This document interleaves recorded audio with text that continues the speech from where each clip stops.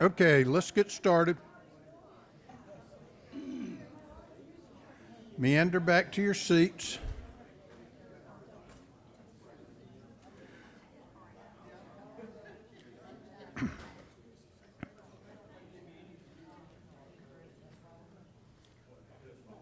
Clay, Jason, Robert. All right. Our next presenter is Dr. Thomas Stratman. He's a senior research fellow at the Mercatus Center and University Professor of Economics and Law at George Mason University. He is going to talk to us about comparing states with and without CON laws and sort of give us if we want to stir this pot, he's going to tell us a little bit about what we might be looking at when we get into it. So, Dr. Stratman, welcome. Thank you very much, Mr. Chairman, for inviting me. Thank you to the committee members for taking valuable time out of your busy schedule to attend. My name is Thomas Stratman. I'm a university professor of economics and law at George Mason University and a senior scholar at the Mercatus Center at George Mason University. Certificate of need laws, which require healthcare providers to obtain permission by proving need of their services in the community before they open or expand their practices or purchase certain devices or new technologies, currently exist in one form or another in about 35 states. In 4 different academic, data-driven, and evidence-based studies, my co-authors and I have examined the effect of CON laws by comparing economic and health measures in these 15 states with CON laws to those states that do not have CON laws. These studies and additional data analysis and research show that CON laws have largely failed to achieve their stated objectives, to increase access to healthcare services, and particularly to the poor. On the contrary, our research shows that CON laws do the following. The CON laws do the following. They harm patients by reducing healthcare quality. They harm patients by reducing access to healthcare. That is, CON laws reduce the availability of medical care by making it difficult for medical providers to offer their services. And CON laws harm patients by reducing the availability of medical equipment such as MRI machines and CT scanners to help diagnose illnesses and thereby prevent premature deaths. Our findings are consistent with the positions by the Federal Trade Commission and the US Department of Justice under both the Democratic and Republican administrations, which have argued that CON laws fail to meet their stated goals and that CON laws are harmful to patients. And also, it's worth noting that the largest association of physicians, the American Medical Association, favors the repeal of all CON laws. All of our peer-reviewed, data-driven, evidence-based studies are attached as part of my written testimony. These studies use state-of-the-art statistical methods that are well accepted in social sciences, health sciences, and many other areas that analyze data. And the conclusions are based on apples-to-apples comparison, which is important to note. That is, we perform the analysis in such a way that states with and without CON laws are comparable. And the data we use are publicly available so that our results can be easily replicated by anyone who chooses to. So, certificate of need, give me just 2 minutes I spent on some background. Certificate of need laws require state agency approval before an already licensed healthcare provider can establish a new healthcare facility and before an already licensed healthcare provider can expand. In some states, including Georgia, CON laws require permission from state regulators to provide medical service or to purchase medical equipment, to which the government otherwise has no objections. CON laws in Georgia require medical providers to obtain government permission to compete for about 20 medical services. Among the states with the highest number of CON laws, Georgia ranks 12th. Some examples of CON laws are the following. In Georgia, a hospital needs permission to add a new hospital bed. In Georgia, permission is required for a new provider to open a new hospital. In Georgia, permission is required to purchase MRI machines, CT scanners, or PET scanners. And in Georgia, permission is required to open an ambulatory surgery center. So what are the rationales for CON laws? The typical goals of CON laws, as stated in much legislation, CON legislation, is to ensure an adequate supply of healthcare resources, protect access in rural areas and underserved communities, promote high-quality care, support charity care, and control cost. Certificate of need laws certainly were well-intentioned when they were first introduced in the states in the mid-1960s. Their effectiveness, however, should be measured by their outcomes and the results. Even the best intended laws might not lead to the desired results. Indeed, they might yield unintended consequences which actually should have been foreseeable. The failure of CON laws might have been expected because CON laws grants a government monopoly to incumbent providers. Both economics and common sense tell us that a government-protected monopoly tends to have negative consequences, particularly for poor consumers. Moreover, CON laws do not have a public health justification. That is, the CON requirement has nothing to do with public health or safety. Separate state and federal laws govern who is allowed to practice medicine, what type of qualifications are required to do so, and what kind of medical procedures are and are not permitted.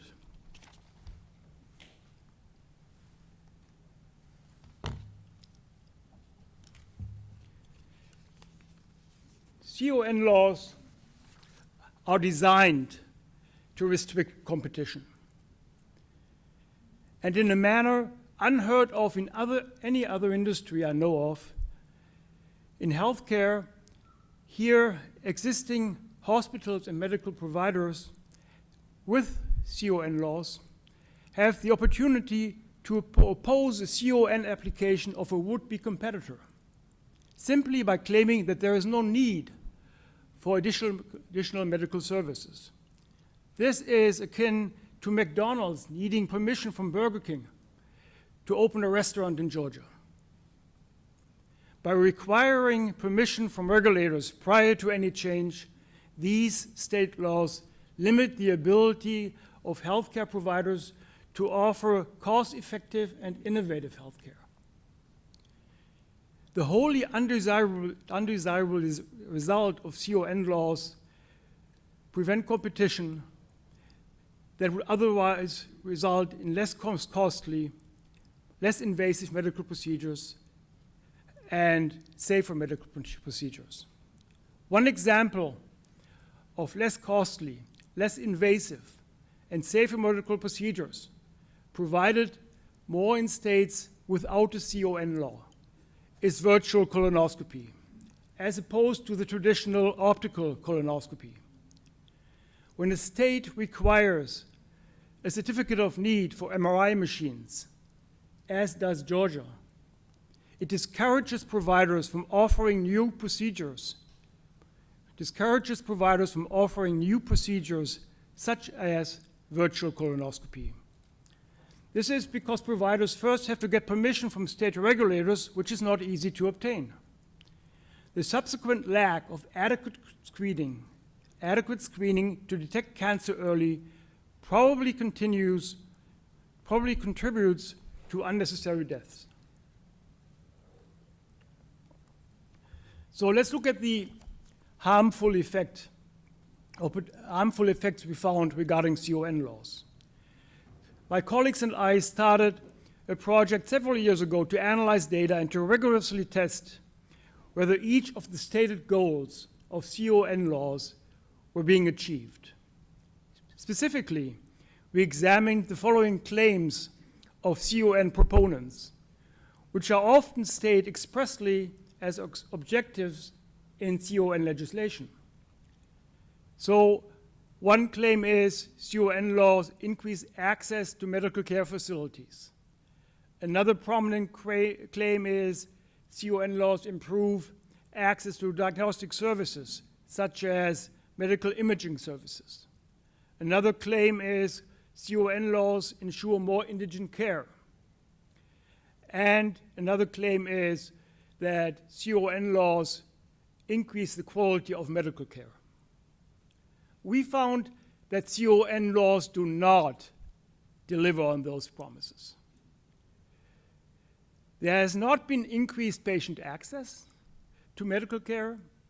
There is no improvement in quality of medical care provided in CON states.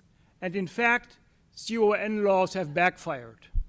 It turns out that states with CON laws have less patient access to medical care, and they have lower quality of medical care.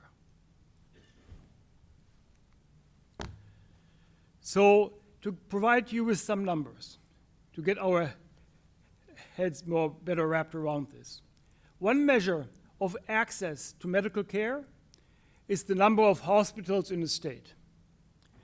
To control for the state population served, we measure hospitals per 100,000 population. More hospitals means what? It means shorter travel times to hospitals and greater access. However, the data show that there are actually fewer hospitals per 100,000 population in CON states than in states without CON. In 2017, Georgia had about 175 hospitals. A comparable state without CON, they have 227 hospitals. So 175 versus 227. So a state without CON has 30% more hospital service. And this estimates controls for confounding factors. That is going back to the apples and apples comparisons I mentioned. We control for the age distribution in states, for the healthiness of the population, for the percentage of the population on Medicare and Medicaid, just to do an apples-to-apples comparison. These findings suggest that CON actually reduces access to medical care. And our research also uses another metric to determine the effect of CON on access of medical care, which is we look at the number of hospital beds provided by CON states versus states without CON. Here we compare states with a CON law that regulates hospital beds versus those that do not. Our finding unambiguously shows that states without CON have more beds per patient. Why is it important?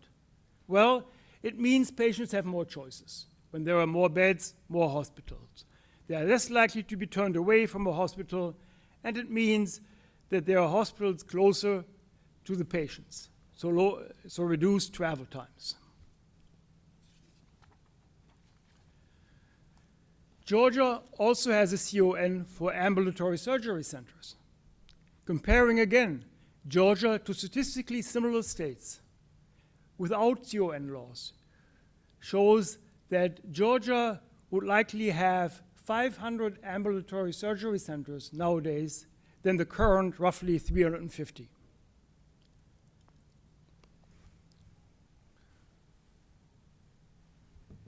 CON proponents also say that CON laws increase the provision of medical care and access to medical care in rural areas.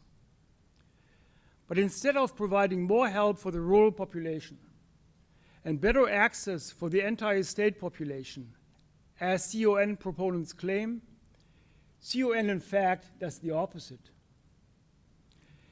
Georgia has fewer ambulatory surgery centers and fewer hospitals in rural areas than comparable states. Georgians have fewer choices because of CON. For example, states comparable to Georgia without a CON have 7 additional rural hospitals instead of the current 58 rural hospitals that Georgia has today. Again, more rural service in states in areas with rural populations. The negative effect of CON on medical supply is not restricted just to facilities such as hospitals. Medical inputs such as MRIs, CT scans, and PET scans are also negatively affected. This is because CON laws require permission to purchase such imaging equipment, and they do so in Georgia. This reduces, again, access to medical care. For example, per year, Georgia residents have currently about 90,000 MRI scans. Our estimate shows that residents comparable to Georgia, but without CON laws, have more access to MRI scans. They receive almost 1/3 more MRI scans, that is 120,000 MRI scans, as opposed to 90,000. Also, states without CON have more access to CT scans. Again, there's a 30% difference. That is, states without CON have about 30% more CT scans than states with CON. This just gives us a glimpse how access to medical care in Georgia would improve if Georgia were to drop its CON law. Let's talk about the other claim by CON proponents regarding the quality of hospital services. That we are all better off with CON because quality of hospital services will be higher. In states without CON laws, hospitals have an incentive to compete to attract patients. Hospitals cannot compete well on prices, as we know, as most industries do, because many of the patients of hospitals are Medicare and Medicaid patients who can only be charged fixed amounts. But hospitals can also compete on different margins, different areas besides prices, such as the quality of services. So there's a strong incentive for hospitals in states without CON laws to compete for patients by providing better quality of medical services. This incentive does not exist to the same degree in states with CON laws, because in these states, hospitals are shielded by law from competition. In contrast to this reasoning, CON proponents claim that it's good to have fewer hospitals. Why? Because they argue when procedures are concentrated in a few hospitals, physicians will have more experience performing operations because there is more volume, and this translates into higher quality of medical services. To study and analyze which of these competing views is correct, we use data on the quality of medical services delivered by hospitals. These data come from a publicly available database by the Centers of Medicare and Medicaid Services. The evidence from the analysis shows that CON does not improve the quality of services in hospitals in CON states. And unfortunately, the numbers are much more alarming than this. That is, the numbers show that CON laws actually reduce hospital quality. Compared to states with CON laws, comparing states with CON laws to those without such laws shows that states with CON laws have lower quality of services as measured by their hospital mortality and hospital readmission rates. To give you some specific numbers, in states with CON laws, there's a 0.5% more deaths from surgery patients, with serious complications. That's what you observe in hospitals with CON laws. You also observe a 0.6% higher pneumonia mortality rates in hospitals in states with CON laws.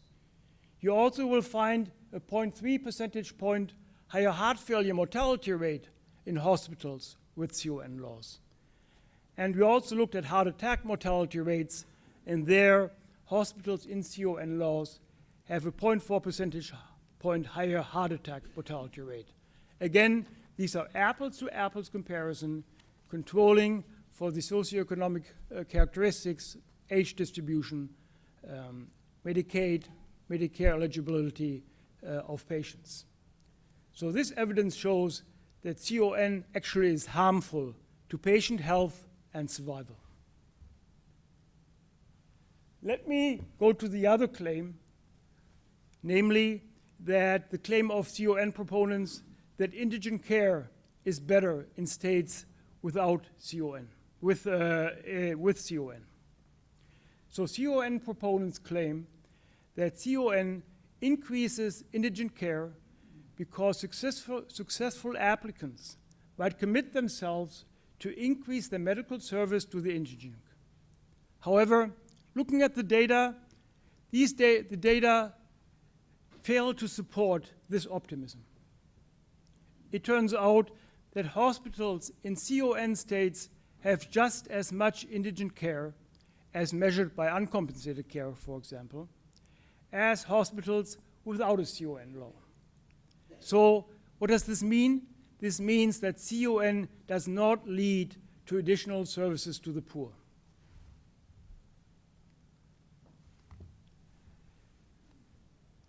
If all states had CON laws, studying the effect of certificate of need laws would be very difficult, because we don't know what the world would look like if we had no certificate of need. Fortunately, 15 states in the United States do not have a certificate of need law. This allows us to get a glimpse into the world without certificate of need. And when comparing these two worlds, the data show that CON states have reduced access to medical care in both rural areas and urban areas. CON states have fewer providers, such as hospitals and ambulatory surgery centers. CON states have fewer inputs, such as MRI machines, CT scans, and PET scans, and they have fewer hospital beds. CON does not live up to the claim that it increases indigent care. Moreover, certificate of need laws reduce the quality of medical services. The takeaway from these findings is that certificate of need laws are bad for Georgia residents because they reduce the quality of medical care and they reduce the access of medical care for Georgians. They reduce the opportunities to obtain medical services such as MRI and CT scans. Georgians would be better off if the Peach State would join the 15 states that do not have certificate of need laws. Thank you. Are there questions? Jody? Thank you for your time. I appreciate your presentation. I have just kind of three fairly quick questions, they're points, but do you believe that the current CON laws provide Georgia with the most accurate and efficient way to measure and define need? In my view, the definition of need is in the eye of the beholder. There is no objective measure of need. And so need, typically in the marketplace, is determined by consumers. And so we don't tell consumers, you need this many kombuchas or healthy food or something like that per day. So in that sense, I think the definition of need will always have some kind of arbitrariness in them. Do you believe that the current CON laws provide Georgia with an accurate and efficient way to control costs? In my view, They do not.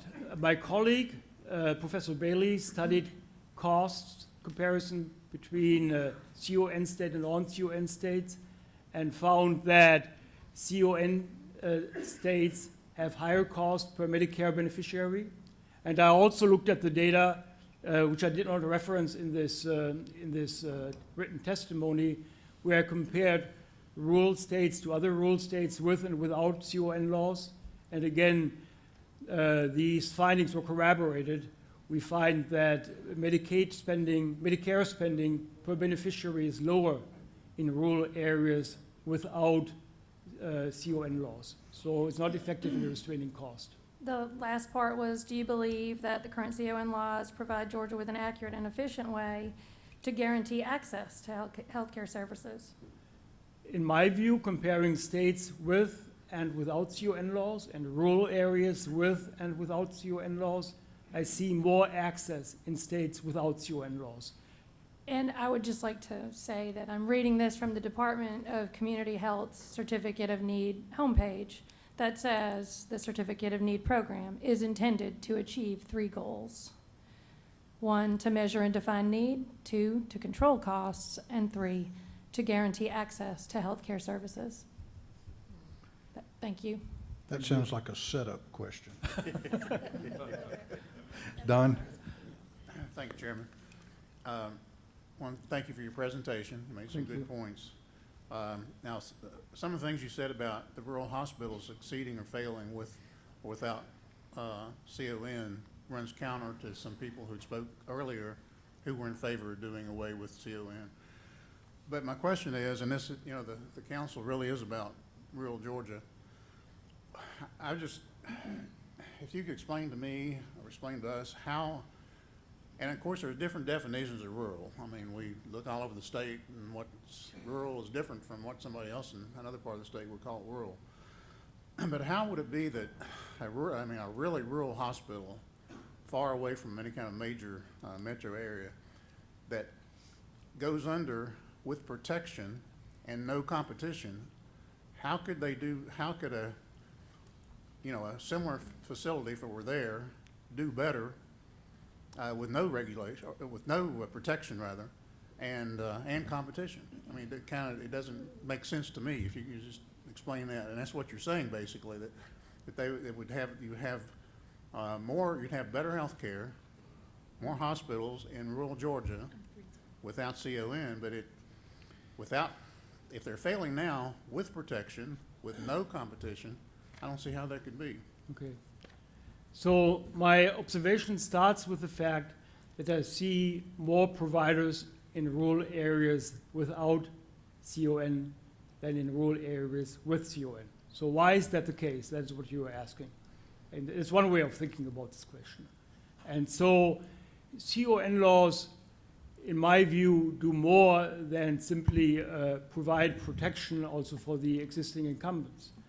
They also insulate incumbents from competition, which gives them less incentive to operate perhaps efficiently or perhaps providing different types of services. Moreover, the entire, without this type of government regulation, in terms of what to purchase and what you cannot purchase without government permission, you will have more innovation going on, which is sort of a more dynamic marketplace where perhaps an existing rural hospital will go under, but another one will open up. This is what you see much more dynamism in states without CON laws than in states without. So there I see that, yes, some hospitals are closing, but also new ones with a better business model are opening up. Okay, thank you. I've got a couple of questions, and I guess they're mainly observations, but it seems to me by looking at your written comments that there are your interpretation of what the data means, but that there's also possible other interpretations. For instance, when you talk about CON reduces access to medical care and facilities across the state, you mentioned the fact that Georgia had about 175 hospitals, and a comparable state without CON has 227 hospitals. And, you know, your conclusion is that CON reduces access to medical care. But what it may also indicate is that without some kind of regulation, that there might be a surplus of hospital beds or oversupply of hospital beds, but without looking to see if there is a waiting period or a rationing in Georgia, I don't know that you can reach the conclusion that there's a reduction in access unless I've got to wait 10 days to get into a hospital bed, as opposed to a non-CON state where you do not have that waiting period. So that's my first comment about there being two different interpretations of the data. The other is where you're talking about the scans, and you say that in non-CON states that there are more machines and therefore there are more scans, and so your conclusion is that reduces access to medical imaging in Georgia. I've never heard of anybody that I know of that couldn't get a scan if they wanted one or their doctor prescribed one. So another interpretation could be that more machines result in more recommendations for scans because we've got to find a way to pay for these extra machines. But so I guess my point is that there is two different ways to interpret this data, isn't there? I hear what you're saying in terms of the argument. As far as I understand it, what you're saying, there's this, what some people refer to as supply-induced demand. Like, for example, you know, if you have, that used to be originally the original rationale for CON laws, because people used to say a bed, what is the saying, a bed not filled, I forgot exactly what the term was, but basically the idea was, it was concerned that, you know, if a hospital has a bed, it is going to fill the bed. And so that is sort of the concern you're talking about, for example, with the CT scans. Now, it would be ideal to have waiting times. I completely agree. But and that would be the preferable thing, and unfortunately, I have not found such data. I would be very happy to analyze such data. But waiting times is not the only way of looking at these things. Some people, if they have long travel times, they decide maybe not to go to a hospital. And so you don't even observe the waiting times, because people don't choose to go to a doctor because the distance is simply too far. And so, so what we have, therefore, in my view, if we have more providers, people are more likely to visit these hospitals, and this actually may result in people getting services earlier. They don't wait until there's a catastrophic event. And you actually can see that interpretation in the data, in that you see more ambulance rides in states, in rural areas with CON than without. Because people, in my view, simply are waiting until they're really sick, and then they're going to the ambulance, and then they are going to be using the expensive services from the emergency department. Don't misinterpret me. I'm not a big fan of CON, but I'm just saying that if we make a decision legislatively, we need to have reliable data on which to rely on, and I'm just not too sure that this data supports your conclusion. But that's my observation. Rick? Thank you, Mr. Chairman. Can I hold Go on ahead. for just a second? Yeah. Because I want to piggyback on something that Jay and I actually had written down basically the same observations. On the independently of each other, yes, we didn't copy each other's homework. Some would argue about great minds working together. Some would argue that there is no mind between the two of us. But anyway, CON versus non-CON, 175 hospitals versus 227. Did you look at bed utilization in comparing the two together? So in other words, We had 227 hospitals, 175. Between the 175, there were 15,000 beds. Between the 227, there were 15,000 beds. So there was basically the same bed number and bed utilization, say 60% occupancy or something along that line. Or did you see that in the 227 that occupancy was higher percentage-wise versus the lower number of hospitals, thus the lower number of rooms? In data that I am not part of the testimony, I looked at occupancy rates in states of hospitals with CON and without. And the numbers were fairly similar. The numbers you mentioned, like 65% on both sides. I don't really exactly recall whether there was I know that there was not a huge difference. I couldn't tell you exactly the percentage point difference. I know I tested whether there was a statistical difference, and there was not. So, which led me to the conclusion that the occupancy rates across these two regimes were similar, which, go ahead. But then that correlates back to the total number of rooms available in each instance. If, 65% of 15,000 rooms versus 65% of 25,000 rooms is a lot of, you see what I'm saying? With similar state population, it kind of goes along with what Jay said. I'm CON confused right now, so I'm not for it or against it.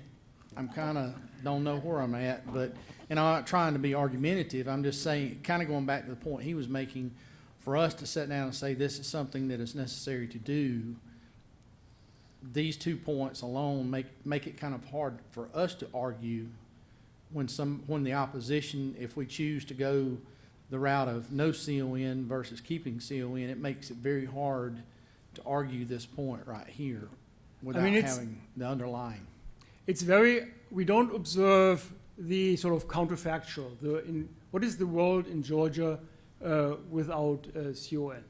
And so and one reason I believe that you don't see necessarily higher occupancy rates in Georgia or states with CON is simply because of access issues.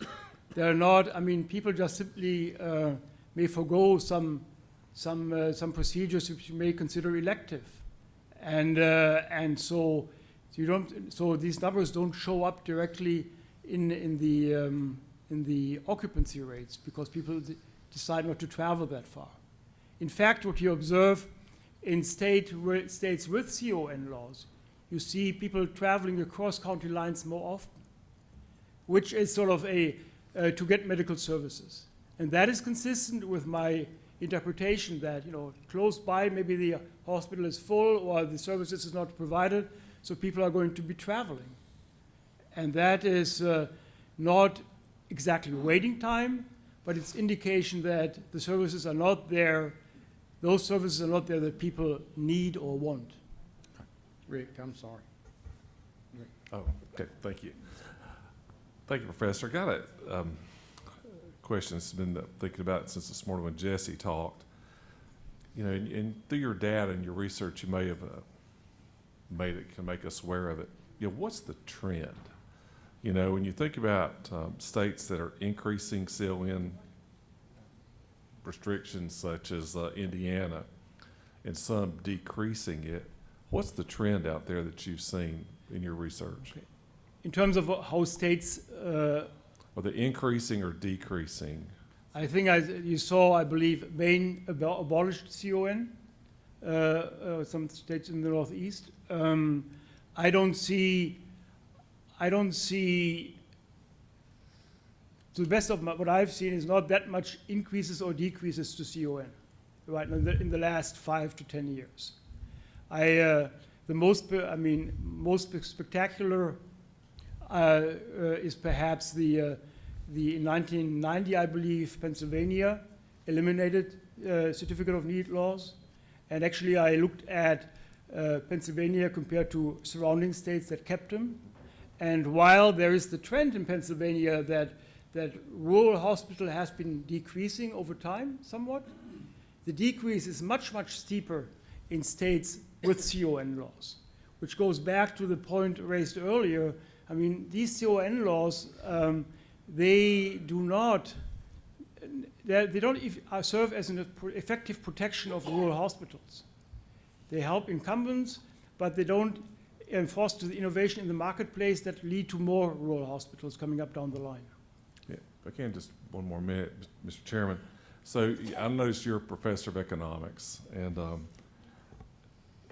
we talk about doing away with CON in certain segments. So that big chart, I don't know if you saw it this morning, economically and economics-wise, how disruptive is a change that you're saying if we did away with CON in the economy of healthcare would be? I guess that's when I think about this, I think about disruption and how it would change what we do. You know. Yeah. I guess my first reaction would be to take lessons from the states that repealed the CON. One, the states that repealed the CON after the federal government didn't require it, which were just about 10. And then more in the last 20 years when states repealed CON, like Pennsylvania. To my knowledge, I'm sure that there is some disruption in that inefficient providers or high-cost providers might be driven out of the marketplace, while those providers may have been protected before, and now new providers are coming in. So I would expect more dynamism. But I do not, from the evidence I've seen, I do not expect any harm to patients. I see only benefits to patients. Patty? Thank you, Mr. Chairman. Professor, thank you for your research. And my question is kind of in line with Chairman Powell's observation as it relates to scans. Help me understand, how does the CON laws in Georgia harm patients by reducing the availability of medical equipment with MRIs and CT scans? Help me kind of understand how that law harm patients in that regard. You will find that behind these numbers is that states with CON laws have more MRI machines. With CON laws have fewer MRI machines than states without CON laws. So it takes longer time for, again, we don't have data on waiting times, but the queue for MRI machines is likely going to be longer if we're going to have fewer MRI machines. Moreover, innovative ways of providing MRI services. For example, you find that in states without CON, there are shops opening up MRIs. I'm not saying it's desirable in malls, but if you want to have your knee being examined. So, and that of course sometimes goes also out of own pocket. So I'm saying that by having fewer machines, the options for patients are reduced. And therefore, fewer options means also you can do less preventative care.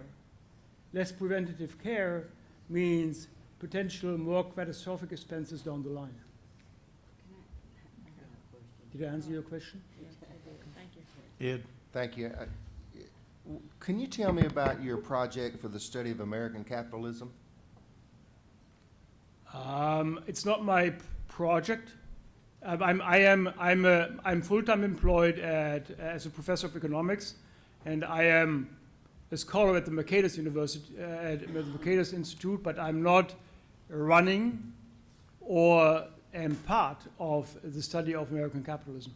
Do you know Dr. Koopman? Yep, he's a Okay. co-author. Yeah, and how is that funded? I'm not familiar about the funding because my salary comes from the taxpayer of Virginia. Okay. And you did do a study relating to access of health care in Virginia. The studies you see are in the studies you see in the submitted testimony include Virginia.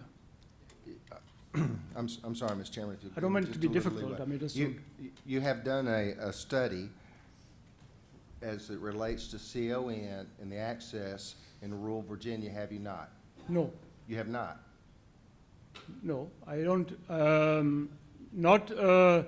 Virginia was part of the data set, but not Virginia in specifically. Okay, what other states did you look at with that? There was an editorial in the, I think, the Roanoke newspaper that referenced this.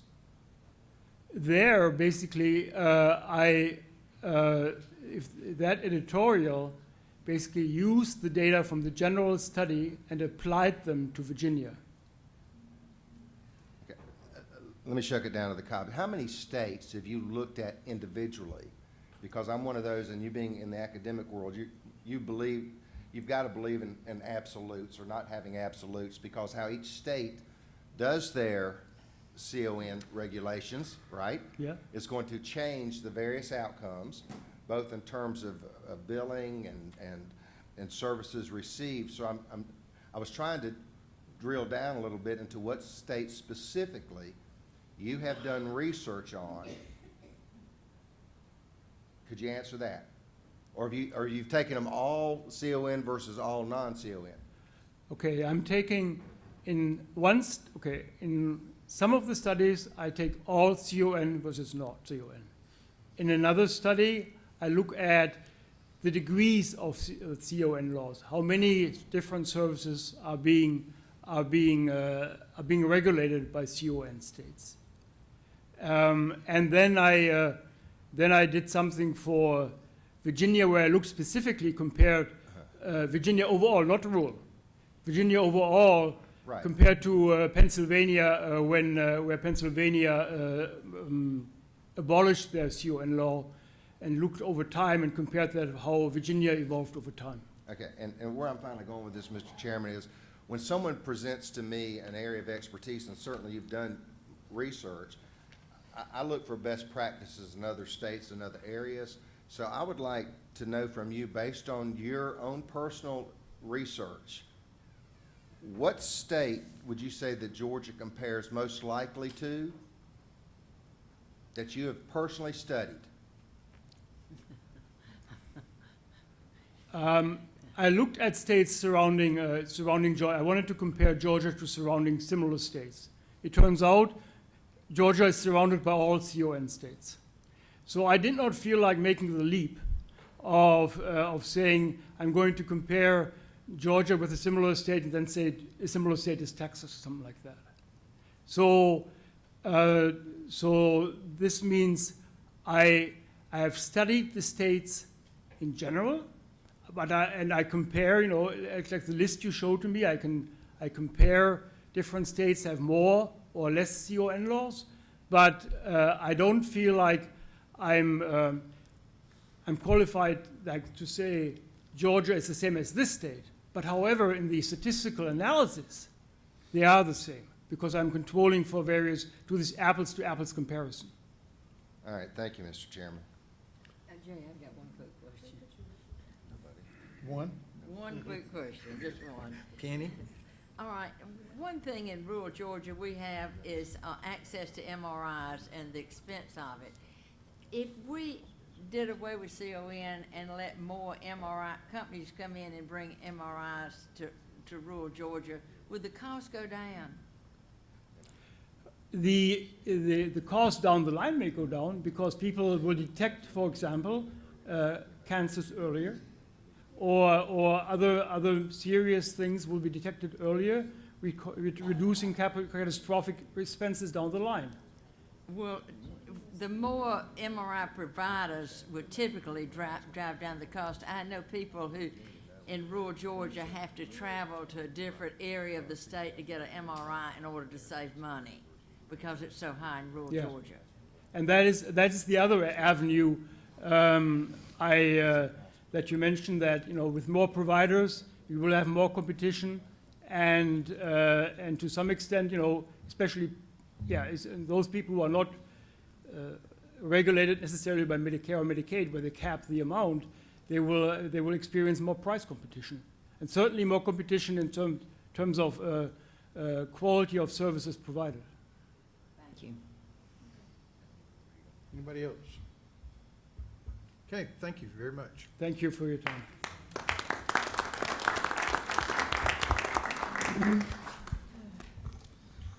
Okay, our next presenter, and we are running a little bit behind, but that's okay. We're having very good discussion and a lot of very good questions, and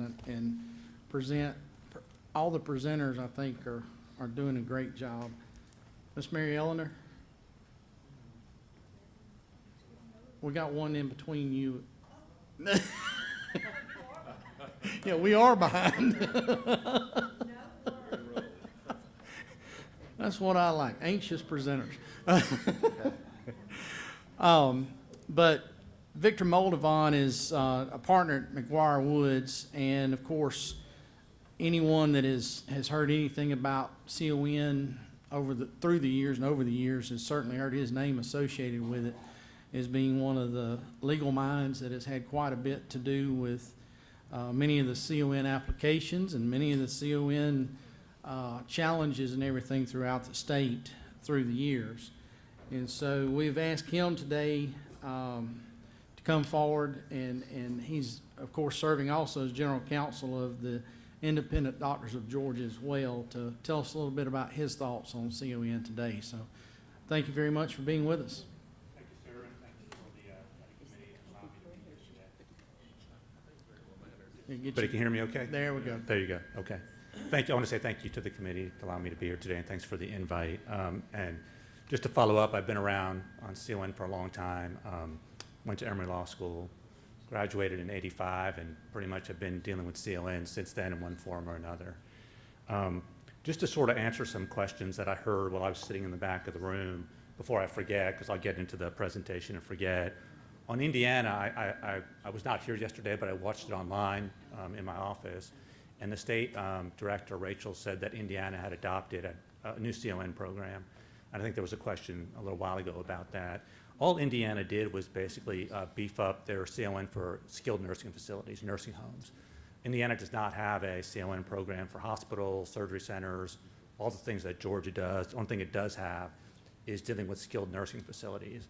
And no one in Georgia that I'm aware of has ever asked that anyone repeal the CON law for skilled nursing facilities or home health for that matter.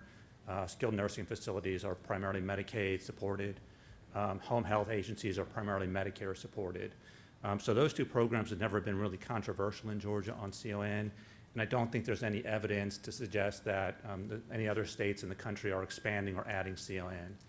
In fact, it's been pretty stable. I think Dr. Stratman pointed out it's been pretty stable really for the past 10 years or so. There have been a lot of studies done besides, I know Dr. Stratman did a lot of work, but there's been a lot of studies done on the efficacy of CON and does it work, does it not work, why do we keep it? And you'll see in my presentation, I quote to this a little bit. There are a bunch of studies that were summarized in the American Medical Association CON report that they issued in 2015.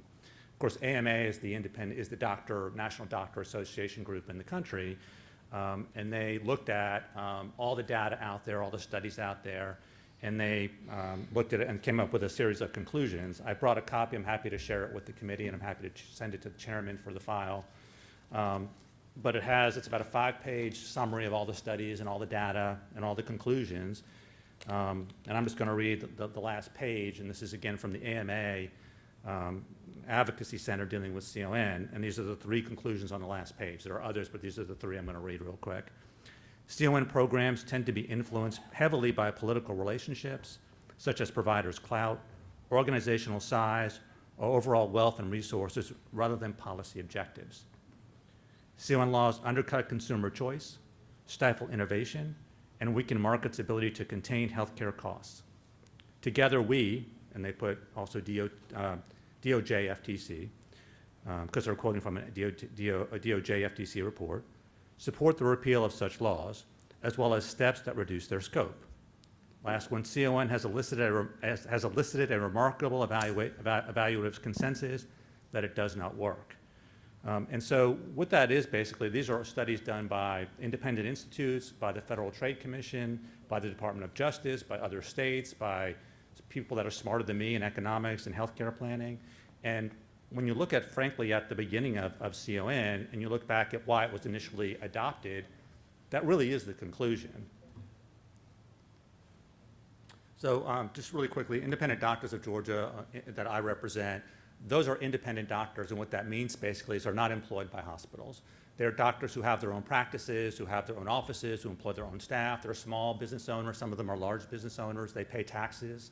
They're an integral part of their community. They belong to churches, synagogues, mosques, the local youth centers. These doctors are playing an important part in all across the state of Georgia, and we represent the independent doctors.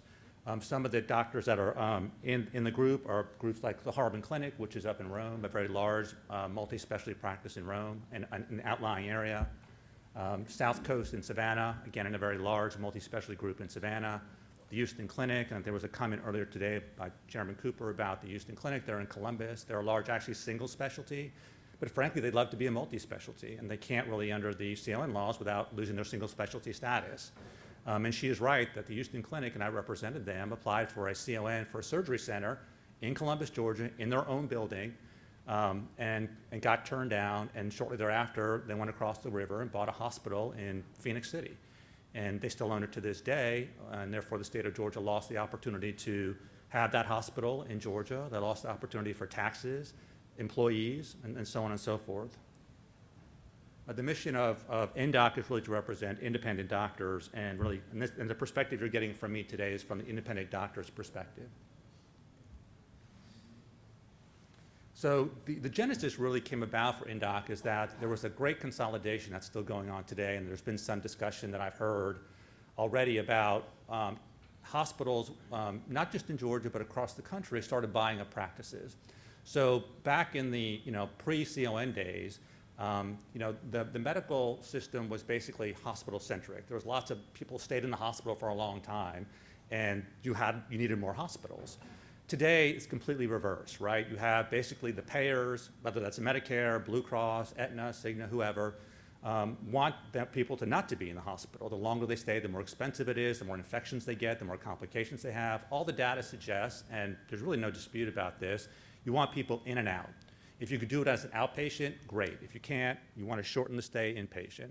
So over time, the model system, the healthcare model system we have in Georgia has morphed. It's gone from an inpatient, hospital-centric system to really an outpatient system. And so, but we've got CON laws that were adopted in 1978, 1979 that really have not changed in 40 years. And so right now we're dealing with a system that really has frozen in place the healthcare Georgia system. At the same time, the whole environment for healthcare, payer mix, payers, how care is provided has completely and absolutely changed.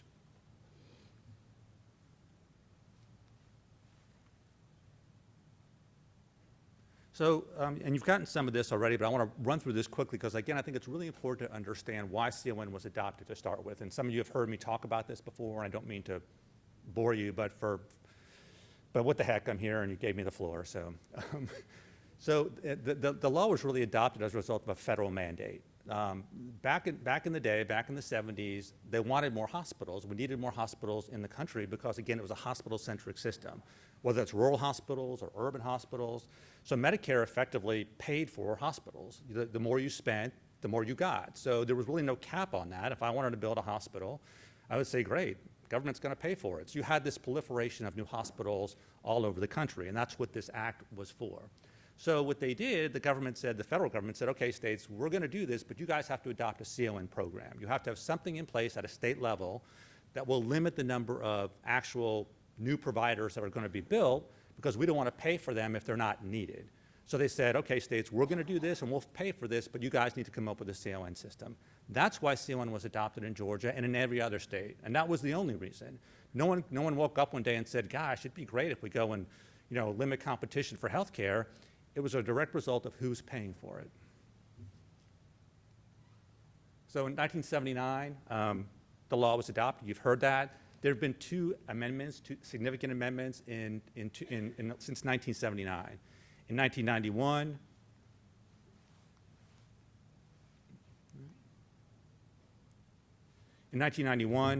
basically they created a certain exemption for physician-owned surgery centers and a couple other things. And what that means, that's the L&R process, and I want to talk about that for a second.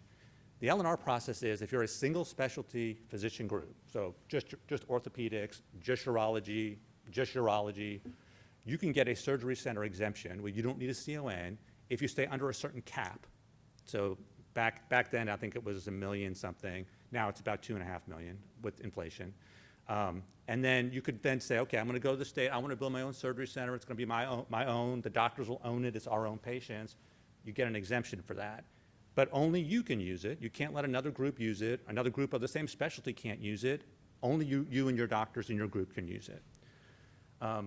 In 2008, there was a slight change to that in terms of, yes, they reaffirmed the LNR program, but they also created what they call the no cap exemption for single specialty centers. And what that is that if you don't want to stay under the cap, you can spend as much as you want on your own single specialty center. Again, single group of doctors, owning their patients, but you can only have 2 ORs unless you get a CON to expand it.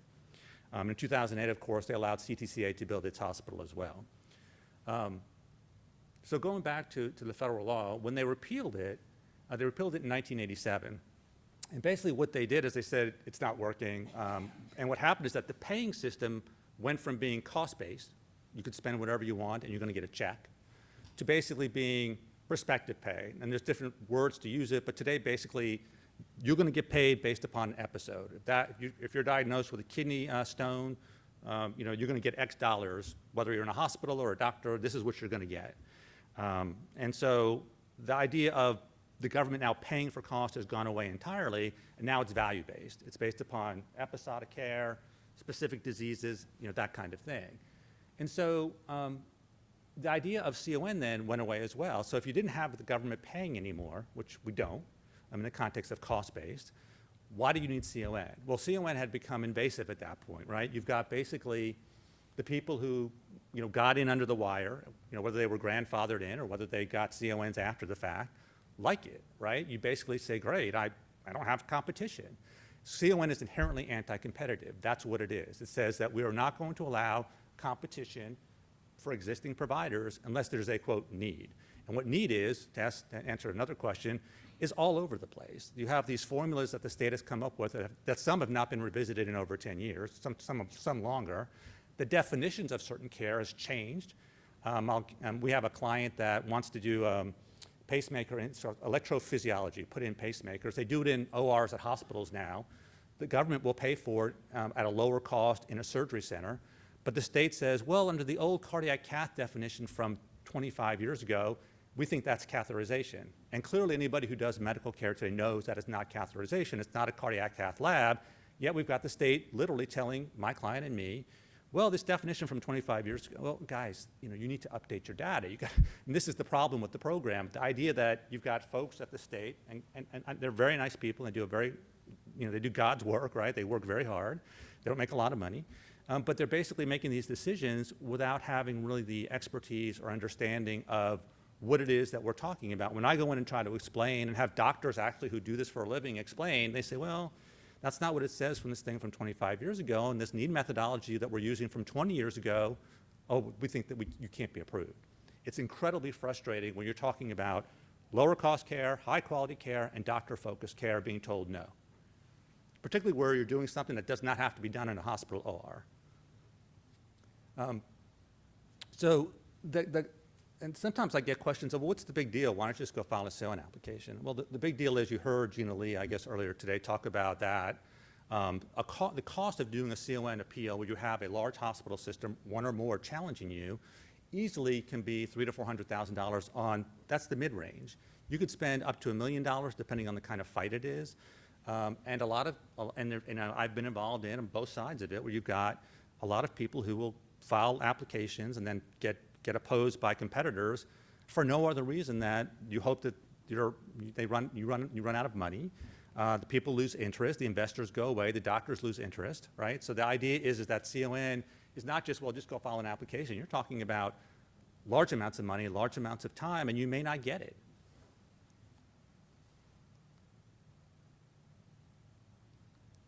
All right, so just going back to 2008 for a second. So basically, 2008 was, we talk about it being a change in the law, but really it didn't do that much. It allowed the cancer hospital to be built. There were some changes in terms of how the LNRs are dealt with, but it also reimposed imaging prior to 2008, anybody can open an imaging center prior to 2008. Yes, sir. Oh, I'm sorry, letter of non-reviewability. That's the L&R issue I was talking about. So basically, in 2008, just to answer the L&R question, it modified that language a little bit, and then it imposed upon new L&R centers the obligation to do indigent and charity care. Prior to that, you didn't have that obligation. After that, you either did 2% if you did Medicaid, or you do 4% if you don't. So, and also Rachel mentioned yesterday during her presentation that there was a 3% commitment in the state statute for everybody. There's not. The only place that 3% shows up in the statute is for the cancer hospital. Every other indigent care commitment is by rule. So if you look at the rules specific to the services, home health is 1%. The hospital rule is 3%. But the statute itself, the legislative statute, only has 3% for CTCA. That's the only one that has a legislative requirement. And by the way, the home health one was changed. I do some work for them as well. Got it changed a few years ago because the state recognized that because home health is primarily Medicare and some Medicaid, it was almost impossible for those agencies to hit the 3%. So the state said, we're not going to, we'll lower it to 1%. And that's what happened.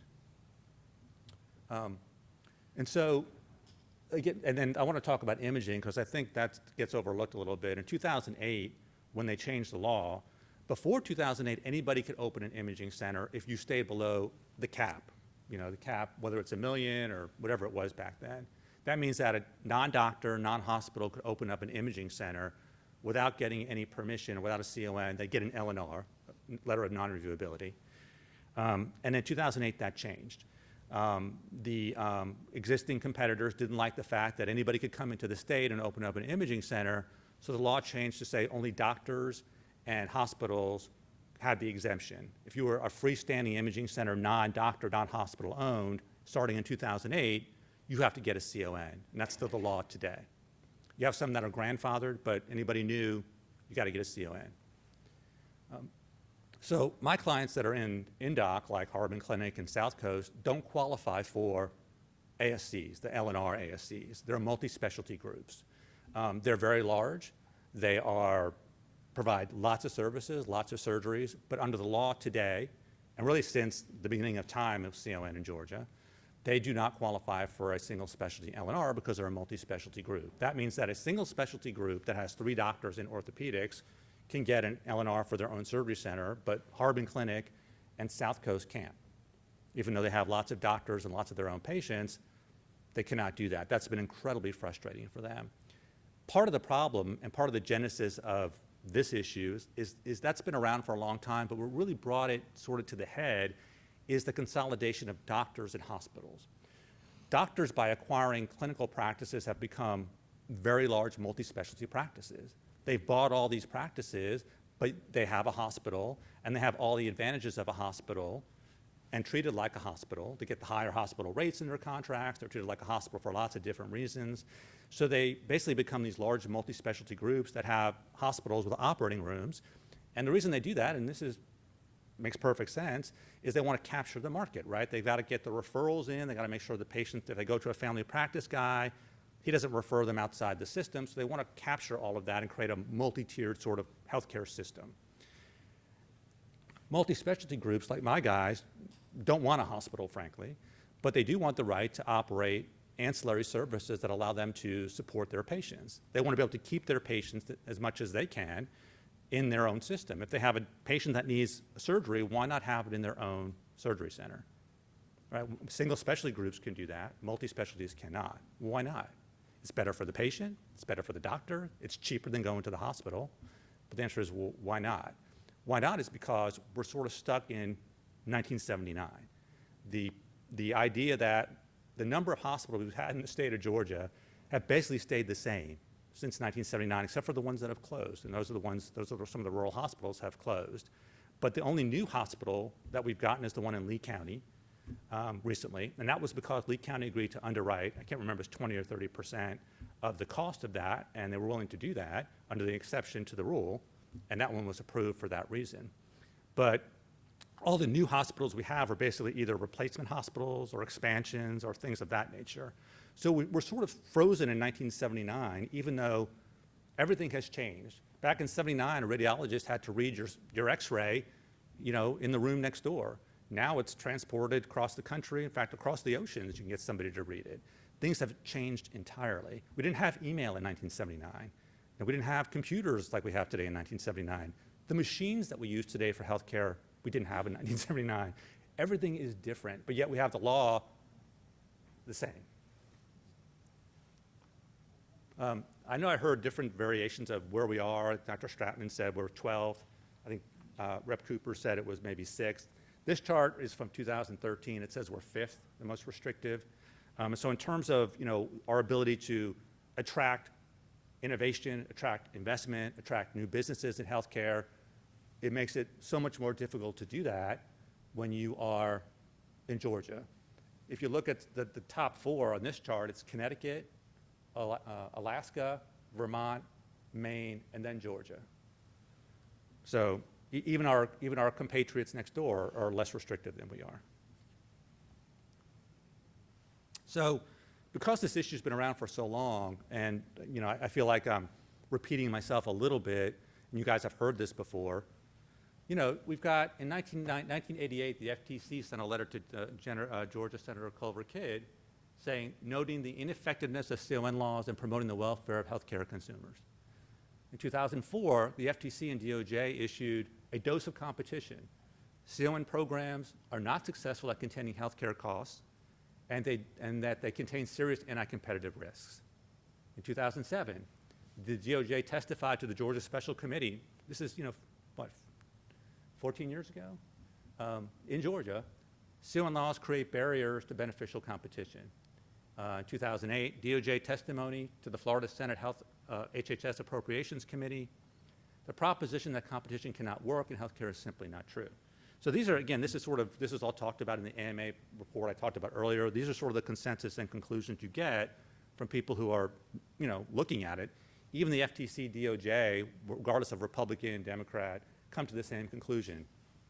It doesn't work if you're trying to protect patients, decrease costs, increase access. If you want to protect competition or reduce competition, they're great. So this is from, I just quoted from, this is from the FTC DOJ report.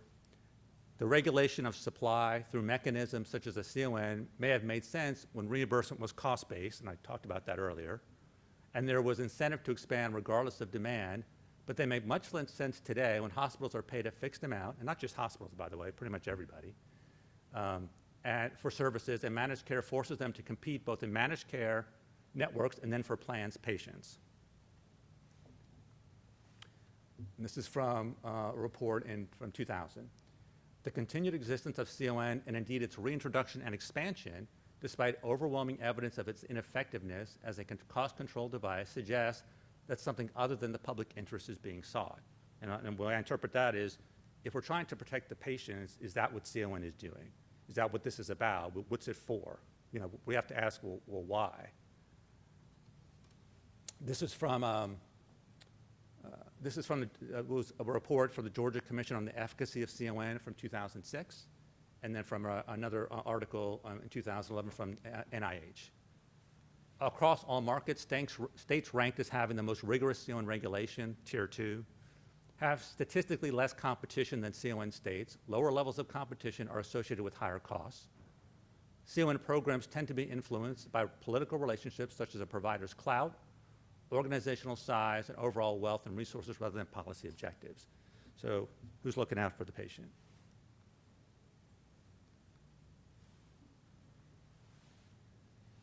So again, in 1979, CON was required to reduce excessive costs because it was a basically cost-based system. In 2018, CON is primarily used today, and I do this for a living, so CON is great for me.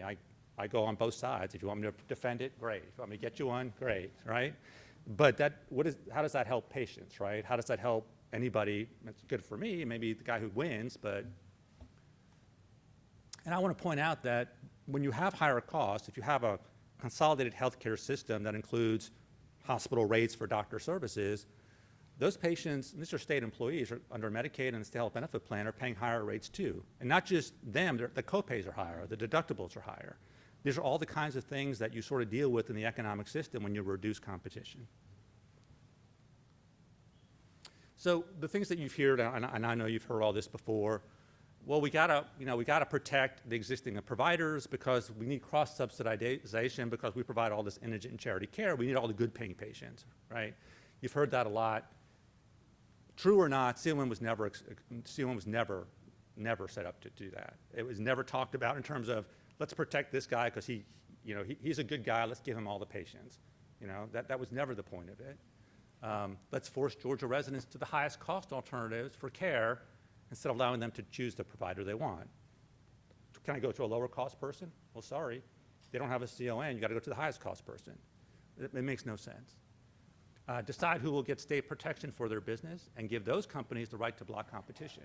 Even where you have the state not opposing, again, and Gina talked about this earlier, the state granted the CON, but there was a large hospital system who spent lots of money and time and basically told her that Dr. Andrews would die or run out of money before they were done.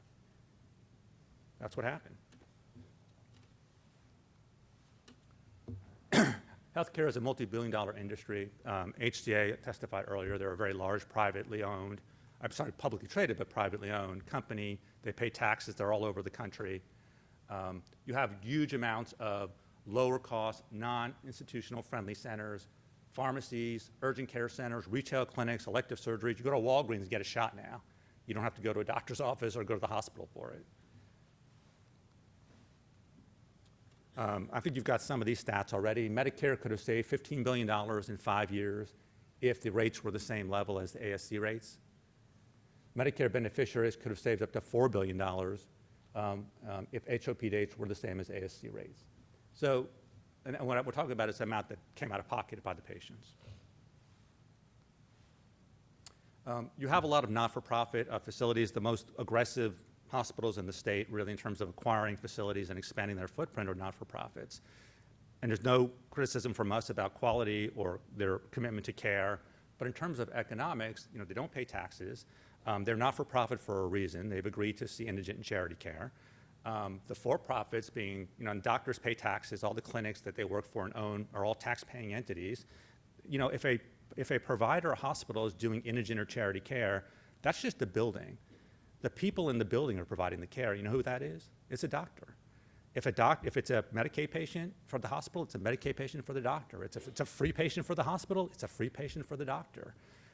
Most hospitals today in Georgia have independent doctors providing ER care coverage. They get paid a nominal amount of money to provide that, to come in at 4 in the morning and see a patient. If it's a free patient, that they're not getting paid. So at the end of the day, when you're talking about care, we're not talking about bricks and mortar. We're talking about guys that are licensed to provide care. And the only ones in the state that are licensed to provide medical care are doctors. You have nurses who do it within the scope of their practice who assist, but doctors write the orders. They're the ones taking the risk. They're the ones making the decision. And yet, the whole system seems to be based upon who has the most money and the biggest footprint and who should be protected. Not about patient care, not about doctors, not about their patients. We talk about social ills. There are lots of issues in healthcare, no doubt, in terms of Medicaid, indigent, charity, access. CON was never meant for that. CON has become that. It's sort of been adopted as, well, let's try and fix it through CON. But that doesn't address the issues. All that does is basically stop innovation. I think there was a question as what about disruption? If you've heard that argument before, a lot from people who are in Georgia saying, things are changing so quickly. If we do this now, oh my God. Well, it will never change unless you make changes. It'll remain exactly the same unless you make changes. You can maybe do a sunset on some of it, give them a couple years to, acclimate. But it's amazing if you tell somebody, you're going to be competitive, we're going to start to limit the amount of competition, limit the amount of laws that protect you from competition, it's amazing how quickly they'll respond. If you want innovation in rural health care, great. I've heard both sides. CON protects rural hospitals, it doesn't protect rural hospitals. The fact is that a lot of rural hospitals provide basic ER care and med-surg units. in terms of any sophisticated, complicated care, everyone's going to the city centers. They're going to go to Macon, Atlanta, Columbus. And so what's happening is that they're leaving people in those communities that are Medicaid, don't have Medicaid, some of them, don't have insurance, and they're struggling. Does CON actually help or hurt them? I don't know. I mean, I don't know that if you took CON away tomorrow, that those hospitals would not be better off, because my clients and people who are willing to spend some money would probably go in and say, hey, let's joint venture with you. We're willing to, I heard CHOA say, we'll lease some of your hospital beds. You could do that not just for children's health care, but others as well. Doctors might be willing to come in and say, well, now that we can just do this, great, we'll come in and help you run your hospital. We'll build a surgery center next to you, and we will, what we call basically a hub. You know, we'll build a surgery center, you do the hospital, we'll have doctors that come into the community. Today, if you're a doctor and you want to make a living, you've got to go where the people are and where people can pay at least something. The idea of trying to get family doctors and other doctors to those communities is very, very difficult. It doesn't matter about CON, frankly. You know, I think there's some programs in Georgia where they're talking about trying to loan money or advance money and get people to go to these communities, which is great. But ultimately, there has to be somebody willing to pay them. And whether it comes from the state, local county, whoever it is, there has to be some way to work on that. And the way to basically make that happen is you have innovation. You get an opportunity for people, doctors and others, to go into these communities and create opportunities for people. Right now, you really can't do that. We had proposed, and this is one of the compromise bills, NDOC was behind, and you may recall in the last session last year, maybe even the year before, I think Dr. Watson, and this was a Senate bill, by the way, not a House bill, we said, okay, look, if the powers that be are opposed to big changes, why don't you let at least these, like Longstreet and Harbin and South Coast, go and get a surgery center, one surgery center in their community, right? That's what, and basically allow them, they have to have 25 physicians, so you don't have a bunch of new ones popping up. It'd be limited to the big groups, which are basically the ones I just named. Let them have one surgery center, one. Nope. And we got blocked at every turn.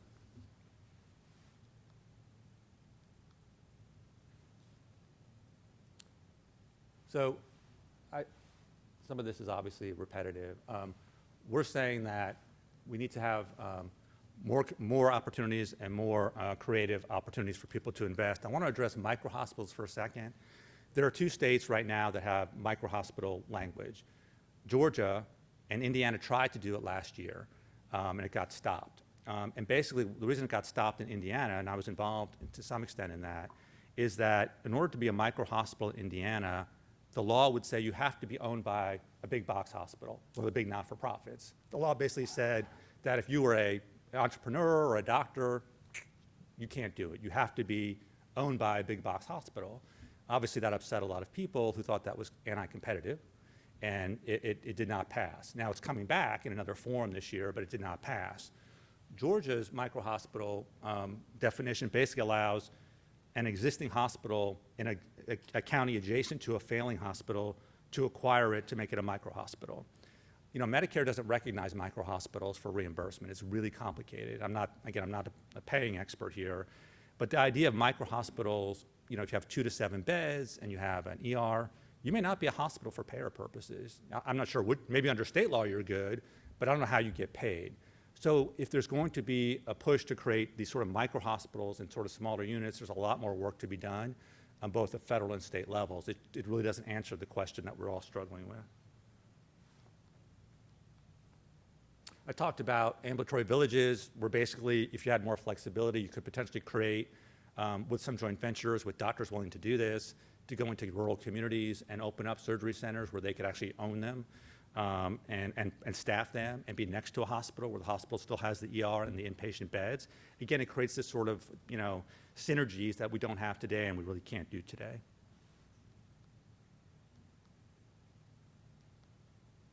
So in conclusion, we, you know, from NDOC's perspective, we encourage the committee and we appreciate the opportunity to be here, and we appreciate you guys looking at this.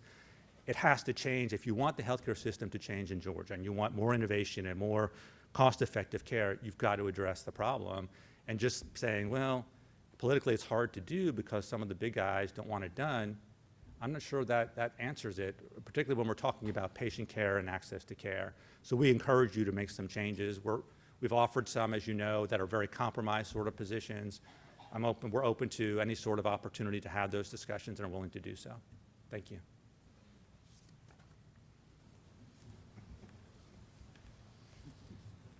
Questions? Anybody have any questions? Penny, I thought that was why you were sitting next to me. No, I so want you would- to read that text of something you had me sign yesterday, and I've already read from the report. Read that. Well, all righty then. Victor, thank you very much. We all appreciate you coming and sharing your insights and wisdom. And as you know, and we are learning, there's no simple solution to any of this. We do have our next presenter. We're scheduled to let her go and then have a break. However, let's change up and do the break very quickly. 5-minute break. Be back in your seats at 2:55. 2:55.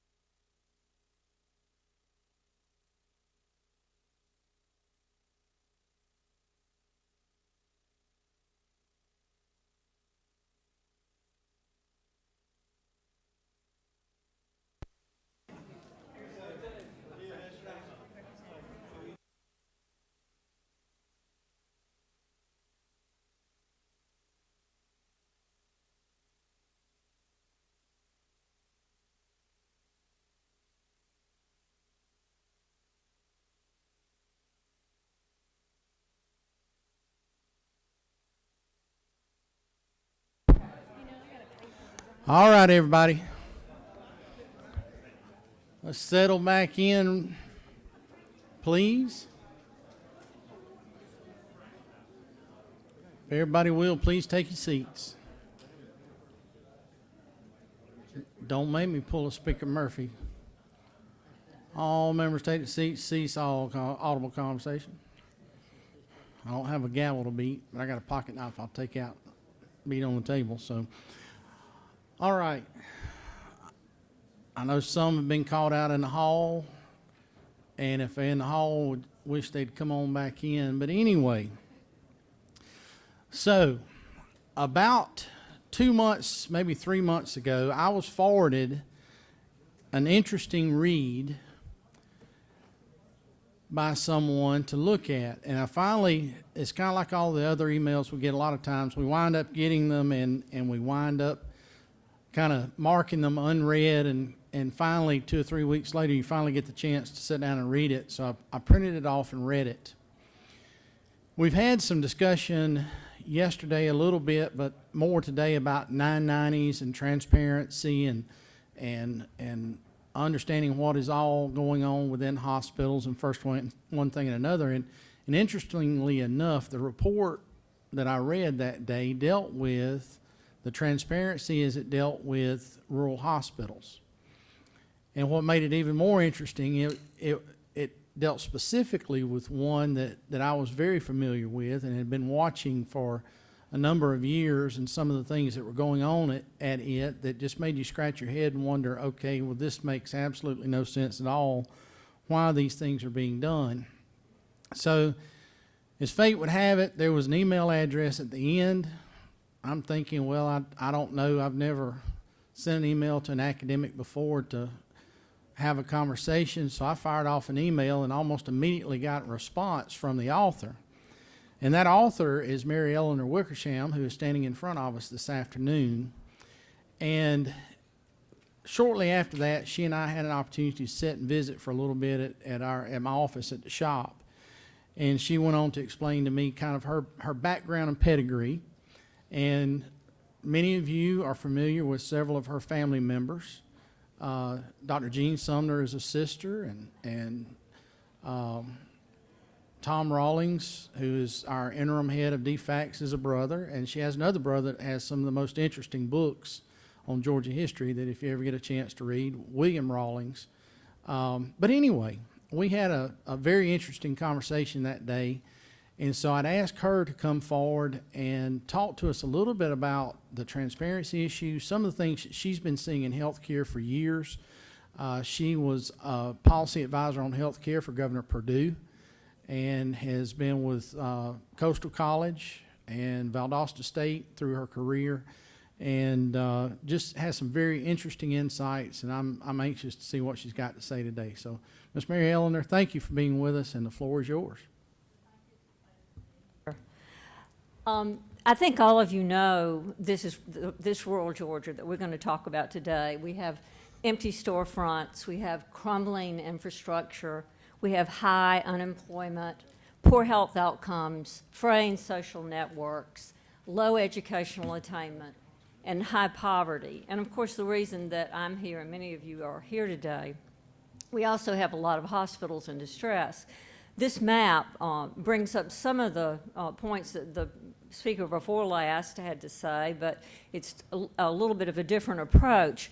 This map was created at the Sheps Center for Rural Health Services Research at Chapel Hill, and it shows from 2015 the number, both the number and percentage of rural hospitals at high financial risk in 2015.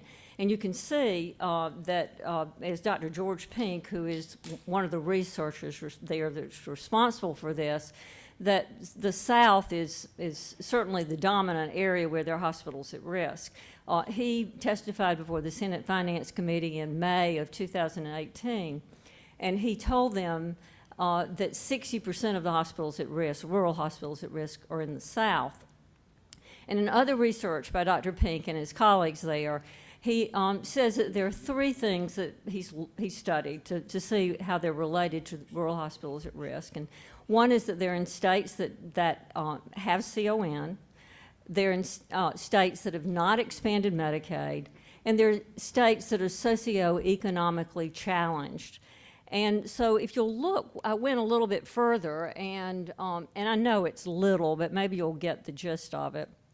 I've inset a couple of maps. The one on the left, the map of Georgia, is one I made from DCH data on financial risk of hospital authorities.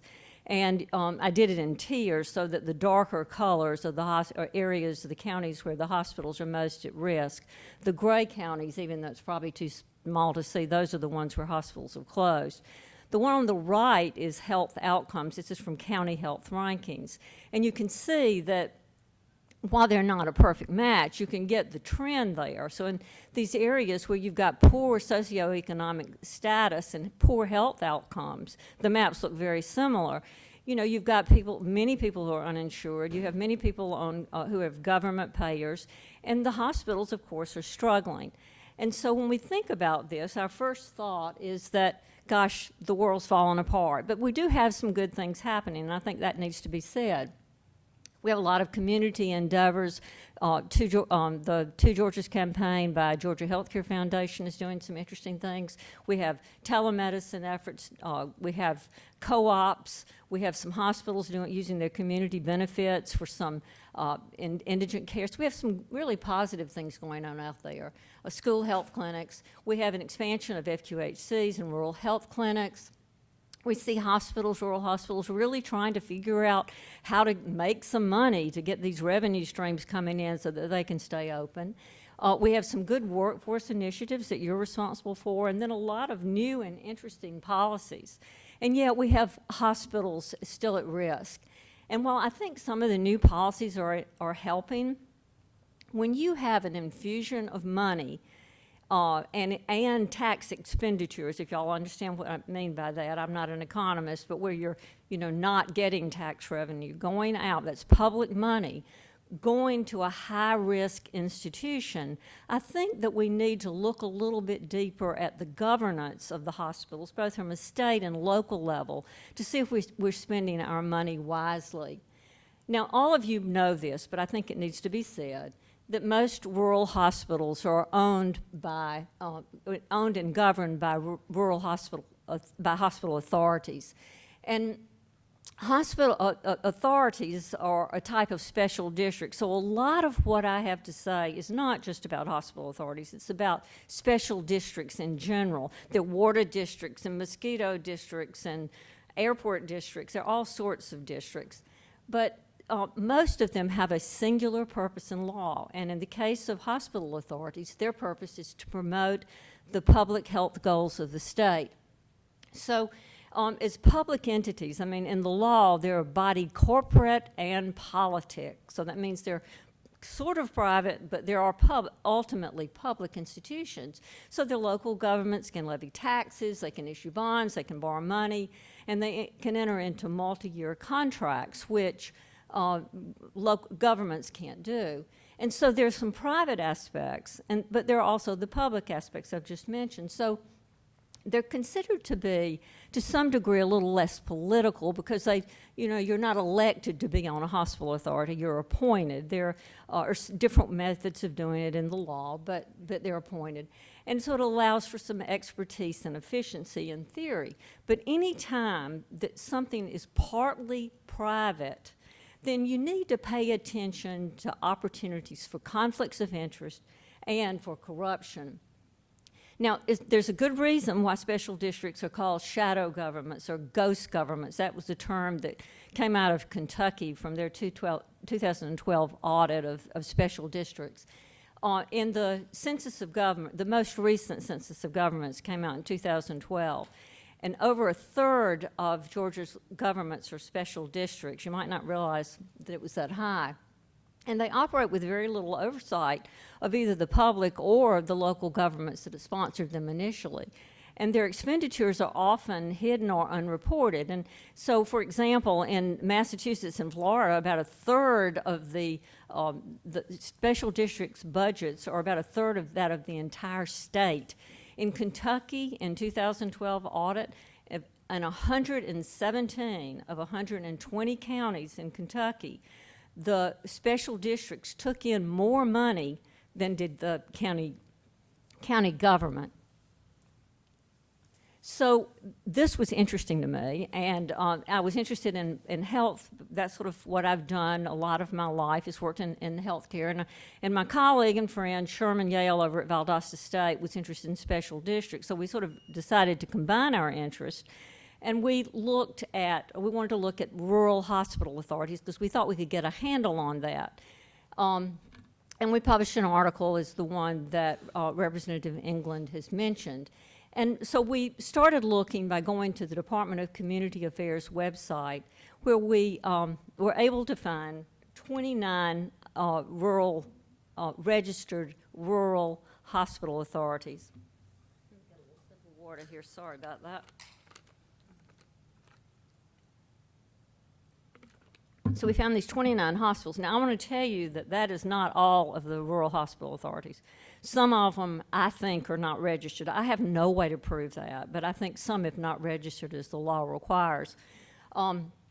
Also, some were omitted because they're basically non-entities.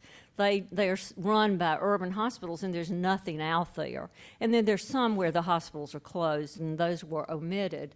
And so what we did is we looked at now in 2018, when we talk about transparency, we're generally talking about people putting stuff on the web. We're not talking about, having a public meeting and showing off the budget. This is how we demonstrate transparency and accountability now.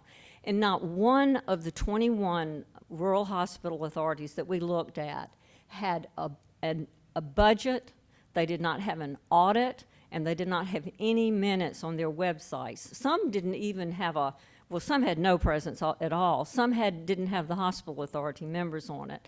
And so what we decided maybe we should look a little bit further. So I looked at county governments and to think, well, maybe they had included that under the county websites, and there was nothing there either.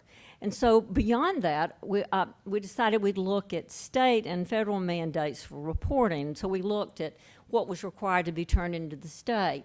And so we even found a significant degree of noncompliance with mandates for reporting that the state requires, like pension fund reporting and indebtedness reporting and turning in your financial information on time. So, and for most of some of the places, we couldn't even find the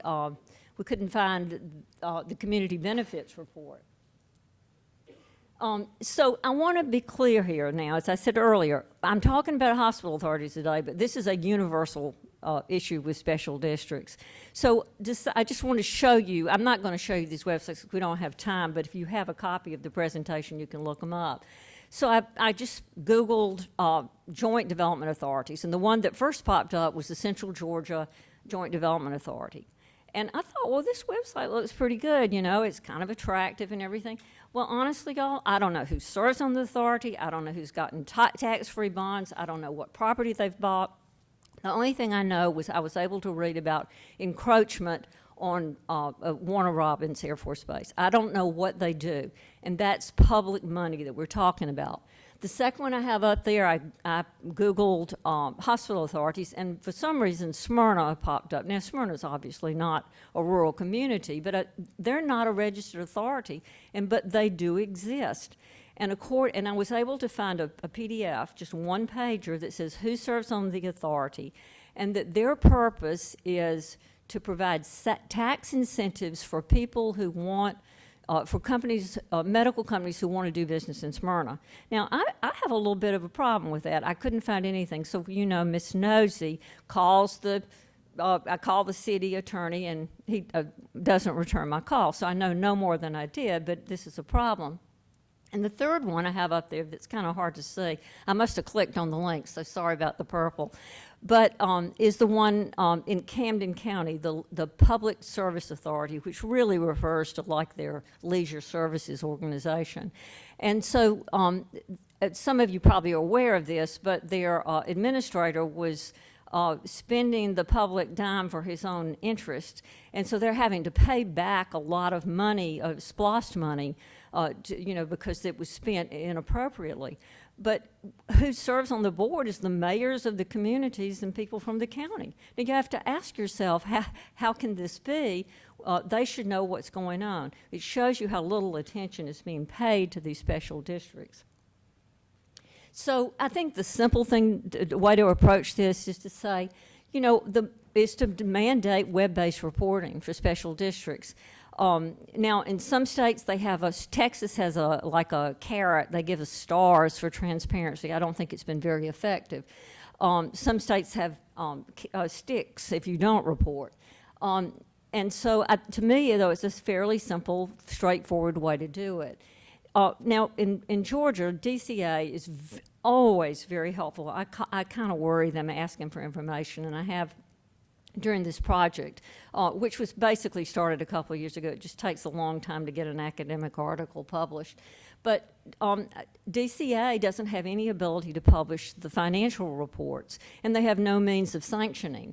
DCH has the annual hospital questionnaires on their website. Well, they do actually have a database, but y'all, it's in Access. Well, okay, I think I do okay on the computer, but I couldn't convert Access to any usable thing to do data, you know, analysis, so I couldn't use this. They have the individual reports, but, you know, that's a very tedious process to go and pull each one for a rural hospital.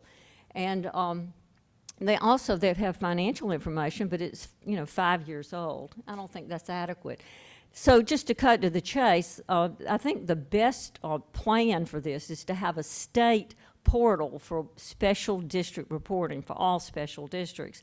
And I think the Cadillac model is probably what they do in Utah. They have check level reporting. And I think if we had had that on some of the stories I'm going to tell you in a minute, it might have avoided some of those problems.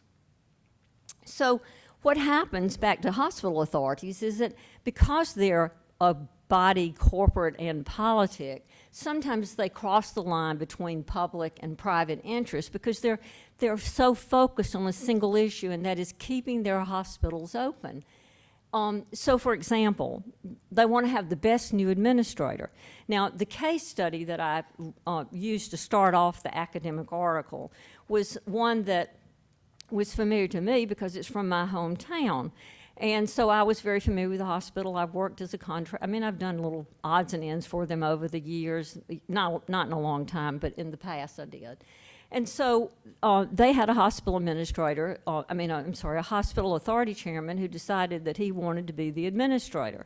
And so the hospital authority put him into the job, even though he had had no experience, and agreed to pay him $480,000 a year, which is about triple what the former administrator had made, with the check being made out to his car dealership. Now, this... he was clearly not a contractor. He was an employee, and the audit shows that he was not. He was working all the time. During 1 year of his tenure there at the hospital, he spent 41 days away at Duke University, and he got paid during that time. Jimmy Lewis is here, and he had told me a while back, I used it for something else I wrote, in 2015, 19 rural hospital administrators out of the whole lot were either terminated or fired. And I think you have the situation here of kill the messenger. Administrator can't fix a hospital all by himself or herself. And I think I saw in one of Jimmy's are you back there, Jimmy? Lengthy emails, 40% turnover this year by July or August. So it's kind of, that's an issue. That's what they're trying to save the hospital. The best management company. All of you've seen these management companies turn over. They'll have one, then they don't. A year later, you have the second one, and they move along. And you have to remember that the management companies are there, and I'm a capitalist. I believe in profit. I wish I made more of it. But they are taking their money off the top. And so you have a hospital that's already in trouble, and somebody's going to come in and fix it, but their money is going to come off the top. So sometimes I think the management companies, in their effort to improve their own bottom lines, is they make recommendations for, you need to have a facelift here, you know, and we have an architect or we have friends over at this construction firm, and if you use them. Now, we all know of a hospital in North Georgia that did a facelift, and the county, the taxpayers had to eat that because the hospital couldn't pay the money back. It was not money well spent. The best partner. We've seen rural hospitals partner or be taken over by an urban hospital nearby. And a year or two later, they're out of there, leaving the hospital in disarray and trying to put back the pieces because they either couldn't get what they wanted out of it or they couldn't fix it. The best new line of service. If you look at the CON applications, you'll see a lot of rural hospitals going for example, psychiatric, Jerry psych units. Now, a long time ago when I worked at the hospital, probably back in the early 80s, you know, I'm always, my job seemed to be like looking for revenue for something. But I thought, man, we ought to do a psych unit. This would be great. And this is before the days of the telemedicine was where it is now. But we backed off from doing it because we just didn't have the full range of professionals that you needed to really do a good job with the psych unit. And at some point, there's going to be saturation with this. So I think we have to be careful about, you know, saving the hospital. Is this the public purpose? I totally agree with finding ways to make money, but the best new service may not work for that area. And I'm not sure hospitals are always getting the best advice. And then the best company with which to do business. The administrator at the hospital in Washington County, if you look at the audit from 2009 to 2014, he paid Duke University professors who were consultants, they're really nice people, I'm sure, and interns, $2.2 million almost. At a time, they could hardly make payroll at the hospital. And, you know, so it was the relationship he had with Duke that drove that. We see other examples of this. In the case of that same hospital, the administrator-to-be bought an office building and then turned around and rented it to the hospital. That clearly violates conflict of interest laws, but nobody knew what was going on. And so there's so little transparency in hospital authorities that this needs to be fixed because we are spending public money. So, as all these other speakers have said, healthcare is changed, but rural hospitals haven't necessarily changed with the times. So that singular purpose to keep the hospital open as is. When I worked in the hospital, or worked for the hospital in Sandersville, they had 56 beds. Not a single day of that time have they all been filled. And they're not full today. You know, we use the hospital rooms for doctor's lounge. I mean, for anything, they were never filled. So the concept of micro-hospitals is a tremendously good one if all the kinks can get worked out. But we need to rethink what we're doing. As the previous speakers were saying, we don't have inpatient hospitals. We need to downsize these hospitals and become more efficient. The cost of expansions and facelifts versus realistic projections. We need somebody to help people with that. Right-sizing services. Nobody wants to lay off employees, particularly when the rural economy is suffering. People don't want to do it. But, you know, if you can't make payroll, it's time to just step up and lay people off if you want to keep the service there. I was doing some research for somebody, and I went to Charlton County after the hospital closed. You see how important a tremendous role the hospitals play in employing people in the community. And in the top 10 employers in Charlton County, y'all know where I'm talking about, way down the south, it was the two of the top 10 employees were a pine straw raking company and a convenience store. And so I know they didn't want that hospital to close, but it was financially impossible. The previous speaker addressed this a little bit, but I think we've had an effort of a lot of rural hospitals to follow, the trend of urban hospitals by hiring the doctor practices.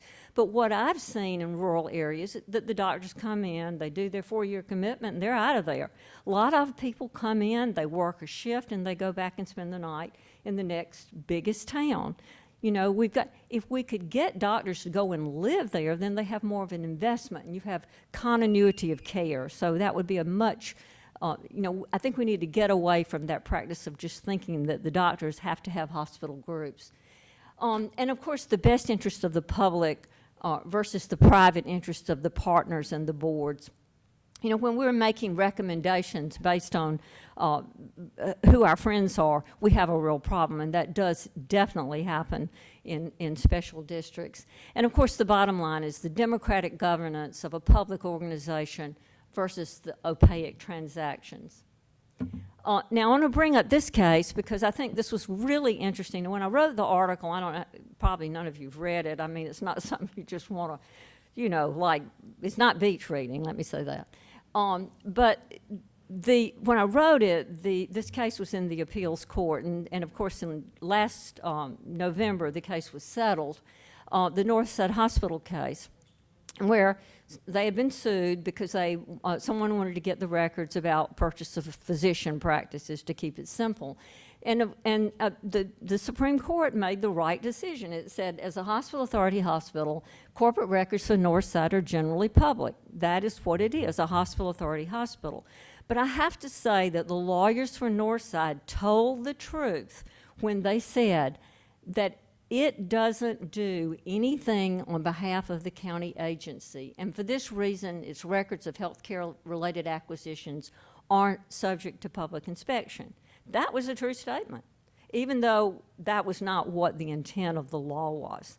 And so I think that we need to think about some big questions about hospital governance and the regulatory environment and the public purpose of why we're all here. So first of all, is healthcare too complex to be run by a group of volunteer citizens? Is there even a need to retain boards where the hospitals are closed or the hospital authority roles diminished, like at Northside? I can name 1,000 others. Let me give you a good example. 2 years ago, when I was doing the research, Telfair County Hospital, look them up, they still have a hospital authority. And on the DCA website, where you can read the authorities, they had 1.7 something million in assets.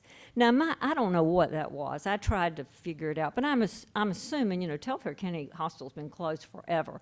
But I guess it's still the building. I don't know. So I went back and looked at it a few weeks ago to see if it was there. It's no longer there.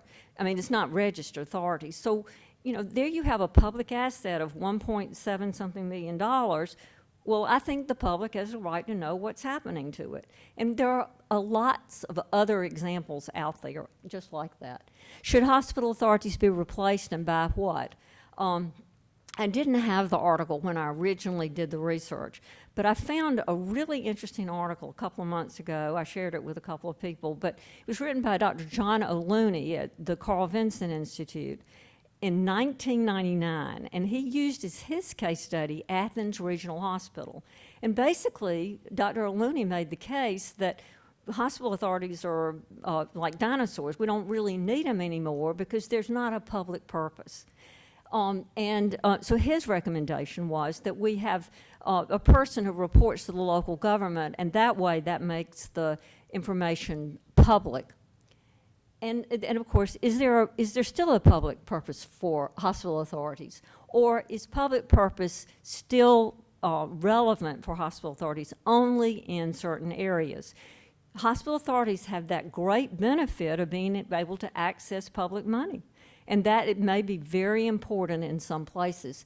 And then, of course, your topic today, and I was asked just to mention this very briefly, but how does CON laws affect access and costs for vulnerable Georgians? So while I know that you've heard enough about CON to last you for a lifetime, You know, nothing has really been stirring around in the CON world for a long time. I mean, a lot of states immediately repeal their laws. And so I went back and looked around a little bit to see what I could find. And there's some states out there. I read an interesting Nevada Hospital Association report on what their recommendations were. But the two most recent states to lose their CONs, and I'm talking about this from a rural perspective, was 2011, Minnesota repealed its CON, but they retained a public interest review. And I didn't want to take the time to use the space to, you know, write the questions, but that's like 4 or 5 questions that they ask. And their director of I think it's the Health and Human Services Department is responsible for reviewing any kind of an organization that wants to come in to compete with a rural hospital, and if it would put the hospital at risk. I talked to a really nice and knowledgeable man in New Hampshire a few weeks ago to ask him about their CON law sunsetted in 2016. And they had a law that went into effect immediately. And as far as the rural part goes, they did put in a similar provision that if you were going to be within 15 miles of a critical access hospital, that there was a public interest review by the commissioner in Georgia, it'd be DCH. They also required the level playing field as far as, you know, charity, indigent care, Medicare, Medicaid, those things. And they had to have an ER if they opened up a hospital in competition. So this is the schoolmarm in me saying, or maybe my motherly ways, with difficult choices, I think what we have to do, public policy is always hard, and I know this is a really hard conversation to have, some of these conversations you're having today, but I think what we have to do is look for the value there, seek the consistent value. So the question that we're asking, I think, is, are hospital authorities and CON laws still working in the public interest? You know, if you've got a government, it needs to be there because it's the public interest. It's not just because the government wants to do that or to be in competition with private business. So the CON laws were created to ensure quality, to control access, and to control cost. And hospital authorities were established to assure the public health goals of the state. So I think, to me, public interest is protecting access to rural residents and to vulnerable populations. Now, there are some other vulnerable populations out there that are not rural, and I think we have to consider those. Oops. So just a few considerations. I think we ought to rethink hospital authority and all special district laws to mandate transparent actions. I honestly don't know if hospital authorities even need to continue, but in the meantime, I think we need to make them more transparent if we're going to hold on to them. There are some advantages for hospital authorities, to be able to levy taxes and bonds and those kinds of things like that. We need to look at options for planning. After the Hill-Burton law was passed, there was a flurry of building activity. And if you look at Southwest Georgia, there's a hospital every 15 miles. I mean, and some of the counties have 6,000 or 8,000 people in them. And so you have to ask yourself, do we still need for it to look like that? Should we have regional planning? And then, most important, we probably need to identify areas where we have market failure. Again, I'm not an economist, but that's a term that we need to consider. We need to focus on sustaining some sort of structure of healthcare in rural Georgia, particularly for primary care and for emergency access. Emergency services save lives. I'm not talking about EMS, I'm talking about emergency rooms. Those save lives. You shouldn't die of a heart attack because you're, 35 or 40 minutes away from a hospital. I think we could probably better deploy EMS. I know that there have been some iffy things going on in EMS out there, but there are so many opportunities to do a good job with EMS, particularly in rural communities. I've worked a lot all around the rural areas of the state, and I've talked to some of the EMS people, and when you have to take your ambulance, and you're gone for 8 hours driving and turning around and coming back, the next person that has a heart attack is in serious trouble. I think we need to figure out how to do a better job of that, maybe regionalize it, or at least think about employing it in the times when they do not have an emergency situation going on. We need to make sure we're maintaining the indigent charity, Medicare and Medicaid obligations of new organizations. And I think we have to consider Medicaid options. I know that that's not a popular topic, but I certainly think we have to, see that. I looked yesterday. I think there are 14 states that have not right now considering Medicaid options, and there are 3 states that are looking at options, and the others have all gone along with Medicaid. I think we have to consider that. I would commend you for supporting workforce development. And I think we have to rethink CON, but think of it with the public health goals of the state in mind. Is it still in the public interest to have CON? I just wanted to close with this last slide. This is was the hospital in Sandersville, was built in 1895 by my great uncle. And it served the community. I used to slide down the fire escape when I could get away with it. My daddy worked right down that hall back in the old days. So you can tell how old I am by seeing that building. But it was a fine hospital. There were a few around the state of Georgia, rural clinics that served a wide area. But when Hill-Burton was passed, and a few years later, some leaders in the community decided to get together, and they would take advantage of that Hill-Burton money, and they built the hospital in Sandersville.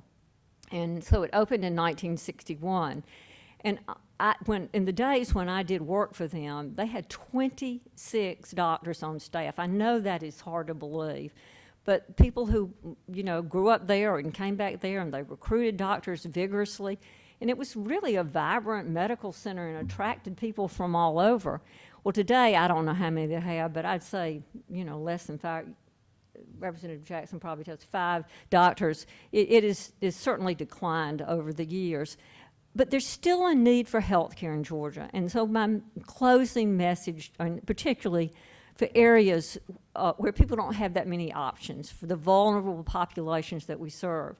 So I think my message to you today is to keep those values consistent. Think about public interest, about the role of CON and the role of hospital authorities in making those decisions to make sure we have some sustainability of infrastructure in rural Georgia. Thank you. I'm out of breath. Me too. Yeah, I know you are. I just wanted to go back and make one comment on something that you pointed out on management companies. I think at last count I had 10 or 12 hospitals that I knew that had brought management companies in, and at least 10 of those, the management company has left and the hospital is worse off than before they got there, and the other 2 are going to find themselves in the same boat. I pray that that's not the case. I pray that one of the 1 or 2 or 3 that are in the state right now operating will actually find a solution. But the track record is certainly not promising at this point. And I just wanted to go back and reemphasize the other point that you made about it too, is that those companies take off from the top. They're paid. So before the doctors get paid, before the nurses get paid, before the toilet paper gets paid for, before the light bill gets paid, before the gas bill gets paid, the water bill, the sewer, anything, those entities are getting paid. So I guess the reason for saying that is to publicly tell our hospital friends, be very, very, very careful of those entities. And like I said, I pray that the ones that are still in the state today are looking and trying their best to get to that point, but it's just not been what I've witnessed in traveling the state and visiting probably close to 45 of rural hospitals now over the last 5 or 6 years. So with that said, I'll open the floor to any questions. Mac? Thank you, Mr. Chairman. Thank you, Mr. Chairman. Marilyn, thank you for being here, and I enjoyed the presentation. You talked about our hospital in Sandersville, and the previous administration, we have had some problems. I think we're doing pretty good now. But one of the things that the hospital in Sandersville had is a nursing home attached to it. Could you speak to that? Does that help the hospitals? It is run right.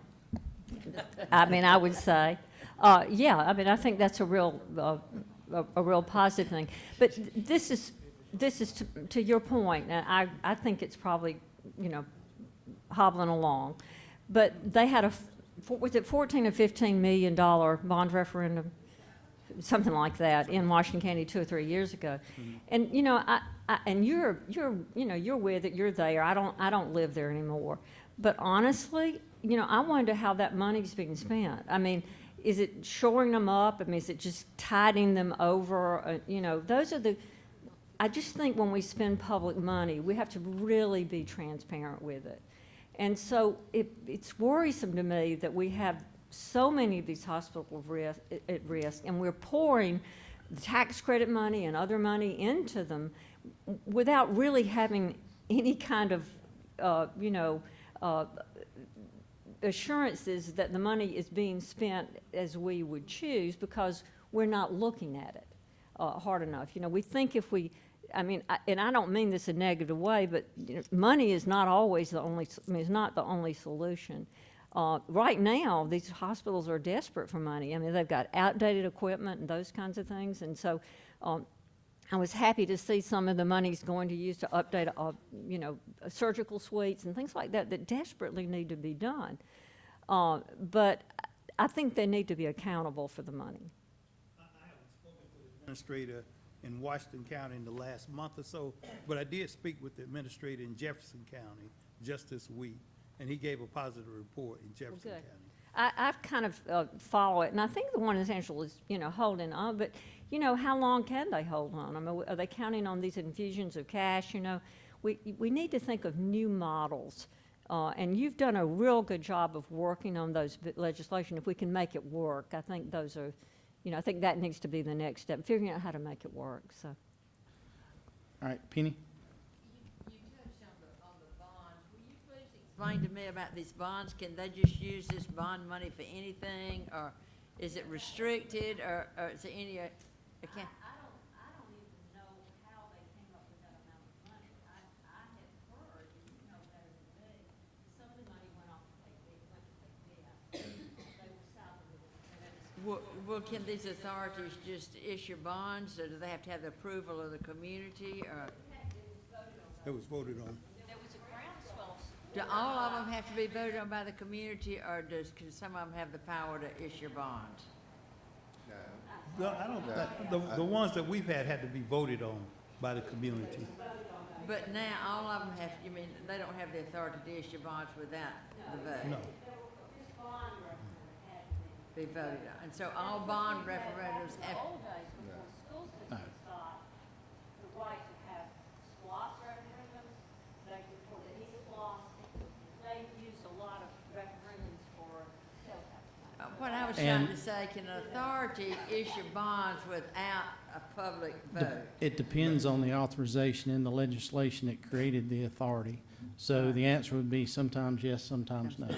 Okay, the next question, you mentioned slightly community benefits. How can I look at the transparency of community benefits that are being provided to my area? I think it's supposed to be filed in the probate judge's office, but it wasn't in mine, so where can I look? Well, frankly, I think it should be online. I think the community benefit, the report. Of course, you can look at the 990 forms, but I even found the hospital that I've been talking about, the case study, they haven't even filed their 990, or didn't. They probably have caught up. But it should be posted online for all to see. And frankly, I think the implementation strategy should be published too, not just the community benefit. Well, the community benefits should be published. Is it a requirement for the state to publish it Yes, online? its community health needs assessment has to be published, but what is not required to be published is the implementation strategy, which is the next phase that says what are they going to do to provide community benefit.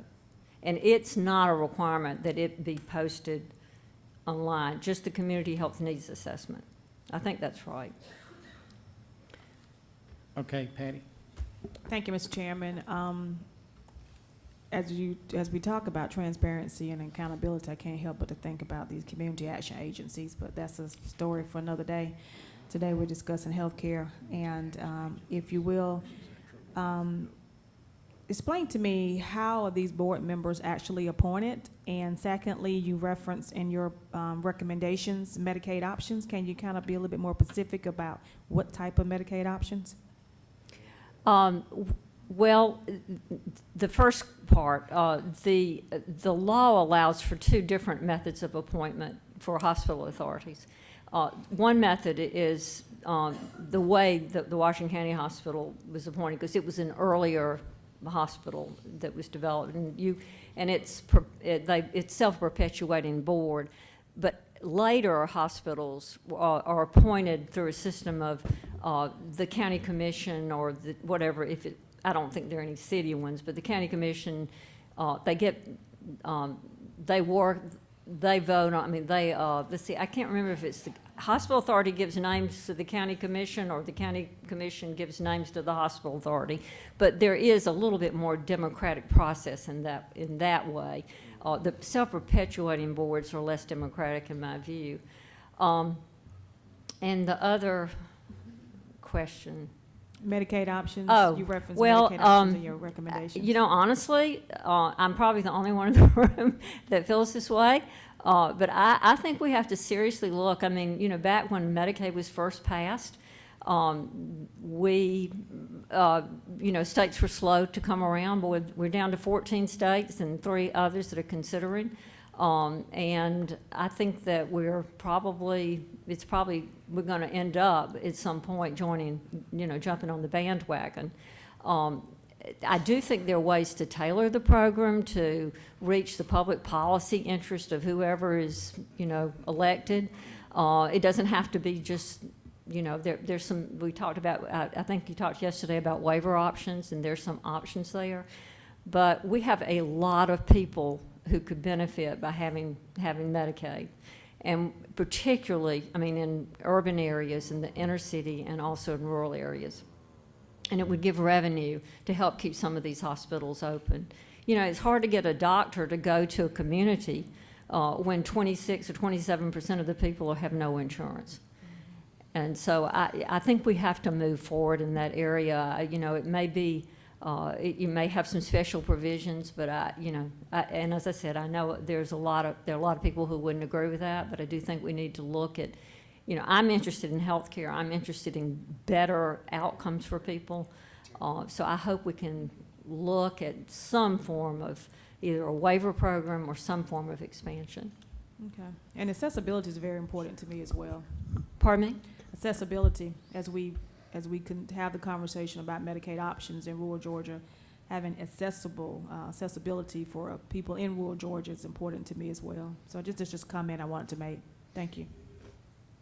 Sharon? Thank you. Mary Ellen, we missed you at the Capitol since you've been gone. Well, I miss you too. Thank you.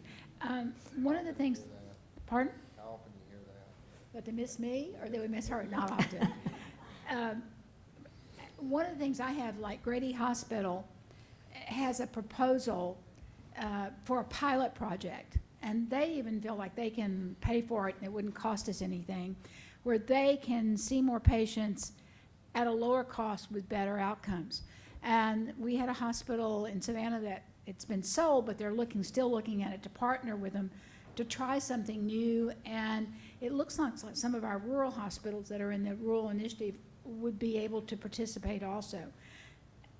I think that someday we might move to a statewide plan.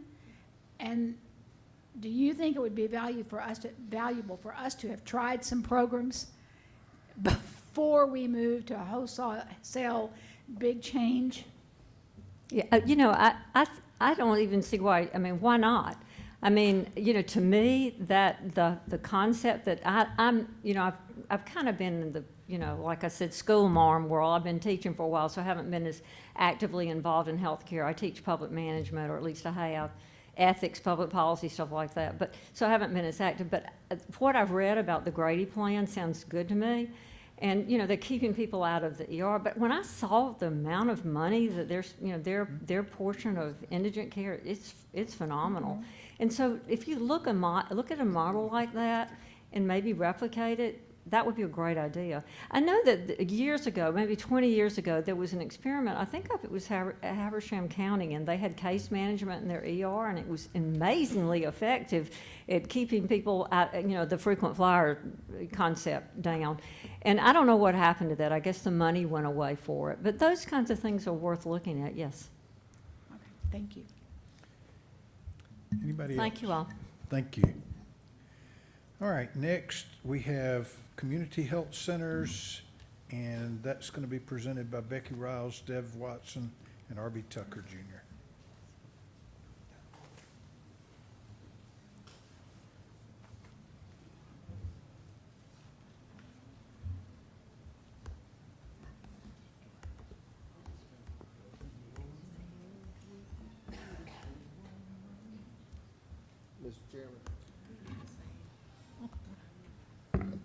Mr. Chairman, before we get started, I need to ask my friend Becky a question that was brought up in regards to yesterday for a point of clarification, with your permission. Sure. Miss Becky. Yes, you Mr. and- Chairman. Yes, you and I personally know the real Doc Hollywood. Absolutely, Mr. Chairman. He is from Southwest Georgia. He is a graduate of Emory University Medical School, did a residency, was traveling through Southwest Georgia. This is a true story. Car broke down.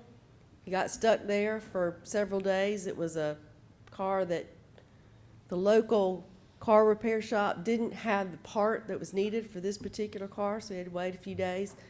Falls in love with the EMS director and is still practicing in Southwest Georgia, Albany area primary health care, community health center, serving Southwest Georgia. And yesterday, Mr. Chairman, we had one of our friends representing Colquitt County is talking about some people calling him Doc Holiday.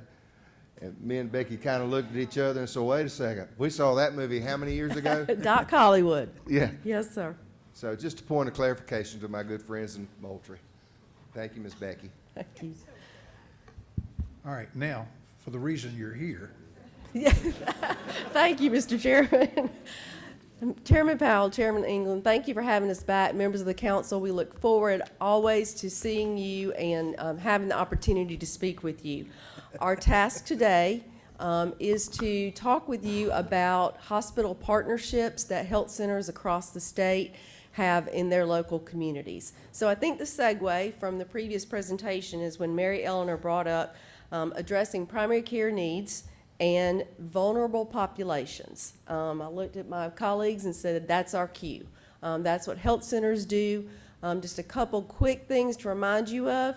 Community health centers and FQHCs, federally qualified health centers and community health centers, are terms that are used interchangeably. So if you hear those terms, know that they mean the same thing. They are nonprofit, 501c3, locally governed entities serving constituents in your community. So that's our task today. To start off, I would like to have Dev Watson from the Association for Primary Health Care, who is the association for all community health centers in Georgia, to talk with you a little bit about just the updates that are going on with health centers, their expansion, give you what we'll call the real numbers today because, they might change tomorrow. And then he will hand it off to R.B. Tucker, who is the CEO of South Central Primary Care, serving several counties in Central and South Georgia. And he will talk about specific partnerships that he is involved in and also share partnerships that his colleagues across the state are involved in with hospitals. And keep in mind that these partnerships are bilateral. So in some cases, RB works directly with the hospital in his communities. In some cases, he works with patients from a neighboring community to establish a medical home for patients, but also have a referral pattern for the hospitals. But he will tell you that story. The only thing I'm going to tell you is sometimes the most obvious solutions are right in front of you. So this looks like a beautiful tree on a nice sunny day, but when you look more closely, the answer is right in front of you. And no, I didn't know we were going to see owls and eagles and all that yesterday, but sometimes when the answer is right in front of you, you need to seize the opportunity and go with it.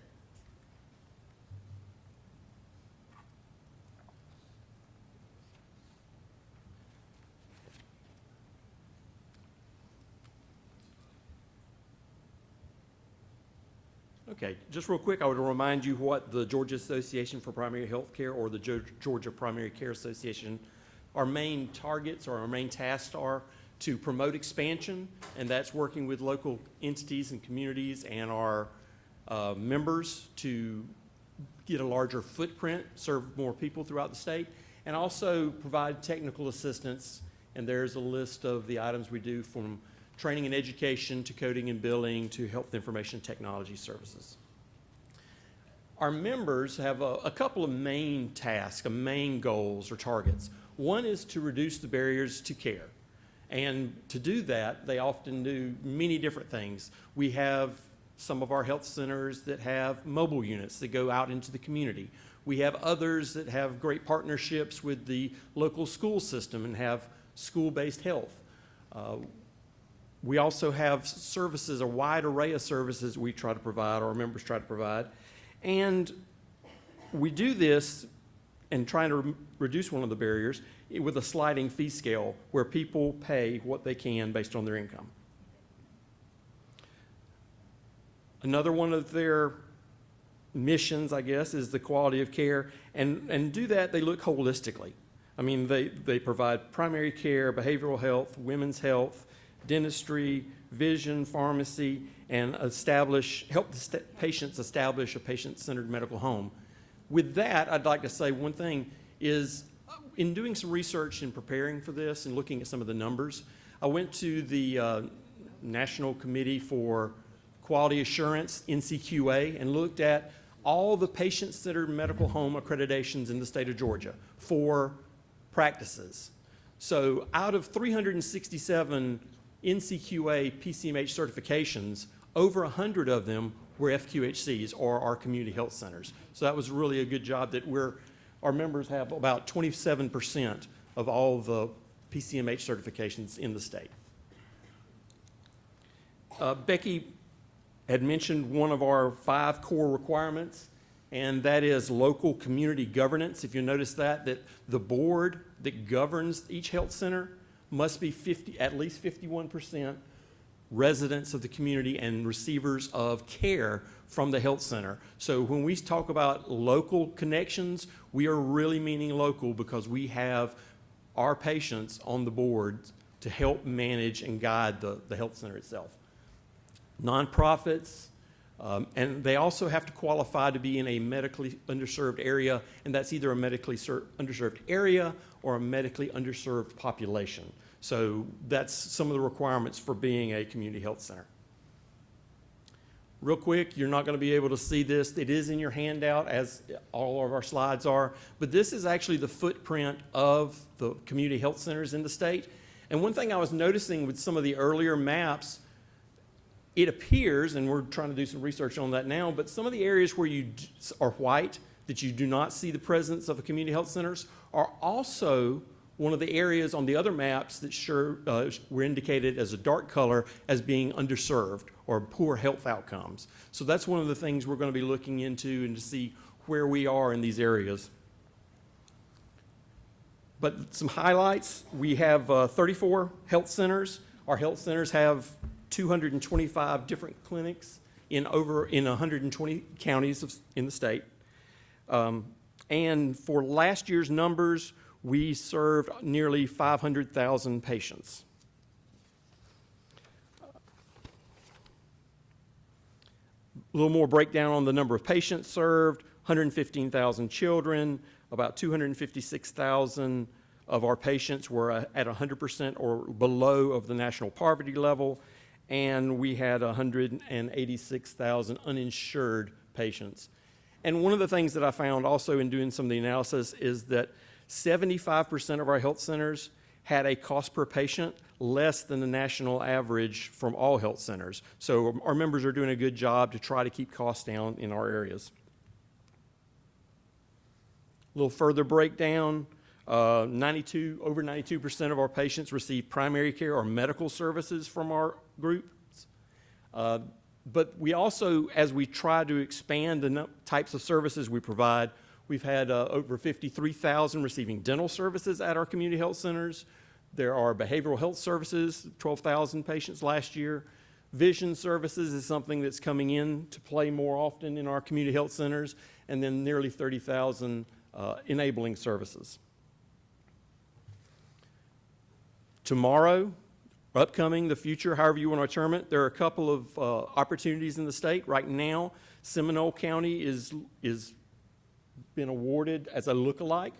So it was a combination of the local community, the local hospital, and our group, the Georgia Primary Care Association, worked on the application. So that is coming into play.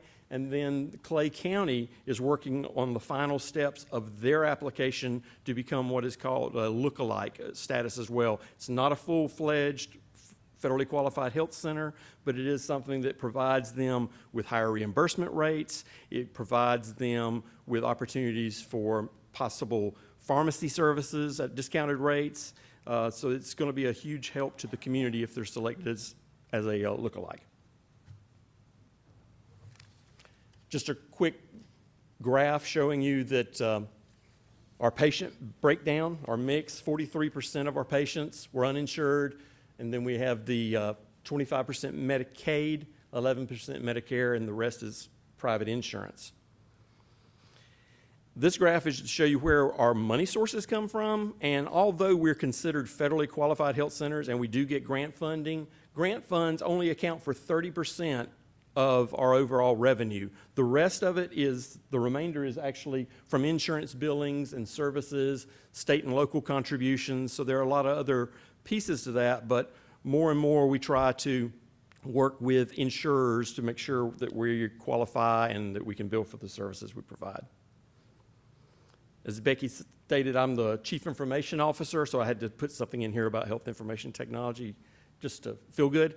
One of the things that I would like to say is that the community health centers in Georgia have actually been 100% adoption on electronic medical records since 2012. That was a big push with meaningful use, but it was something that the state actually encouraged us to do as well. We were able to do that very early on in the process, and with additional work, as new health centers come on, they're going on electronic medical records from the beginning. So we're really excited about staying at 100%.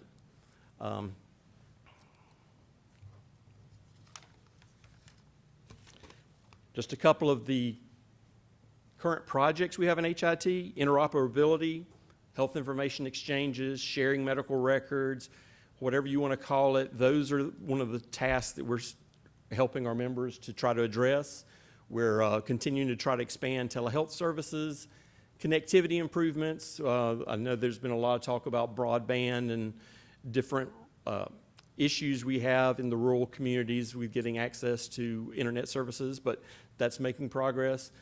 Comprehensive health tracking, with that, we're talking about your watches and your blood pressure cuffs and your glucometers, actually tying those in to the electronic medical record systems, contributing information on patient health. Remote home monitoring is one of the terms used for that. So we're working, trying to find ways of incorporating that more into our mix. And then, of course, data analytics, looking at the data, seeing where we have opportunities, seeing where we're doing a good job, and hopefully seeing where we may need improvement earlier in the process to address it with our members. With that, I'd like to welcome Mr. Tucker. Thank you, Deb. Y'all might recognize some of the people in that picture. We had a legislative breakfast, Legislative Appreciation Day, and Senator Tyler Harper came, and my representative, Miss Penny Houston, she came, and Congressman Austin Scott came. And we all had a good time. It was a good fellowship. As was said, I'm the CEO of South Central Primary Care. Our organization is located in South Central Georgia. Our administration is in Osceola, Georgia. We've been around for 26 years. We are currently in 7 counties. And if you'll look in those counties, you will see Cook County and Lowndes County. They're our newest additions. We added Cook County 6 months ago, and we added Lowndes County a little over a month ago. And that is a direct result of money that we got from the state of Georgia. And we thank y'all for that, and we're going to do our best to make sure that our efforts down there succeed. In 2017, we saw 8,594 patients. We on a path right now to see over 9,000 patients. The next graph shows the diagnoses of those 8,500 and almost 8,600 patients. You'll see the number one diagnosis is being overweight or obese. Over 60% of our patients have that condition. The second condition is hypertension. So overweight and having hypertension is they're related. And then tobacco use is number 3. Of course, that also leads to hypertension and also leads to cancer. And then the fourth one is diabetes. Diabetes and hypertension are both silent killers, and I'll speak a little bit later on how we try to get a hold of those problems. You'll notice the blue columns that are on the graph. Those are related to behavioral health. In the last year, we have integrated behavioral health into our primary care setting. We hired a licensed professional counselor, and she is in the middle of our clinic. We do warm handoffs with her when we see that they need behavioral health. We also have a psychiatrist on staff to see people who need more advanced. If you'll notice the 5th diagnosis there, which is anxiety disorders and PTSD, or that could be PTSD, that was 16th last year whenever we did not have behavioral health integrated. So we feel like that we are getting at some issues that's been silent up till now. What do community health centers do? There's a saying in the business that if you've seen one community health center, you've seen one community health center, because we all are different. We reflect the communities that we are in. Our board members are sure of that. Basically, we're in underserved areas. Every one of us does that. They're medically underserved. At South Central, we provide over $7 million in salaries and benefits in the counties that we serve. That goes flat out into the economy, so we are an economic engine. We do health fairs in the communities. When you've got the major problems of our population is hypertension and diabetes, you have to go out there and find them sometimes, because people get used to feeling bad and they don't know that they have these conditions. If you come to the Sweet Potato Parade at the end of October, you will have a tent there giving away free blood pressures and free hemoglobin A1C checks. We also will be at the Lenox Parade in November in Cook County doing the same thing. We do it at the Wild Chicken Festival in Fitzgerald, and we do it at the Plow Day in Nashville. We everywhere. But we always find somebody who's on the verge of having a heart attack. So anyway, we provide health education. One thing we've found is this is free, and it's open to all people who want to come, not just South Central patients. One day a month in one of our counties we serve, we have our diabetic educator provide nutritional counseling and just education on diabetes. We've seen great results on that, and a lot of people is getting fired up. When our first meeting, we had 5 people. Now we see between 20 and 30 people a meeting. So it's a success. The other thing we do is case management. We have one-on-one counseling with people who have 2 or more chronic conditions. we have seen outstanding results on this, because a lot of times the educational material that you give them, they don't read it, they throw it in the trash when they leave. Also, the physician doesn't have time to sit and talk and educate them on what they should do.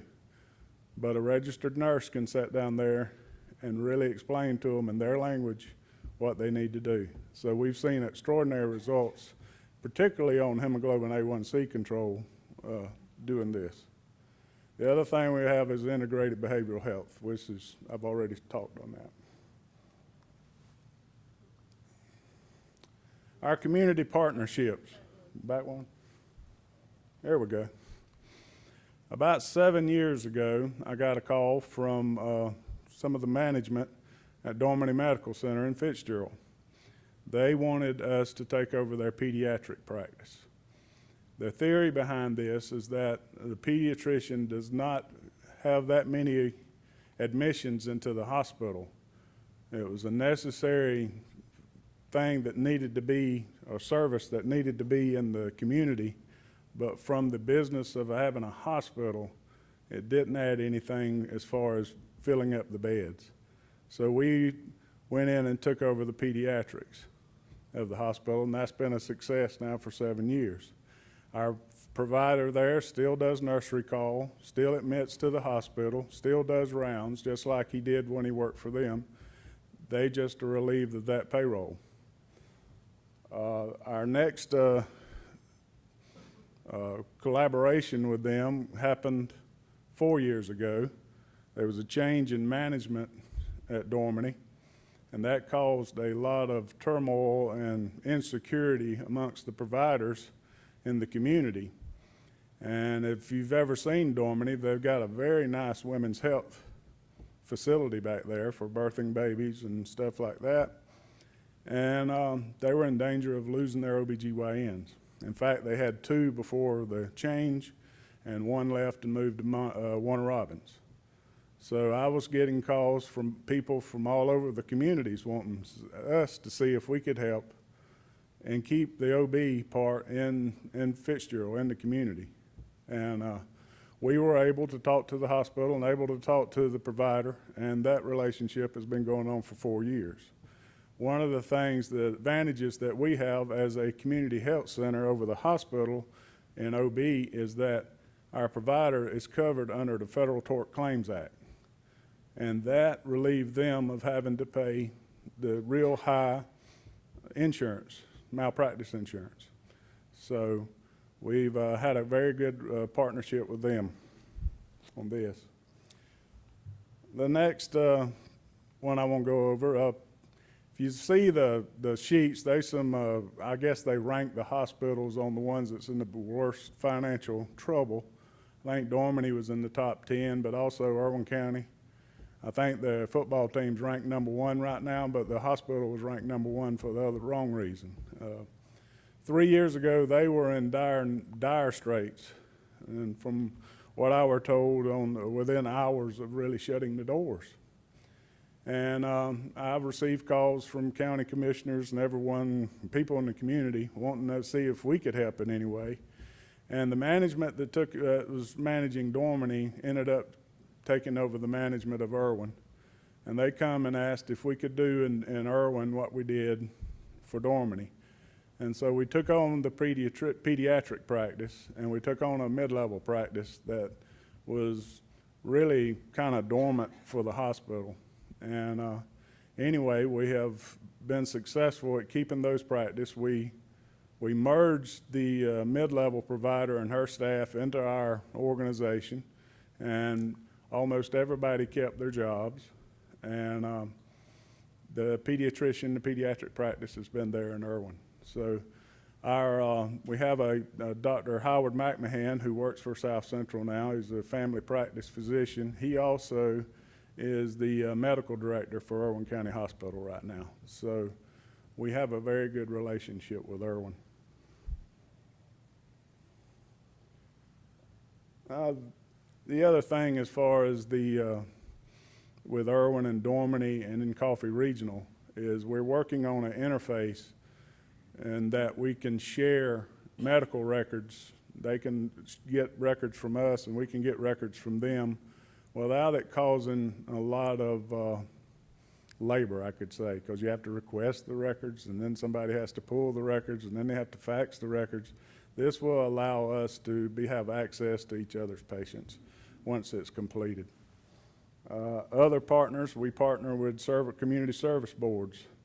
Behavioral Health of South Georgia, they actually have an office in our Kids Health Fitzgerald office.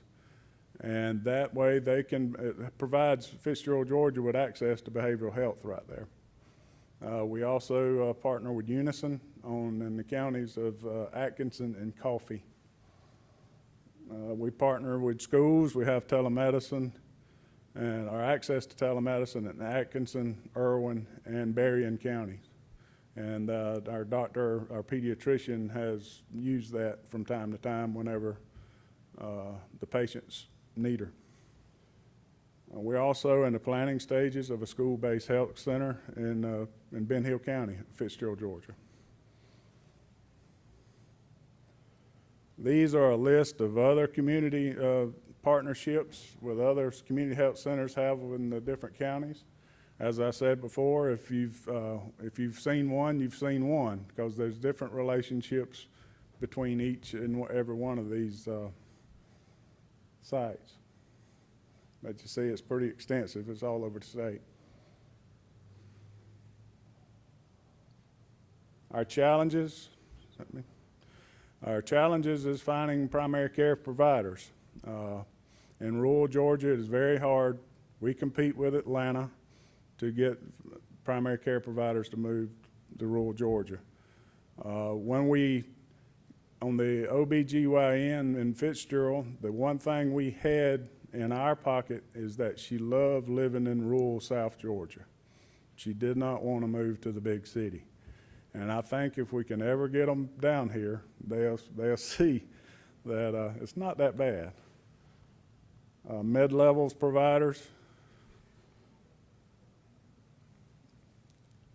getting qualified mid-level providers is good. There seems to be a lot of more nurse practitioners now than in the past, and they're graduating.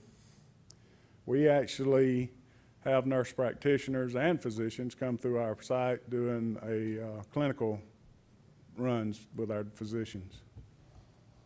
Behavioral health providers, licensed clinical social workers, they're very hard to find. We are currently using a licensed professional counselor, but as you know, we can't bill for her under Medicaid and Medicare, so we're using grant funds that we got to attack the opioid epidemic. Telehealth. Telehealth is a good thing to have, but you need to be able to bill for it in order for it to continue on. No money, no mission. And then affordable high-speed broadband. I still have a provider who lives in the country, if she gets a call at night and she's on call, she has to get in her car and drive to town in order to access medical records. So that's it. Chairman Powell, Chairman England, members of the council, thank you very much for allowing us this time today. We appreciate the opportunities. I hope you see how our partnerships with hospitals and other community partners allow us to help keep healthcare sustainable in rural communities and to help improve the outcome for patients and in their health status.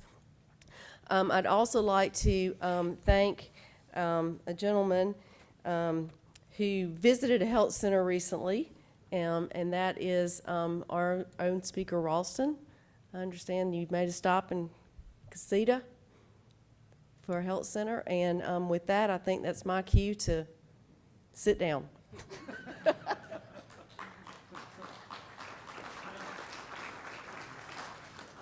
While y'all are still up front and the speaker's catching his breath for just a second, are there any questions from the council for Becky or any of the gentlemen? Dominic? Thank you. I guess this would be for Mr. RB. I've heard several of our presenters talk about case management or care management, particularly with those that have one or more chronic illnesses. And I've really been interested in that over the last couple of years because of hearing more and more about it, trying to keep those frequent flyers out of your emergency rooms and provide better care management or care coaching to those. Are you seeing most of those people with one or more chronic illnesses repeat, coming back to your centers, or is it some of that behavioral health? What are the ones that you see the most often coming back to your clinics? What I've seen is like most of them is hypertension and diabetes. And with the one-on-one counseling, once they see success, they come back. The person that we have doing that she's an ex-Marine, and so she kind of holds them accountable. They have to keep a log of what they eat, what the exercise and all that, and they have to bring it in, and they seem to buy into it. My problem is I don't have enough of her to go around. I'd like to have her in all 11 offices if possible. Now, is she calling them or actually going to visit with them, or how does that work? She Does comes in. manage? She comes into the office.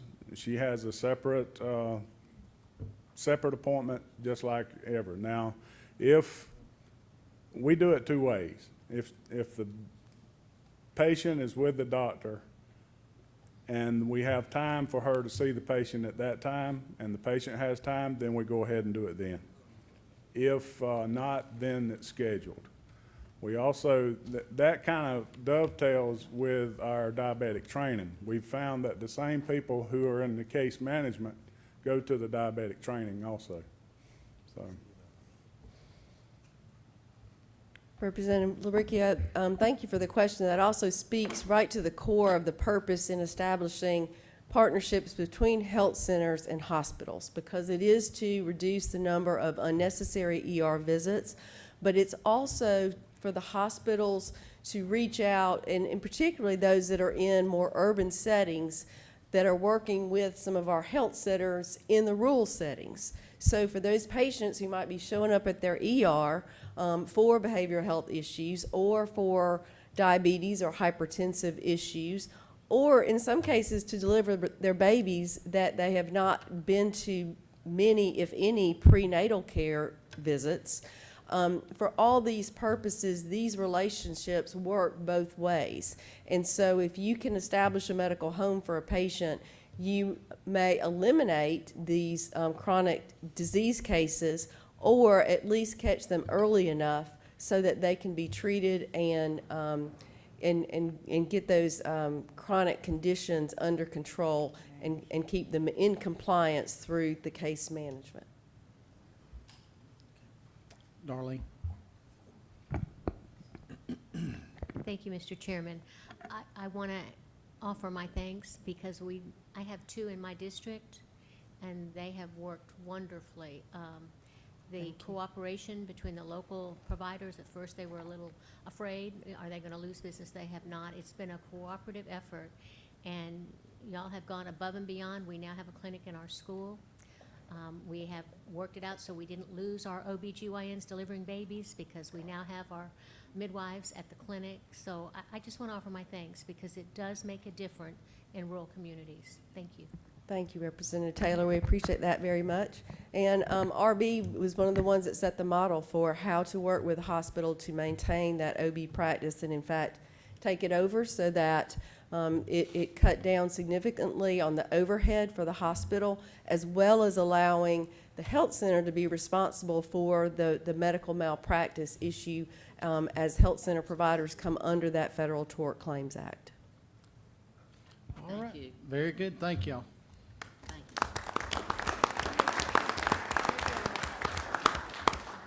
Now I think Co-Chairman Powell has an introduction. Just because you were too lazy to walk up here. You said you needed the exercise, so. That is true. 2 years ago, Terry and I went and had a conversation with our speaker and talked to him about our concerns regarding rural Georgia, which he sympathized with to a great extent because he has, during his tenure as speaker and even before then, but he has taken an interest in every part of Georgia. He's been all over the state. He has seen these communities. He lives in a rural community in the mountains. And so he knows rural Georgia, both north and south, east and west. And so he was very, very sympathetic and empathetic to our concerns. And the more he thought about it, the more he decided that this was something that it was time that we shone a spotlight on. And since that spotlight has been shown on rural Georgia and the issues that are facing rural Georgia, and has really brought to light to a lot of people that we're all part of the same Georgia, and that what affects one of us and what hurts one of us affects all of us and hurts all of us. And we've been at this for 2 years, and I think that you can see that we have accomplished quite a bit. We've got a long way to go, but we've accomplished a lot. And the fact that 26 people who have been appointed to serve on this council have remained engaged for that whole 2 years and at great sacrifice to themselves and their families and their businesses, have taken days and days off to travel to the far reaches of the state to address these issues it's just beyond amazing to me, and I appreciate what they've done. But most of all, I appreciate what our speaker has done, because this is not one of these wind-up toys that he wound up and then just turned loose and then went to do something else. He has stayed engaged in what we've done. He has come to many of our meetings to urge us on, to encourage us on, time to time threaten us. But by and large, you know, he has not lost his passion or enthusiasm for this. And Terry and I report to him quite frequently on what are we doing, what are we thinking, where do we think we ought to go. And I just tell you, it's been an amazing partnership for all of us on this council and with the speaker. And without his support, we could not have accomplished what we've done. So let's give a warm welcome to David Ralston, Speaker of the House.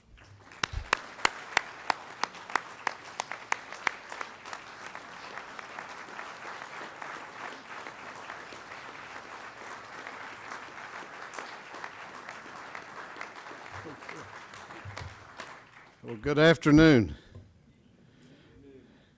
Great to be with you today, and I want to thank you all for allowing me to come by and visit with you and tell you I appreciate your accommodating my schedule. Sometimes life kind of gets in the way, and so I had to stop at a funeral home, which I find myself going to all too often as I get older on the way down, and but it was important for me to be there. It's important for me to be here. And so thank you again. Thank all of you for being here, all the members of the council. It's always good to visit with this council, and it is good today to be with Georgia Southern Eagles.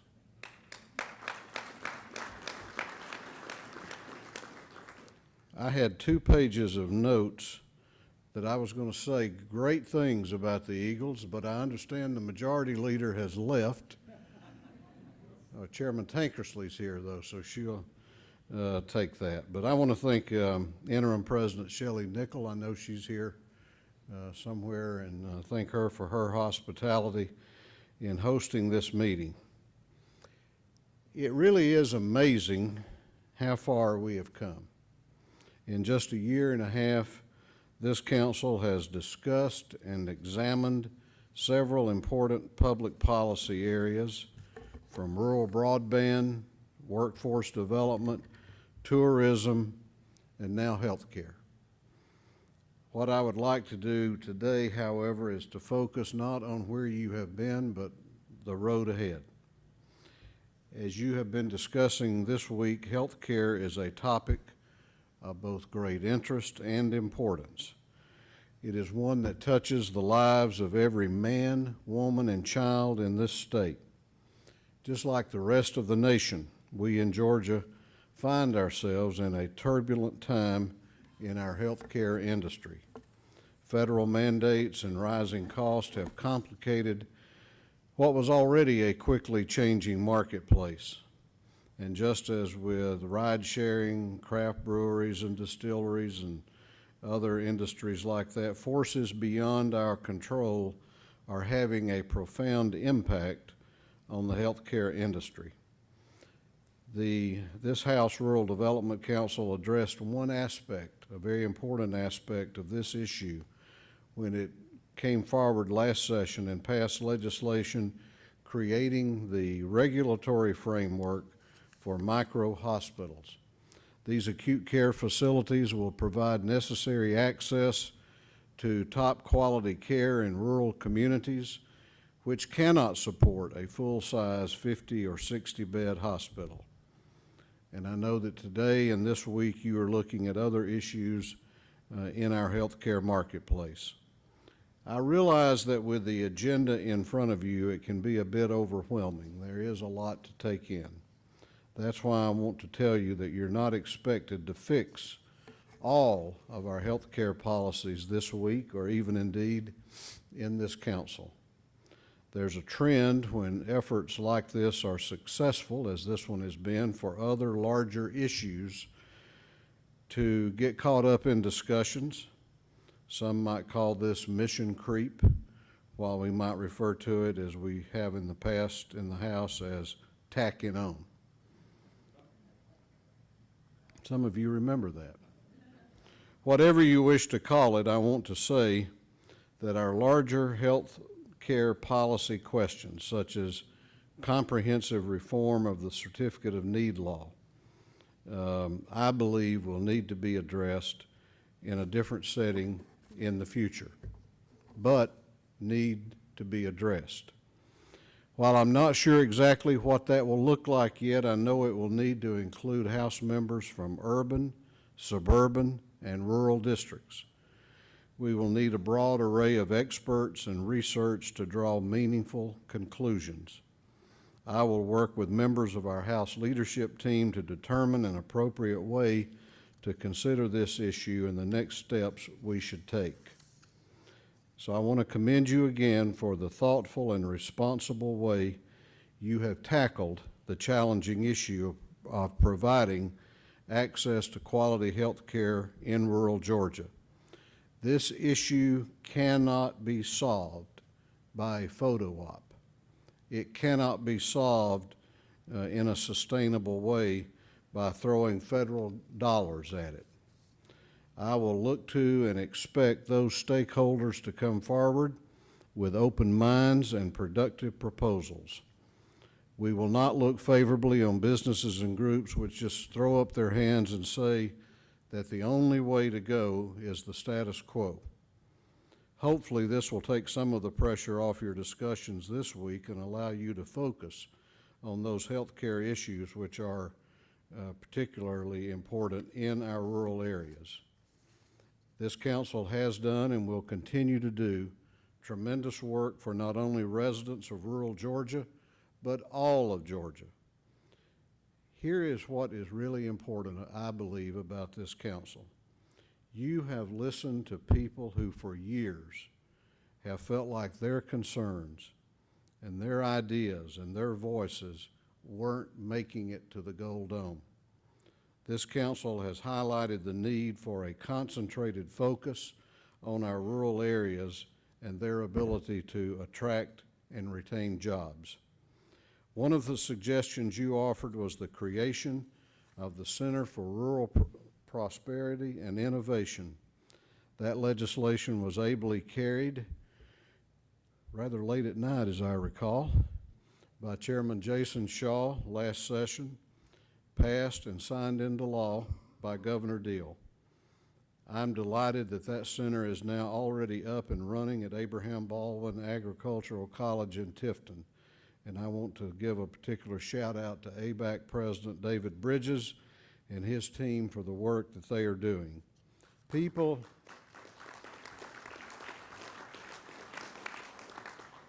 are excited about this center and the work it is doing.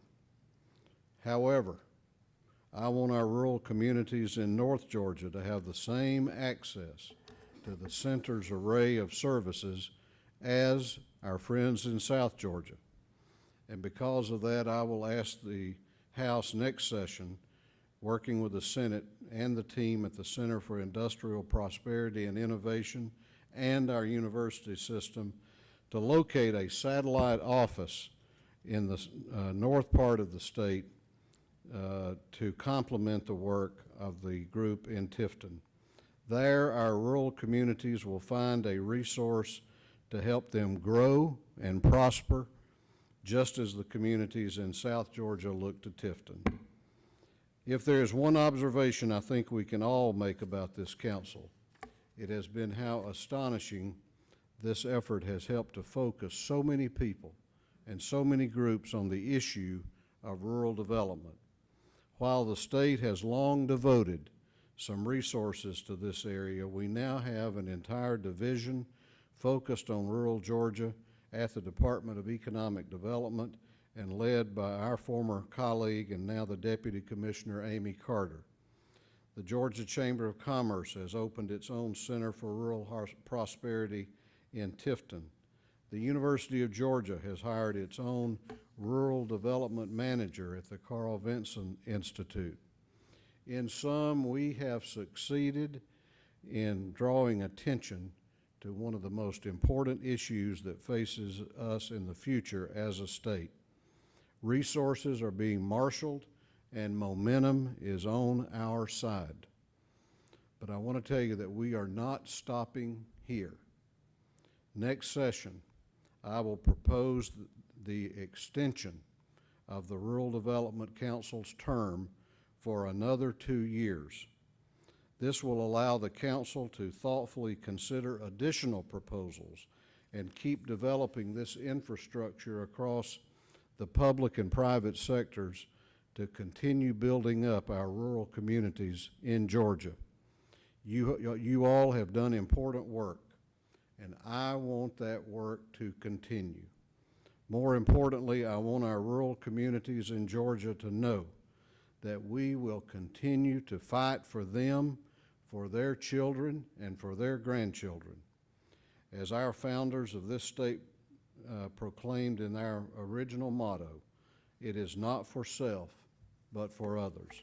May God bless each one of you. May you have a great rest of the week here, and may He watch over you on your travels home, and may He continue to bless the great state of Georgia. Thank you very much.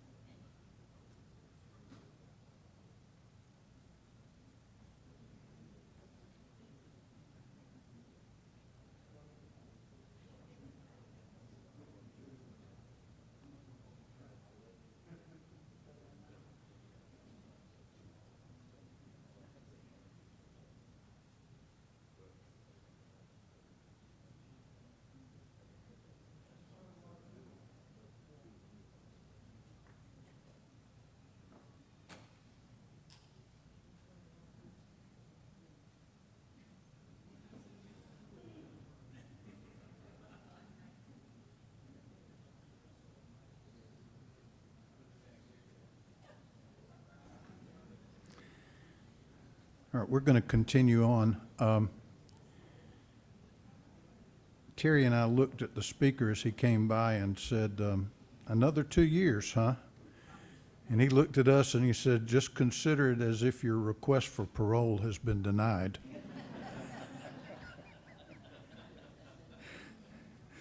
Our next speaker, or next presenter, is Kyle Wingfield. He's a native of Dalton and graduated from the University of Georgia. He joined the foundation as president and CEO in April of 2018 after spending 9 years as an opinion columnist for the Atlanta Journal-Constitution. Let's welcome Kyle Wingfield from the Georgia Public Policy Foundation.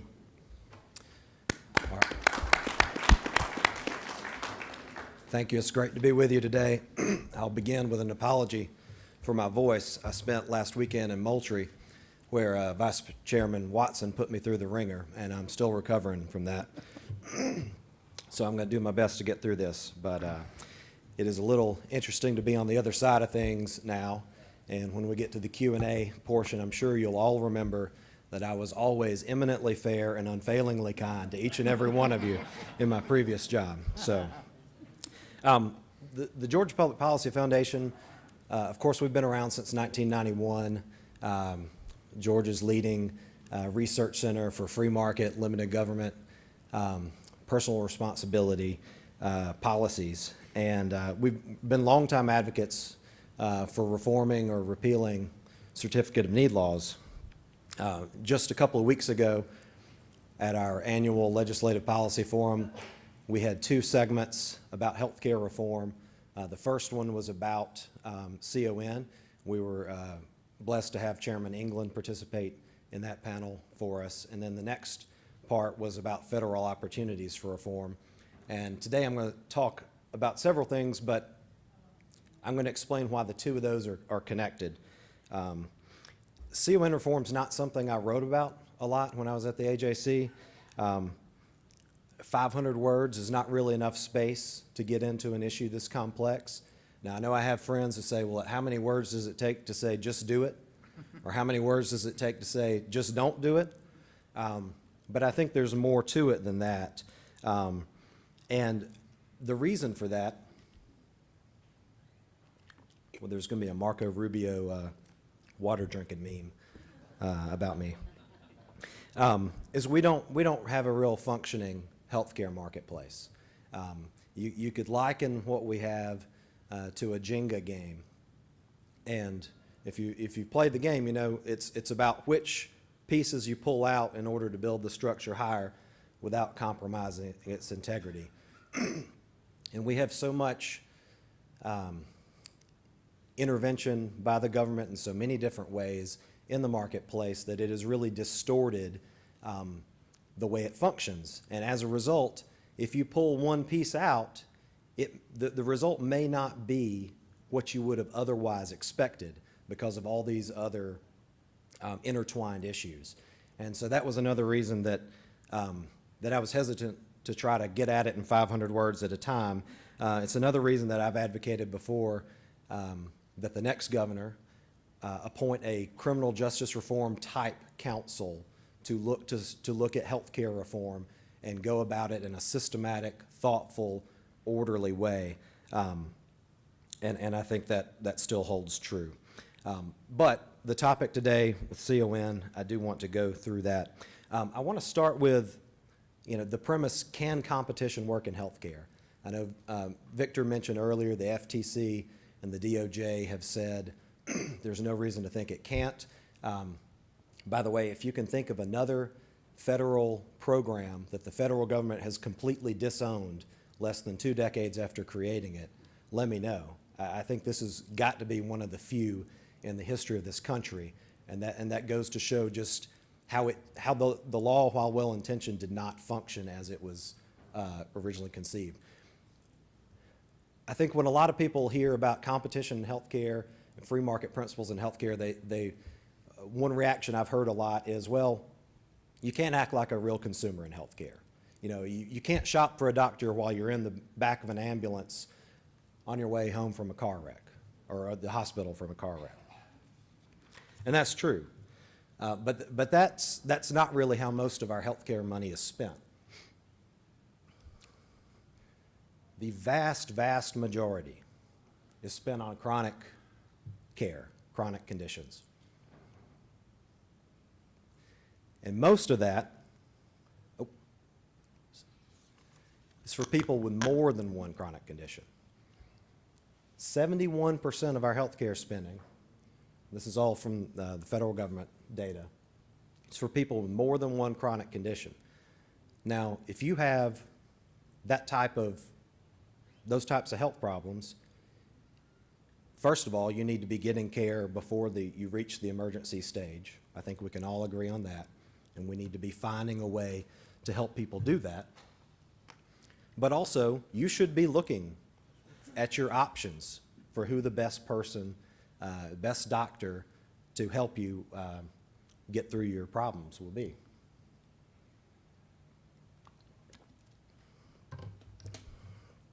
So I do think that shopping around looking for a doctor when most of the money is not being spent in an emergent setting is something that is realistic to expect. And what kinds of conditions are we talking? This thing is real sensitive. Similar to what you've seen already, but these are the most prevalent nationwide. Hypertension, high cholesterol, allergies, arthritis. These are chronic conditions that people deal with on a long-term, ongoing basis, and they need options so that they can find the best treatment for those conditions. So what's one of the biggest holdups to competition?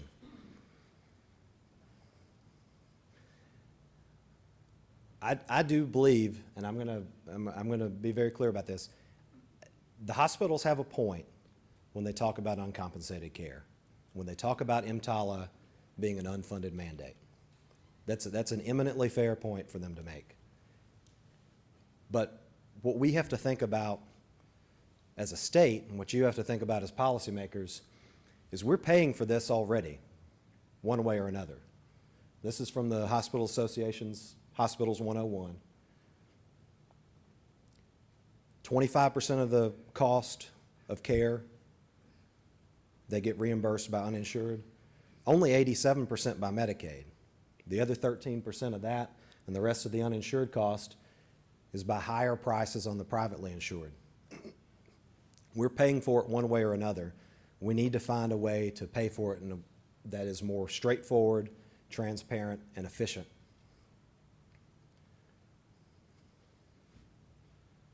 What does that all come out to? In 2015, about $1.74 billion.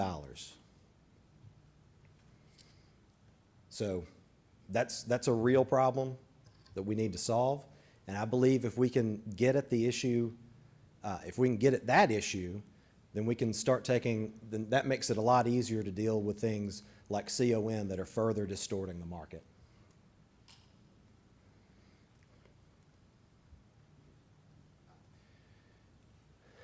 Federal health care reform. How would that have worked for us? Under the 2017 bill, the Graham-Cassidy, the block grants that were envisioned in that would have increased federal funding to Georgia by about $1.43 billion. Now that's pretty close. It's not all the way there, but it's pretty close. For all the hand-wringing about whether, states are going to be losing money, and some states would have. Generally, states that had expanded Medicaid and are already spent a lot of money on Medicaid. States like Georgia that have not expanded Medicaid would have come out a lot better under that particular bill. But a lot of people have referred to this Grady pilot. We were fortunate also to have Grady's CEO, John Halpert, at our panel a couple of weeks ago. And he was describing their proposal, which I'm not the person to detail it here for you, but it is a very serious proposal and something that we think is, if not exactly right, gets real close to being right at one big piece of the solution here. But what I wanted to mention that he said on the panel, in this pilot, and this was 100 of their highest use ER patients who are uninsured, they reduced those patients' ER use and their overall cost of treating those patients by 50%, while increasing their use of more appropriate health services by 140%. This was not just denying care. It was surrounding them with the resources they needed to get the appropriate kind of care instead of just going straight to the ER. And so if you can get at something that reduces costs in that way by being smarter about how we treat people, and if there's some sort of additional federal funding, I believe we can solve that uncompensated care figure. Now, if there's no federal health reform, it looks really dead right now. I can tell you there are some discussions up there trying to revive it. I wouldn't bet any money on it happening.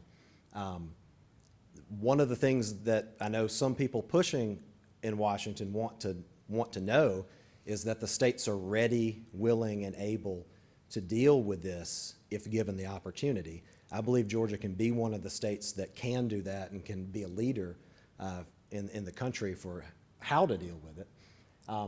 But if there's not, what are the options? We heard a reference earlier to Medicaid options.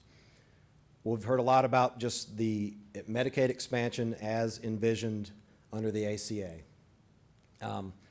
I took these numbers from a study by the Urban Institute, which is not a bunch of rabid right-wingers, let me assure you. The ranks of the uninsured would fall by only about 473,000, but the key here, it would, in addition to that, shift 253,000 people off private insurance onto Medicaid. A significant chunk of those people have insurance through their employer. We need to be moving in the other direction, getting people out of publicly funded plans into privately funded plans, because it generally means better access, better reimbursement for the providers. It's better all around. This would not do that. It'd move in the opposite direction. It would still cost state taxpayers almost $250 million a year. And we'd still have a whole lot of uncompensated care because the uninsured rate would still be pretty high. And the Medicaid population, again, the reimbursement rate's only 87%. If Medicaid expansion is going to be a part of the fix for uncompensated care, you have to start talking about raising the reimbursement rate as well. And that's a number that I haven't seen anybody produce as to exactly how much that would cost to make that a big part of solving that uncompensated care. The other option is a waiver. There are two types, an 1115, which is Medicaid specific, and a 1332, which came out of the ACA.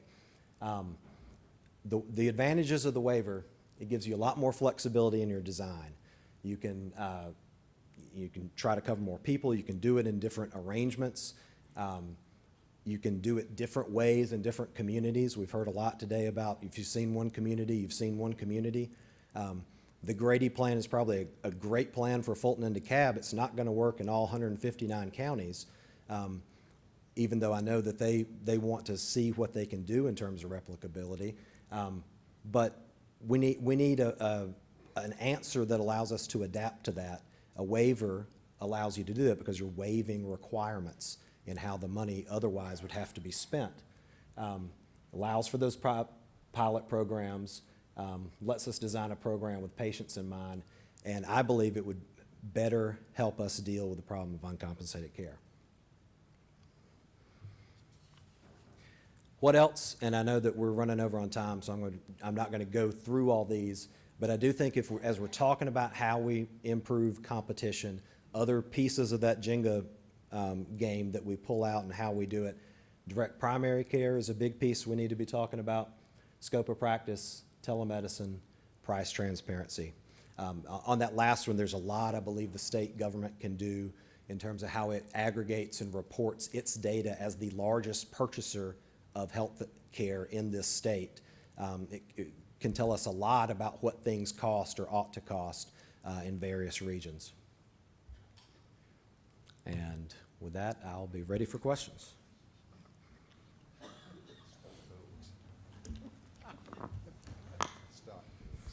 Only the good ones. Only the good ones.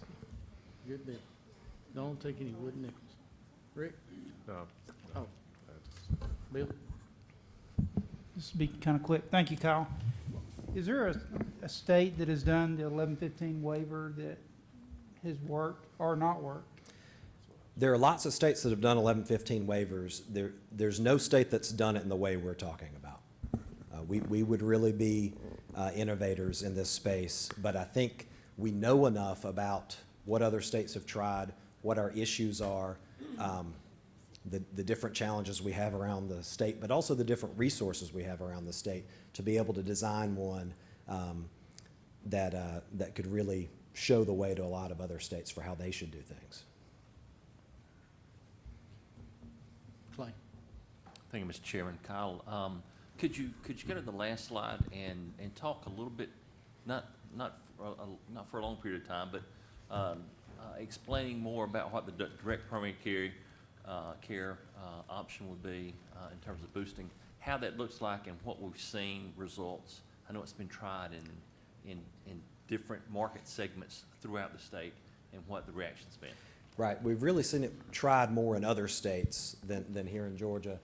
Really, direct primary care, and the reason legislation is required is for it not to be treated like insurance. But direct primary care is you just contracting with a physician for a certain schedule of treatments at a certain monthly fee. And if you go 0 times that month, you pay the same monthly fee. If you go 10 times that month, you pay the same monthly fee. But it's really a way to get that primary care, your basic, most routine treatments that you need, taken care of in a predictable, affordable way. You layer that with a more high deductible, more catastrophic type insurance program, maybe an HSA so that you're saving money to put toward those deductibles if you do ever need to use that insurance. But it includes, wellness exams. It includes a lot of lab tests, if not included in the price at a negotiated much lower cost. Specialist referrals, a lot of things like that. In terms of the specific results in other states, I don't have any off the top of my head to tell you about. I will be happy to look some of those up, though, and send them to you. Other questions? Dominic?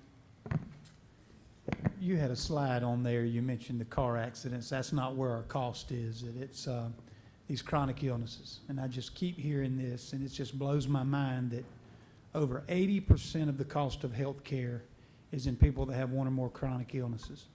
Are you aware of some of the things that people or communities are doing to try to get day to day, week to week, month to month care for these individuals that are just eating up the cost of health care? I think it's really more about what they're doing in terms of preventative and helping people get healthier. I mean, you hear so much about, well, America spends more money on health care than any other country. We're also unhealthier than most other countries. And that slide about where we spend most of our money, I mean, that tells you we're spending more money than everybody else because we're making ourselves unhealthy. So a lot of companies, a lot of private companies, they have incentives for their insured employees to, whether it's to quit smoking or to lose weight, to get their blood pressure down, because that saves the company money, but it makes the employee healthier, lets them have a longer, happier, more productive life, and saves the employee money too, because we all share in the cost of our own health care. So I think it's really more that. However, I do think a lot of the problems you see with the uninsured population, it's very similar.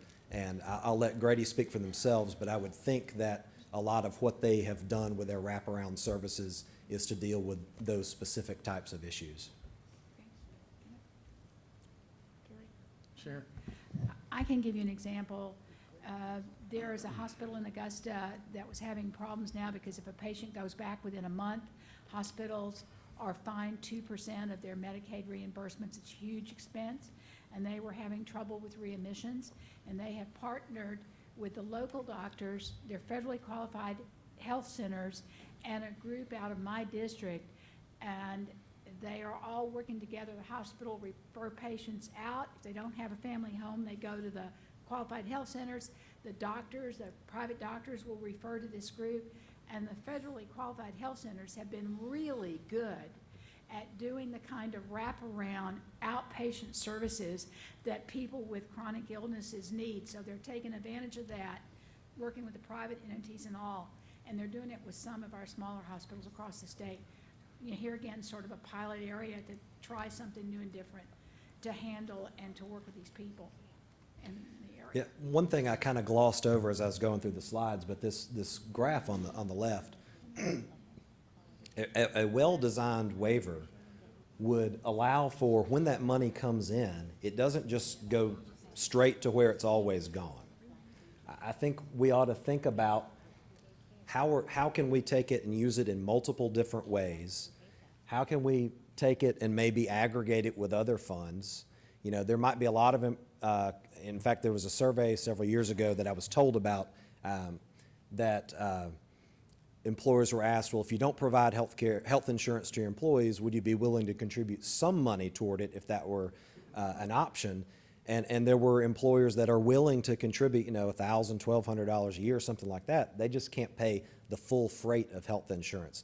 So if you can get to a point where you can take some federal money, some of that money, some of the employees' own money, charity, whatever, you can pool that in a way, and I think that gets back to the flexibility thing. We want to be able to use these funds in the most flexible way possible, because the alternative is to keep doing it the way we've done it, which traps people in programs and which and leads to the higher costs that we've been experiencing.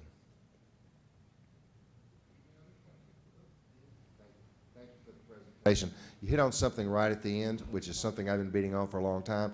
I get very nervous about potentially blowing a hole in the state budget with a Medicaid expansion, because before the Affordable Care Act, it was all about higher reimbursements. Right. Do you believe we can do both? I think if, Again, has any other state done both? Has any other state done both? Say that Expanded again. Medicaid and the reimbursement part of it. I don't know. I don't know the answer to that. But I do believe that, that first of all, if you really agree with me that uncompensated care is kind of the thing that's holding up so many other fixes, you have to acknowledge the fact that Medicaid still leaves the provider short. And in terms of the state budget predictability, I think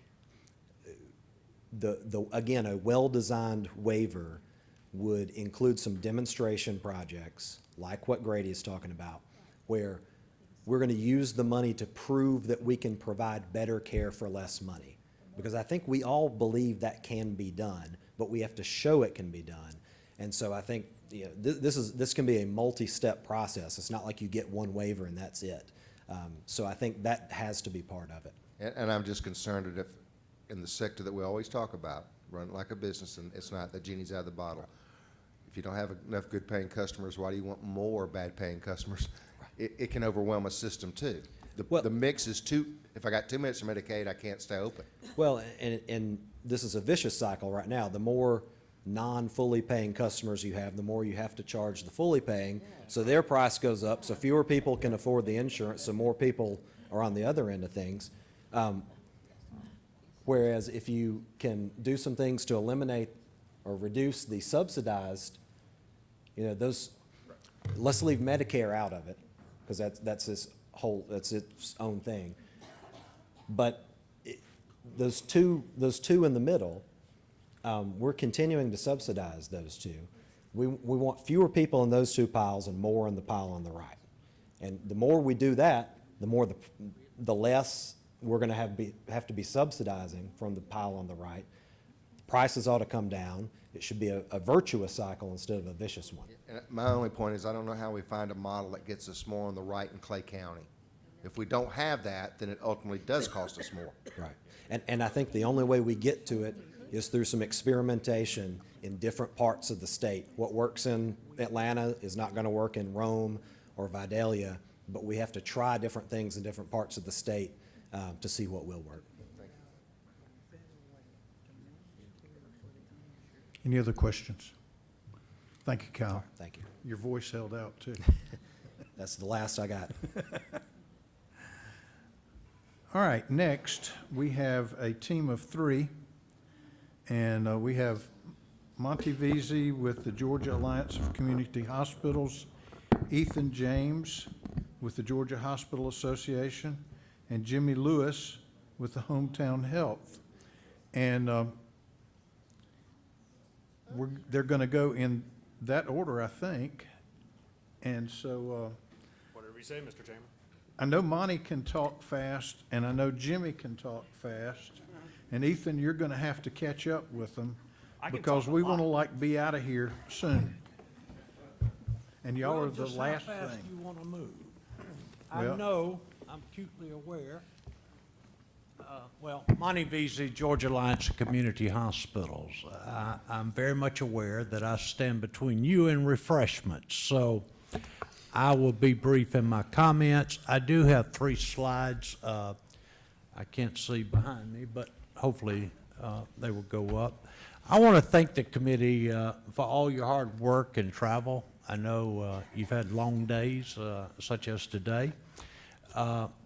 But I want to tell you about the Georgia Alliance of Community Hospitals is made up of 90 Georgia not-for-profit hospitals, both urban and rural across the state. These hospitals are either owned by the county, the hospital authority, or their 501c3 operating entity. I think one thing we all agree on is access to quality health care is critical in Georgia. Since CON was enacted in 1979, I would say no other issue has been studied more so than certificate of need. CON impacts both rural and urban hospitals. One that it has a major impact are our mid-level hospitals. And all you have to do is go to Wayne County, Tift County, Lowndes County, Lee County, Crisp County, Sumter County, and you see the impact that CON has had at the local level. CON not only helps contain healthcare costs, but has contributed to quality of care and providing accessible healthcare to all Georgians, regardless of economic status.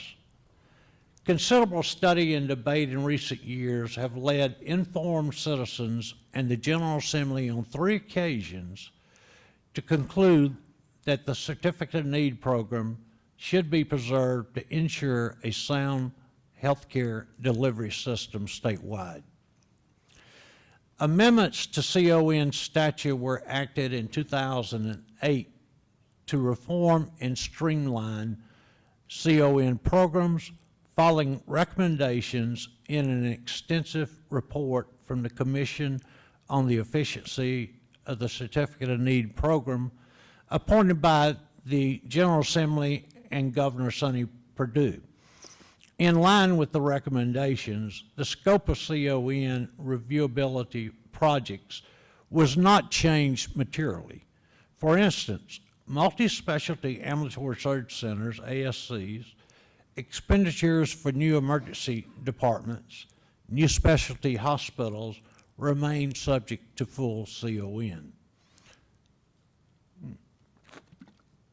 Thereafter, a Senate study committee on independent physicians in Georgia held numerous hearings statewide in 2013 and ultimately recommended in January of 14 the final report that there be no action to change Georgia's Certificate of Need program as it relates to ASCs, multi-specialty clinics. More recently, in February 2015, the final report to the governor of the Rural Hospital Stabilization Committee, co-chaired by House and Senate appointees, expressed the committee's determination that, quote, in order to maintain and protect the fragile hospital infrastructure existing certificate of need laws need to be maintained. Now, 36 states, including the District of Washington, have CON.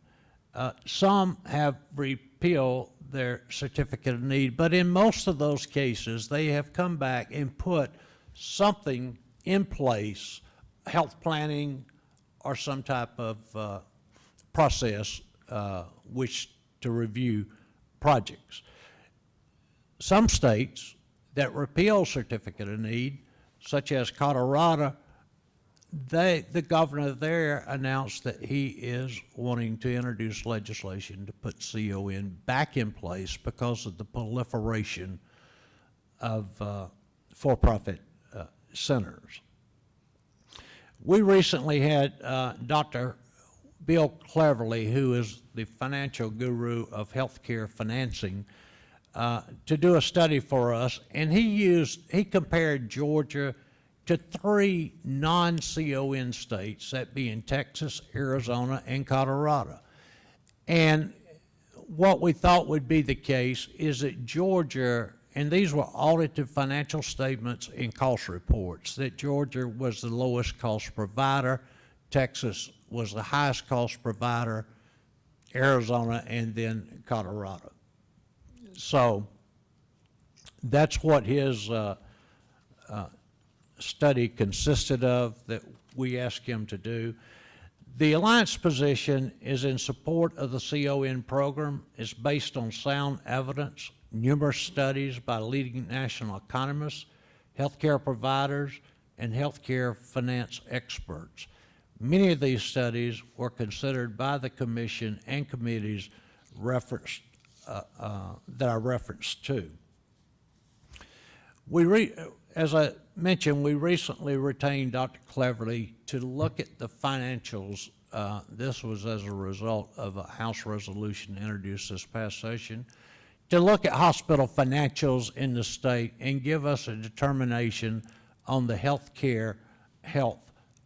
on the financial health of the not-for-profit hospitals. It showed that in the state of Georgia, we have a deficit of $4.1 billion in reserves to do the expansion and necessary projects that we're being forced to do in some cases. They mentioned earlier today about a hospital in North Atlanta having $350 million in reserves. Well, we're just like the state. We have to have reserves to get bond ratings. And the better bond rating we can get, the less expense it is to the hospital and its patients. But $350 million for that particular hospital is 88 days of operating cash. The Fitch rating agencies in New York say the median operating cash on hand should be 202 days. This hospital has 88 days. They have 16,000 employees, and they provide a host of services. So when you look at it in those terms, while it is a big number, it can be eaten up pretty quickly. There are only 2 ways that we can grow our hospital. That is through debt or by bonds. So the hospital has to decide the improvements they need just to keep up with their depreciation and technology. And that oftentimes requires debt, which they have to go to the county to get a letter of credit. So they have to have the backing of the county.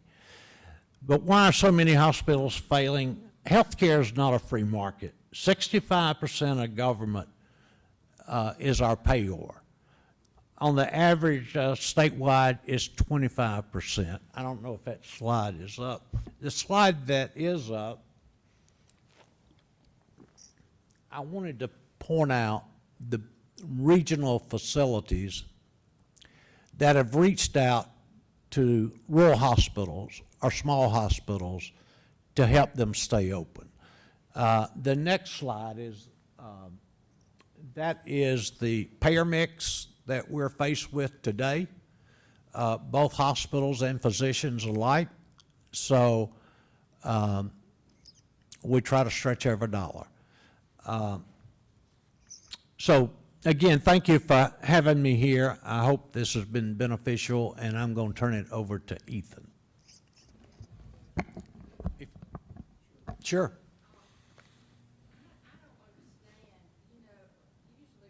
Company expands, they don't have to go borrow money. Well, if you've got so much money, why are you borrowing money to buy doctors' practices and hospitals? What's the Well, purpose of it? And that is financed through different ways, whether it's an agreement with the physicians, but to No. be honest, physicians are coming to us wanting us to I said buy their buying practice. hospitals. Don't you think some of your people are buying hospitals and borrowing money to buy hospitals? Buying hospitals? Yes. You don't think any of your hospitals have borrowed money to purchase a hospital? Well, sure they have. That's the Okay. only way they can do it. Well, why do they want to expand? I don't understand. Why don't they just take care of what they have? Well, if you sit idle and you are seeing more patients, you are hiring physicians from different areas of the state, the only way you're going to grow is to expand. Well, why grow when you've got a hospital? It's like you mentioned Valdosta Market where CON was working. Now, you know and I know what's going on in Valdosta in the hospitals. I know what's going on in Valdosta, and they have more ambulatory surgery centers per capita than any place in the Well, country. y'all bought a hospital down there. Didn't you buy the other hospital? No, we did not. South Georgia didn't buy, I can't even think of. Smith Northside. Smith Northside? Smith Northside, yes. Excuse me, I thought they did. They did. Okay. They did. All right. It has not been a good deal for them, Well, but they did do it. yeah, they came and bought Berrien County too without doing due diligence. Well, most of these rural hospitals, would you rather them be closed or owned by another facility? That's the Well, question. If they're gonna buy them, I'd like for them to try to keep it open and not go 2 years without getting a Medicaid and Medicare provider number. Thank you, sir. That is not all of our fault. All right, Ethan, your turn. Thank you, Mr. Chairman. And we will have questions for all three at the end. Certainly. We will have questions for all three at the end. I am Ethan James with the Georgia Hospital Association, and happy to be before you all. And again, I want to thank the council for your work last year and your efforts this year. Last year, of course, HB 769 was one of the recommendations that came out of this council, and I want to thank Chairman Jaspers for his good work on that. That's what brought us the micro-hospital provision for Georgia as an option for hospitals that could be on the verge of closure or have closed within the last 12 months. I also want to thank the council and, again, Chairman Jaspers for his work on that bill that brought the rural hospital tax credit up to 100%. We've seen great success. It sold out on day one on July 2nd this year, and we know we're going to see continued success as that moves forward. And in fact, I would sit here and immediately advocate to raise that, just as the Georgia Gold Scholarship Program, the private school scholarship program, was raised to $100 million. I would absolutely sit up here and endorse that and an increase of that, and we'll see additional success for our rural hospitals with that program. I would also like to, of course, be proud to bring you Hospitals 101. This has been a great resource for our elected officials and our policymakers, and for our local hospital authority members as they learn about all the complexities that go into running a hospital. And Kyle, I want to appreciate you pointing out our chart in there about the cost shift. I think my attorney probably does want to speak to you about copyright laws, but we do appreciate the words you're saying and some of the highlights you brought to this issue about hospital financing. So thank you very much.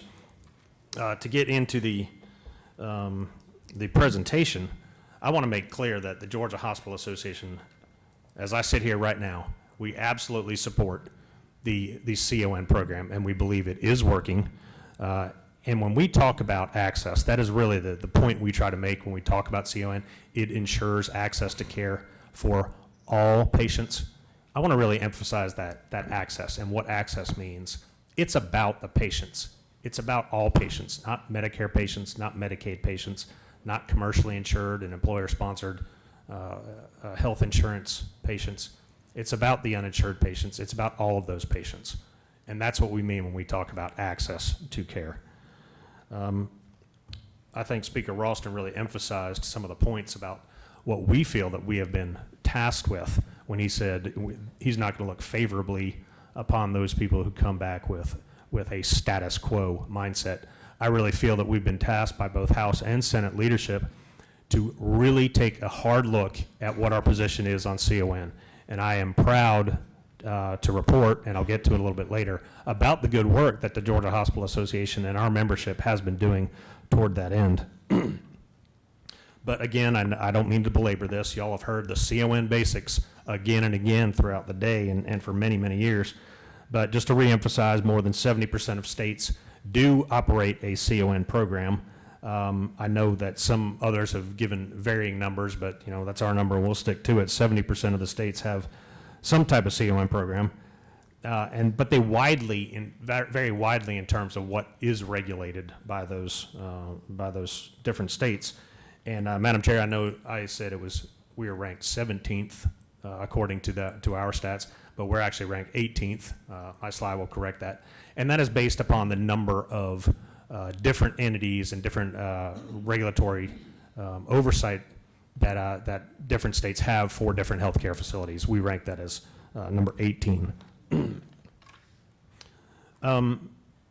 Again, CON program is made up of different component plans, and what that really means is it's different need methodologies to go into hospitals, ambulatory surgery facilities, nursing homes, you name it, whatever is regulated by the CON program has a component plan.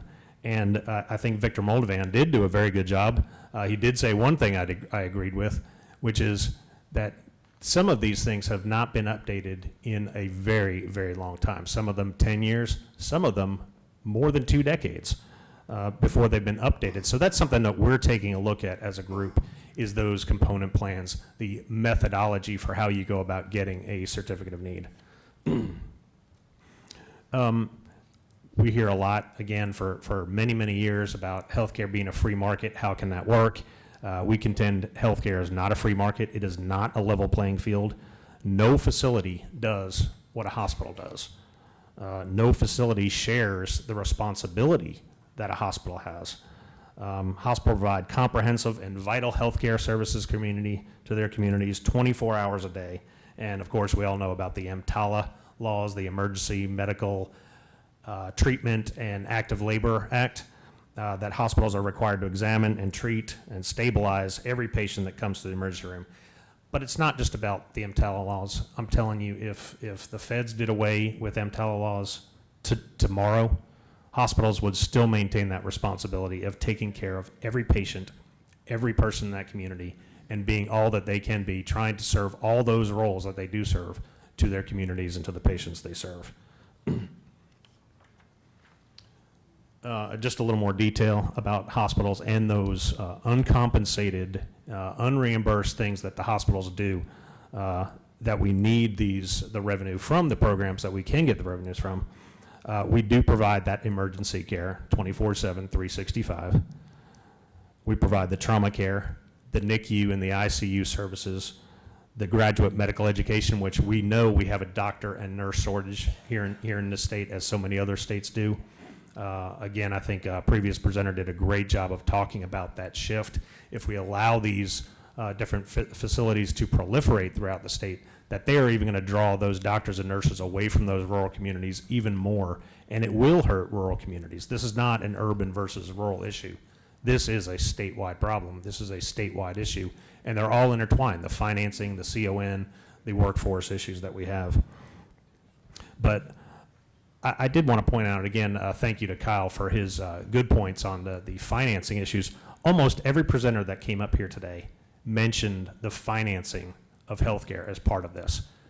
And yet we sit here and we talk about the regulatory oversight, but the financing is such a critical component. And I hope as the council moves forward, considering the Certificate of Need program, that they also keep in mind that financing, that shortfall that hospitals have with Medicare, Medicaid, uninsured. And we are even seeing the commercial insurance plans now make additional changes to their plans that hurt the reimbursement for hospitals. Very quickly, let me move through some of these slides just about specialty providers. I know you know this. We'll enter this for the record. And they don't, again, do all that hospitals do. They don't bear that responsibility. We've got some research, and again, I've already submitted to Mr. Bearden the links that we have for the research that we've done. That'll go into the record for you to review. But I'll move through some of these things quickly and get to some of these charts. One of the things that we get accused of is that we only use, as a hospital community, we use CON to fight each other on everything. We've heard comments about it's only beneficial for the lawyers and the lobbyists. Well, some of these next charts are really going to show that that is not the case. Of the 161 applications for hospital construction, only 8 of those were opposed. That's 5% that were even opposed. They all moved forward.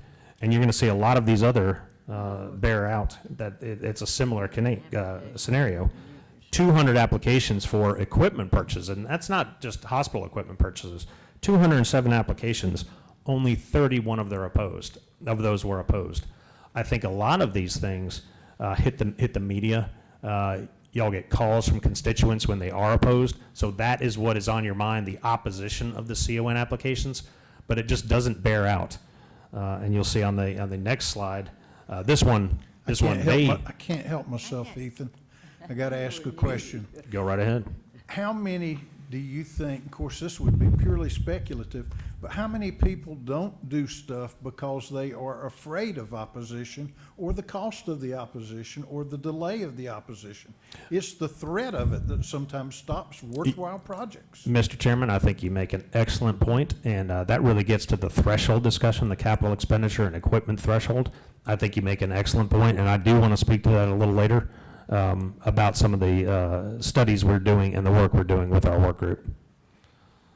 Of course, for the ambulatory surgery facilities, that does really get to the crux of some of this argument that they are cherry picking the patients that they want to serve.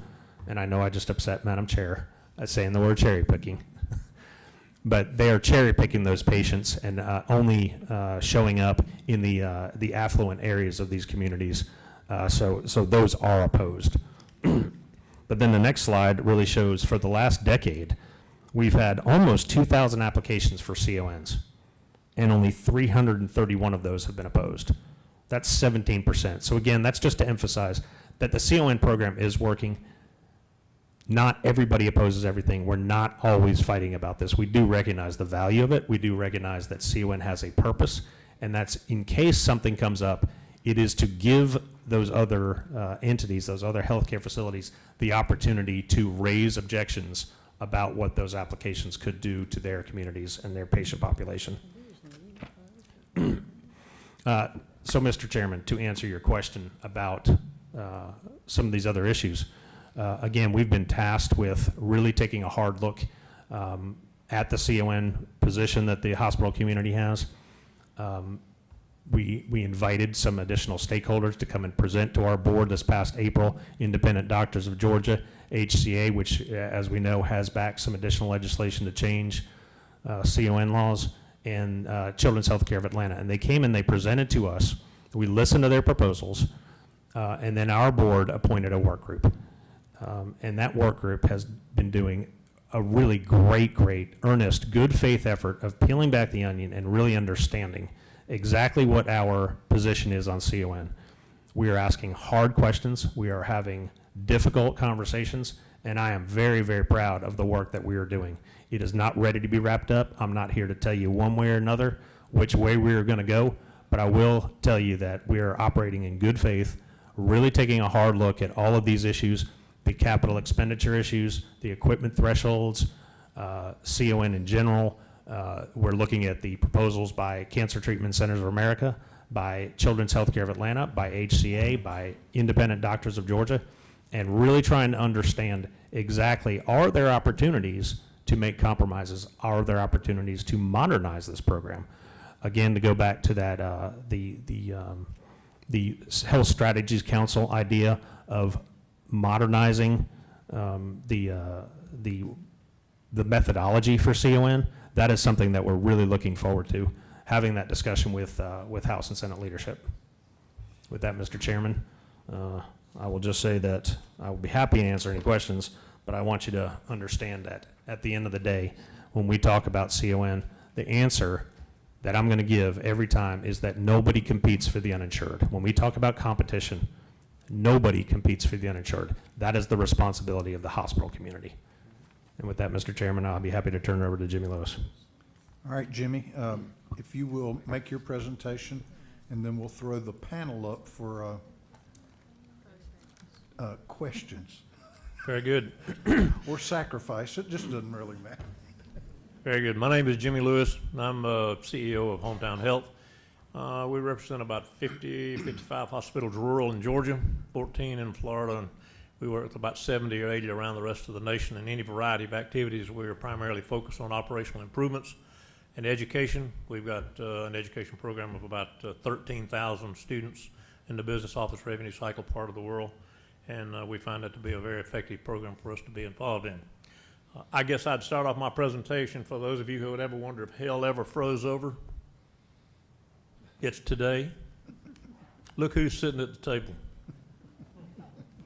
For those of you who know where we are, I think it's pretty interesting that you would find us three sitting at the table to discuss the subject of CON, because it's been a rowdy subject for quite some time. I'll start off and say that at looking at the subject of CON from the rural standpoint, I'll just tell you right up front, all of the people that I talk to universally feel that CON is something that in a form definitely needs to stay in place for the purpose of planning and control of the activity of what goes on. Now, within that thought process, there's an interesting process relative to rural, and it pertains to a couple of the subject matters that have been mentioned to this point. First and primary of which is ambulatory surgery centers are a key issue for rural hospitals. Well, let me back up and say, we've had 7 or 8 closed. I've sat in on all the closures. I've cried with all of the community leaders and all of the things that goes with it. I sat in on all of the payroll interventions. I understand all of that. And I got to tell you that through all of those conversations at that dire point in time, CON hadn't even been on the table at that point in discussion. So CON is important, but in the big scheme of things, trying to make payroll is critical to that particular group of people, and that's what they struggle with, to continue to provide access to do that. The threat that they see happens to be the threat that could come from ambulatory surgery centers coming into those communities who do indeed do surgery. And there's 20 or so that do surgery, and of the 20, there's about 10 that do surgery that could be threatened. It's just coincidental that those 10 happen to be the hub and spoke major hospitals in the hub and spoke program of the sustainability program for the Rural Hospital Stabilization Committee. Were they to lose the protection within from ambulatory surgery center for those hospitals that are the hub and spoke, what you would see is you would see a compound destruction of the healthcare system in rural Georgia. You'd see the hub hospitals that would be devastatingly hurt, and then you would see the spoke hospitals that rely on them to be kept in place to be worse hurt. So within the CON concept, the ambulatory surgery part is critical that we keep in mind. You know, I have good friends on all sides, but the nature of the ambulatory surgery for those 10 or 12 critical hospitals that do surgery, and it would take them out. And the way it takes them out is it takes them out in pretty short order. We've seen situations where something like that happens, and in just a very few months, a significant volume goes away, and when a hospital is dependent on all the volume it can get and the diversity of services, and it loses it, it's a problem. It's all over. So first and foremost, universally, the people that I talk to in our group that we work with, we're in universal support of keeping some form of certificate of need for the protection of rural hospitals. First at the top of the list is to make sure that ambulatory surgery stays in place, and we gauge properly what to do with that. The second part of the ambulatory surgery center is kind of interesting, and that's the capital threshold part. The capital threshold part's crazy. It is a tax employed on a system for which there's no reason to do it. And I'll give you an example. I've got one hospital who was going after a service improvement and had to pay $50,000 to apply and get it processed through. He was broke. He couldn't make payroll, and he was having to pay $50,000. And if you run the numbers on $50,000 to try to get it up and going, it'd take several millions of dollars if they had a profit.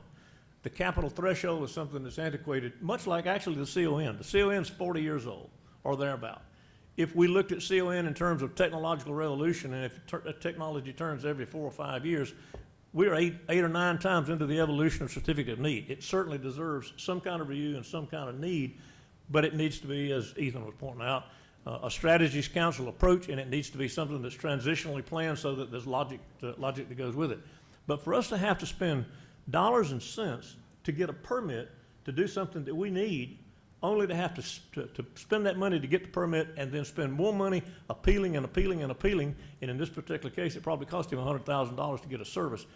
That's just not even in the cards. So I give you those things in terms of certificate of need, and I understand of it, the value of it.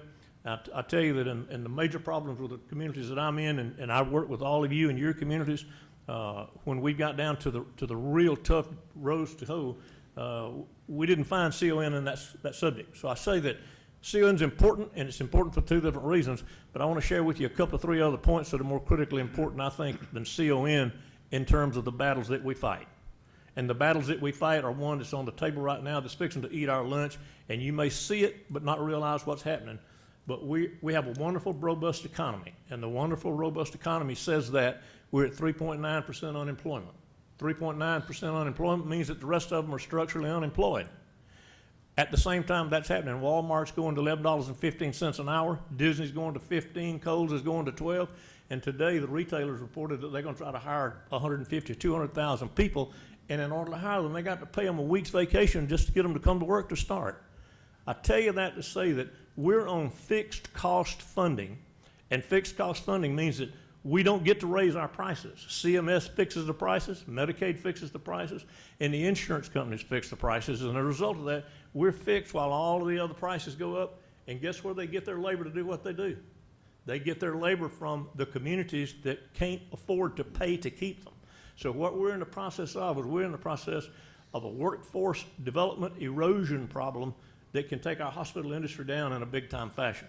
That's the first and foremost one.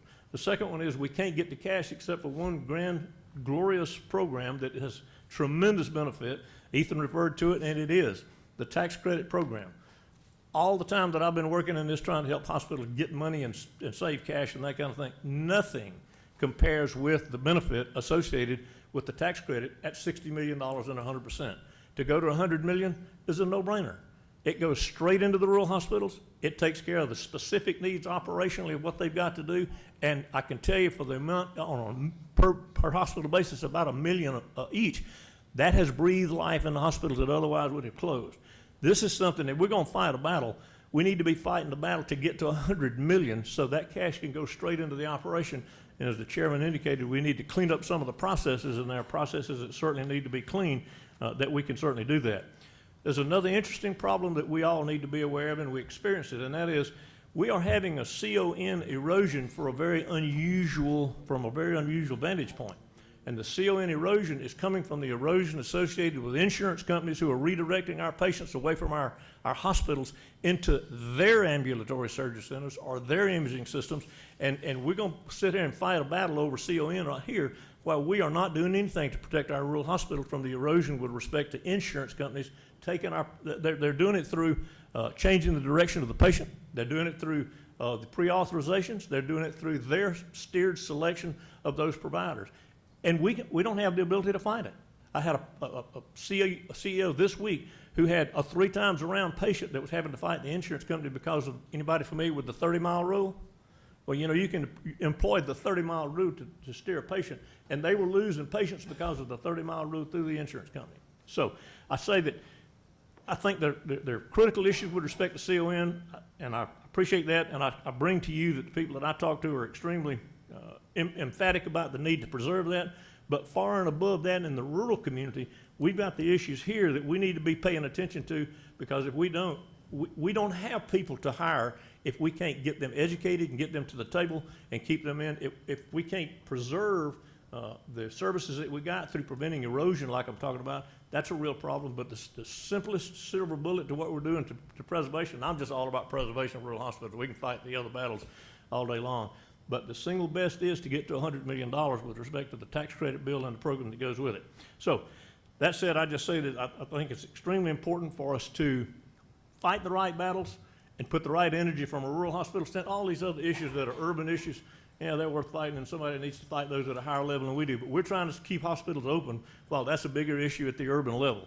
The CTCA issue, God bless everybody on that notion. I think that's one of those situations that somebody needs to figure that out, because from a rural standpoint, we don't need to be spending time in that energy. We need to be spending time on the preservation of the rural hospital so we can keep access going in your community like we talked about over in Evans, and your community like we got going on down in Lowndes, and throughout the rest over in Thomasville, the same kind of thing. So pick the right battle, fight the right battle, put the right insurance on it, and recognize these things that are changing as a result of the change of technology and such. Thanks for allowing me to get carried away. Well, thank you for being there when my hospital was closing. Thank you. So let's see, sound travels at what speed? 700 and some odd miles an hour? All righty. Questions? Shannon? Okay, Jimmy, I'm really confused. As well as am I. Okay, I mean, okay, you're sitting up at the table, and I thought, gee, I'm gonna faint, because you're saying we're all up here together talking about CON and maybe being open to looking at it and maybe some changes, and then we got off in the rural hospitals, and so I don't know. I mean, I understand that's your priority, and like in 2008, I kept telling you we were gonna protect rural hospitals, but we still fought, you know, everything in general, so your priority is looking toward protecting rural hospitals, but you're open to looking at the other, or Open to looking at the other one. of other parts of CON or something? Oh, as I just indicated, from a CON standpoint, rural hospitals need to preserve CON for the sole purpose of keeping ambulatory surgery in place and that protection there. One, the capital threshold, we need to do whatever we need to do in CON to get rid of the capital threshold in the rural communities to prevent us from having to waste good money on something that provides us no ROI. Okay, and that hadn't been reviewed, and some things hadn't been changed in 30 years and need to be looked at? Oh, it's just pretty clear that this is like any other thing that's that old, it needs to be looked at. So whatever that means, and the best way to do it, Ethan mentioned it, is to find a strategies council way to peruse it like we've done on a number of other things. Okay, well, I appreciate that openness, because it's a change from the last time. And I'm just curious, I want to thank Ethan from the hospital associations on their board and having this working group, and at least, you know, being open to look at the issue, hopefully with a, you know, a more open mind. And I know that, Monty, you have a board. Jimmy, do you have a board? I couldn't find anything about a board. And how do you, I mean, do your people in the hospitals you represent, how do you really get their insight? Because I couldn't find anything about whether you had a board and from your hospitals. You directed to me? Uh-huh. Yeah, I have a board, and my board was originally made up with 6 or 8. It's down to about 2 entities right now. So I have a board that functions as a board, but where I get my input is I just made, for example, 30 hospital visits since the end of April. I conducted 2 policymaker trips, and I went to 16 hospitals over the period of time. So we get our input for how we operate by talking to the people that everything that we do impacts. Okay, does your board own any hospital? It's the 2 people that own the association. We do. My board does not. My board owns 1 hospital in a different state. Okay, but not anything in the Georgia No. area. Okay. Well, like I say, I appreciate it. If it's a real change in attitude, I really appreciate that. And especially Ethan, thank you very much. And Monty, for going to your board and talking to your people. I don't know as much about it, but I feel like the Georgia Hospital Association and Ethan, y'all have really tried to look at this and will continue to do it. Well, Ethan and I's board, we have some of the same members. And I would say, Ethan mentioned it, my board, which is made up of 20 CEOs, we have appointed a subgroup to look at this issue, to see if we can come to a consensus of changes that may need to be made as it relates to capital thresholds and some other issues. So we are continuing that conversation. We retained Deloitte Consulting Group to help us with that. So that's the process in which we're in. But Monty, somebody told me through the hospital groups and everything you own that you'd sort of put that on hold, waiting to see who won the governorship. That it might be different so much how you move forward That depending we, on who won the I'm governor. sorry, we put it on hold? Yeah, that's No. what I heard. No, we just had a meeting and we got another one, and then we jointly have one the 25th of this month. Okay, well, Yeah. I'm glad to know that No. because I sure hope that you're counting on the We right. probably need to, but we haven't. Yes, our work group, we've invited both Jimmy and Monty to come speak to our work group the 25th, which I believe is next Thursday, and they both took us up on that, and we're looking forward to hearing their thoughts as a board and as a work group. Well, I just want to think, because last time, and I think I've said this many times before, it was just always no, no, no, no, no, no, no, no, no, no, no, no, no, no, no on everything.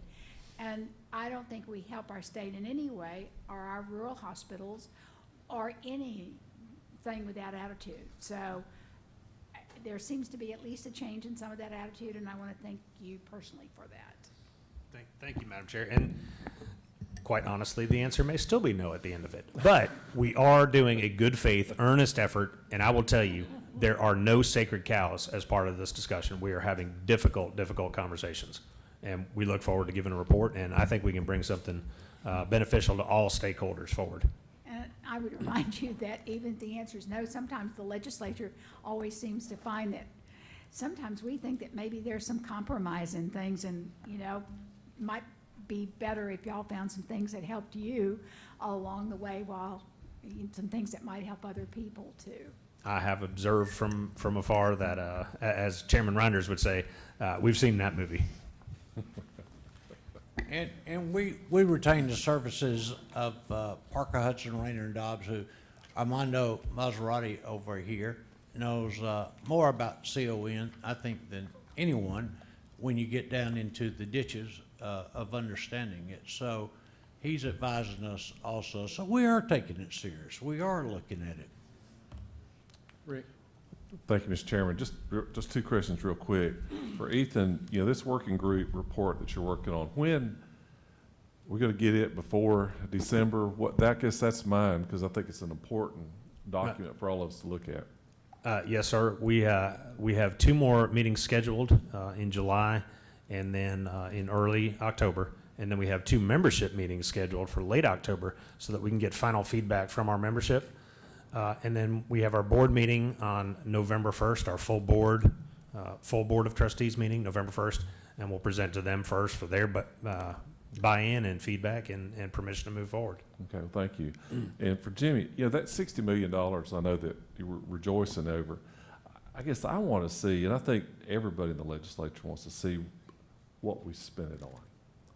I mean, specifically. And I think that's, I think you're at a good point to be able to get that from some of yours. I think from all three of you gentlemen, we need to see that, because I think that's a sales tool to add another 40 million to it and make a difference that you're after. Absolutely, and to the right point, there currently is a gap between the program and the donations and the expenditures and how they will occur. As a legislature, Chairman England probably referred to it, there's some significant cleanup needs to occur between the point of donation and the point of expenditure. The availability of that information out of the Department of Revenue may be a little bit short at this stage of the game.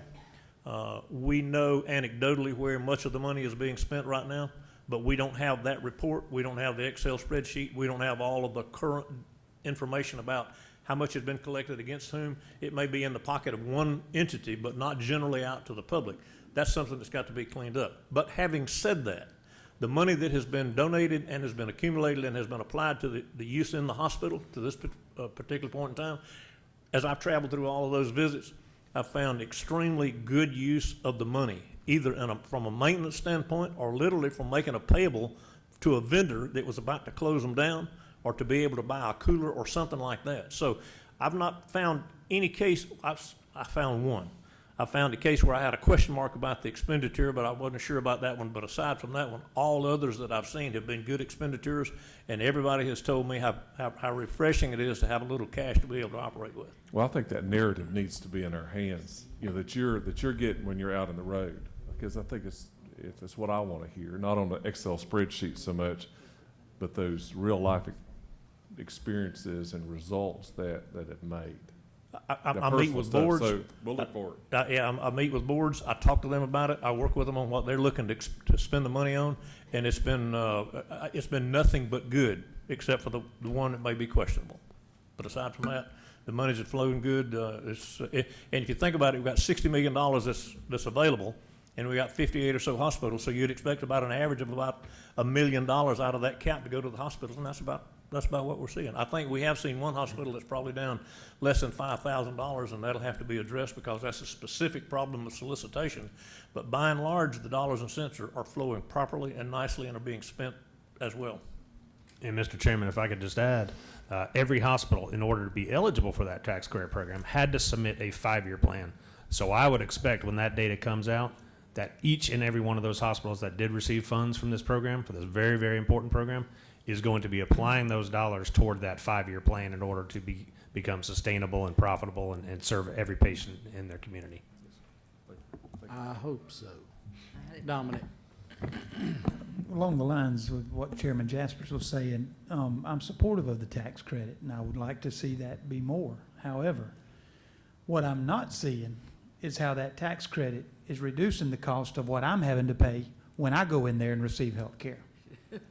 And so, speaking as a citizen and a taxpayer and one who wants to contribute to these tax credits, as important as wanting to know where it's spent, I'd like to know why it's not reducing the cost of my health care. I tell you, one of the main expenditures that we all face today, whether it be a big hospital, small hospital, or mid-size, is the insane amount of money we're having to spend just in technology to meet federal mandates. It's unbelievable. And these rural hospitals, I'm sure, are going to be using a lot of those funds the way they see fit in terms of keeping up with mandates. Right, but at some point, there will be a group or multiple groups that come to this legislature or to the appropriations chairman and says, you know, you keep putting hundreds of millions of dollars or tens of millions of dollars in this rural hospital tax credit. But you got state employees that want cost of living increases. You've got teachers that want to be paid, more. You've got other expenses, and we're diverting that money. So at some point, just simply coming back and arguing that health care costs are just going up won't be enough, particularly politically back home. Mm-hmm. Because those same people are paying huge insurance premiums, paying out of pocket, co-pays, deductibles, paying for their own medicine. And so at some point, you have to come back and say, well, I'm not sure why we can't reduce the cost of your health care. I'd say that the escalation of the cost of doing business in healthcare is so far outstripping the infusion of $100 million that we can't keep up with it. Whether it be technology or whether it be labor. Think about what's about to happen in labor if we got an $8.50 or $9 an hour person that's fixing to go to 12 to 13 because Walmart's paying that. That's a 40% increase in labor. And if you look at the labor, that alone, $10 million operation that's got 50% labor, or $20 million, got $10 million, and they get a 40%, that's $4 million that they've got to pay on an external force that they didn't have any control over. That's what we're facing. And I understand the politics of it all, but clearly, we make a decision. We get to a decision just like in the 10 hospitals or so that did referendums. They made a referendum as to how they wanted to raise money, whether or not they wanted to keep a hospital. Over the last 12 to 15 months, we had about 10 referendums. Of the 10 referendums, all of the referendums passed but one. And it was kind of interesting because the one that didn't pass, it was a couple of years ago, they had a decision to make. Did they want to pick up the garbage or did they want to close the hospital? One hospital chose to pick up the garbage. The hospital closed. She almost burned to death off of a four-wheeler. She fell into it. All of the other hospitals that carried the referendum back to the community chose to do it. How many times can they do that? Probably one.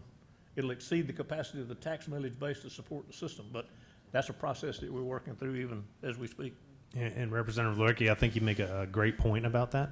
But right now, I think what this program is intended to do is to stabilize these rural hospitals.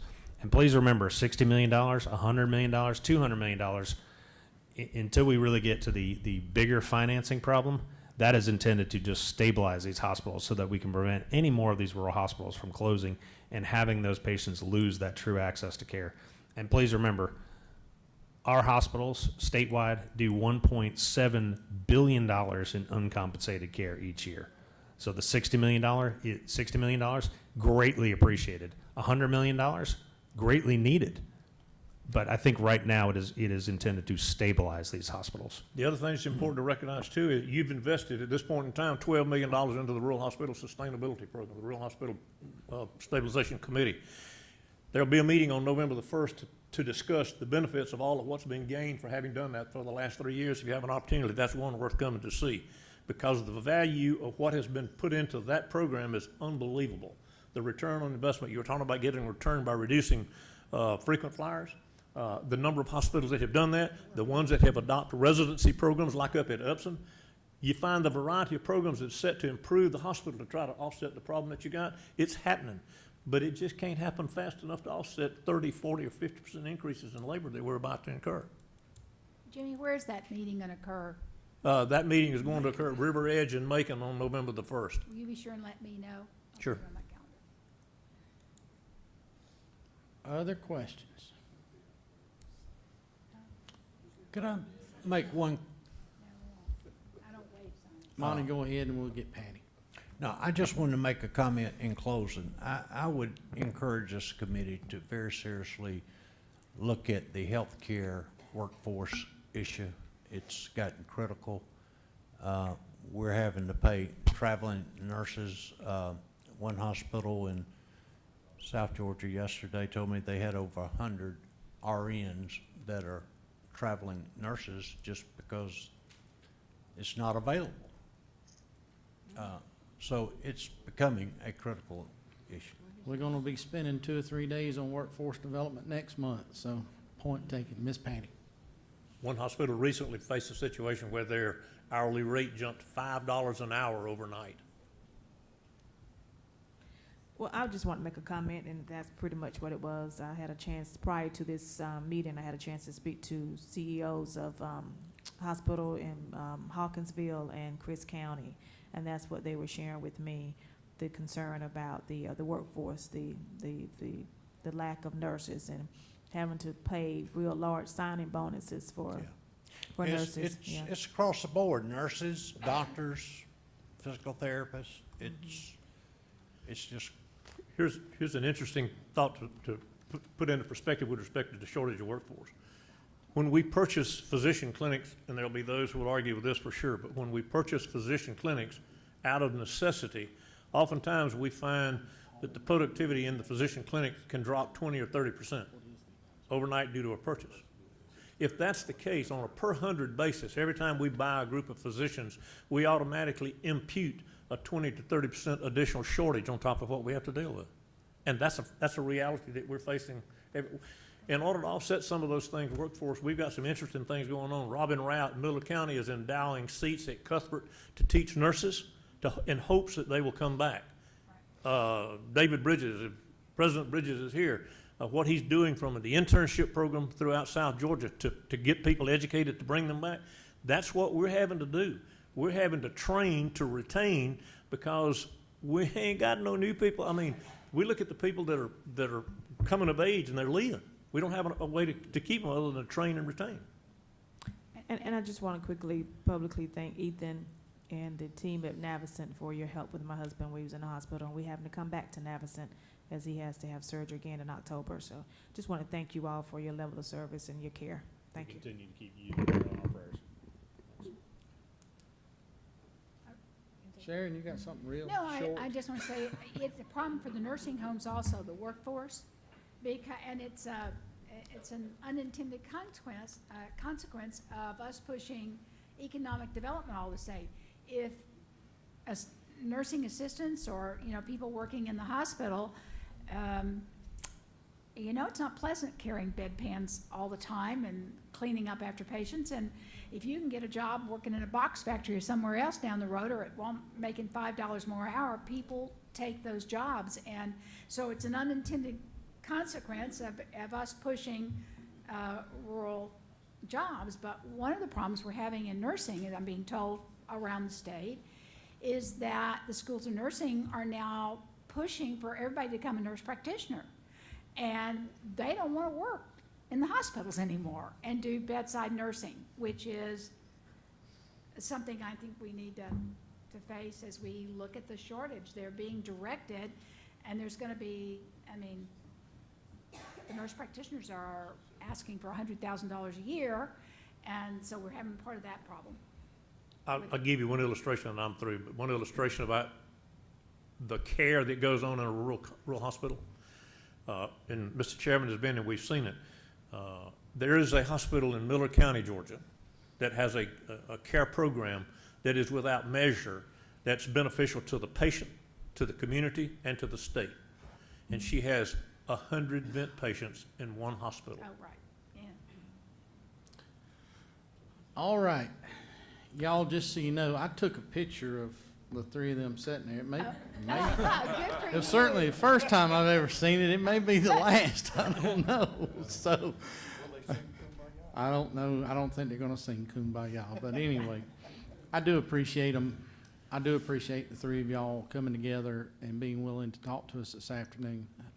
Do appreciate your organizations and what y'all have been, the exercise you've been going through, and being willing to do it. And of course, we'll have to do what we think is in the best interest of the state of Georgia and our 10.3 million citizens. And we certainly think and hope that it aligns with what is best for our hospitals as well. So with that said, everybody thank them, because it probably wasn't the easiest thing to do to set up there. Thank you for including us. And Ethan set a dangerous precedence by calling Mr. Bearden, but Mr. Bearden is going to give us details on dinner, since we have run just a little bit long. Mr. Bearden.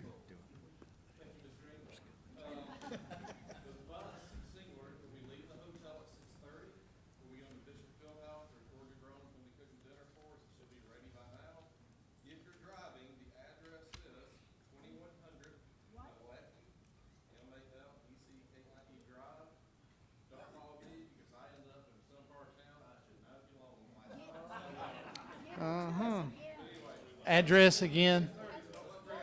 2100.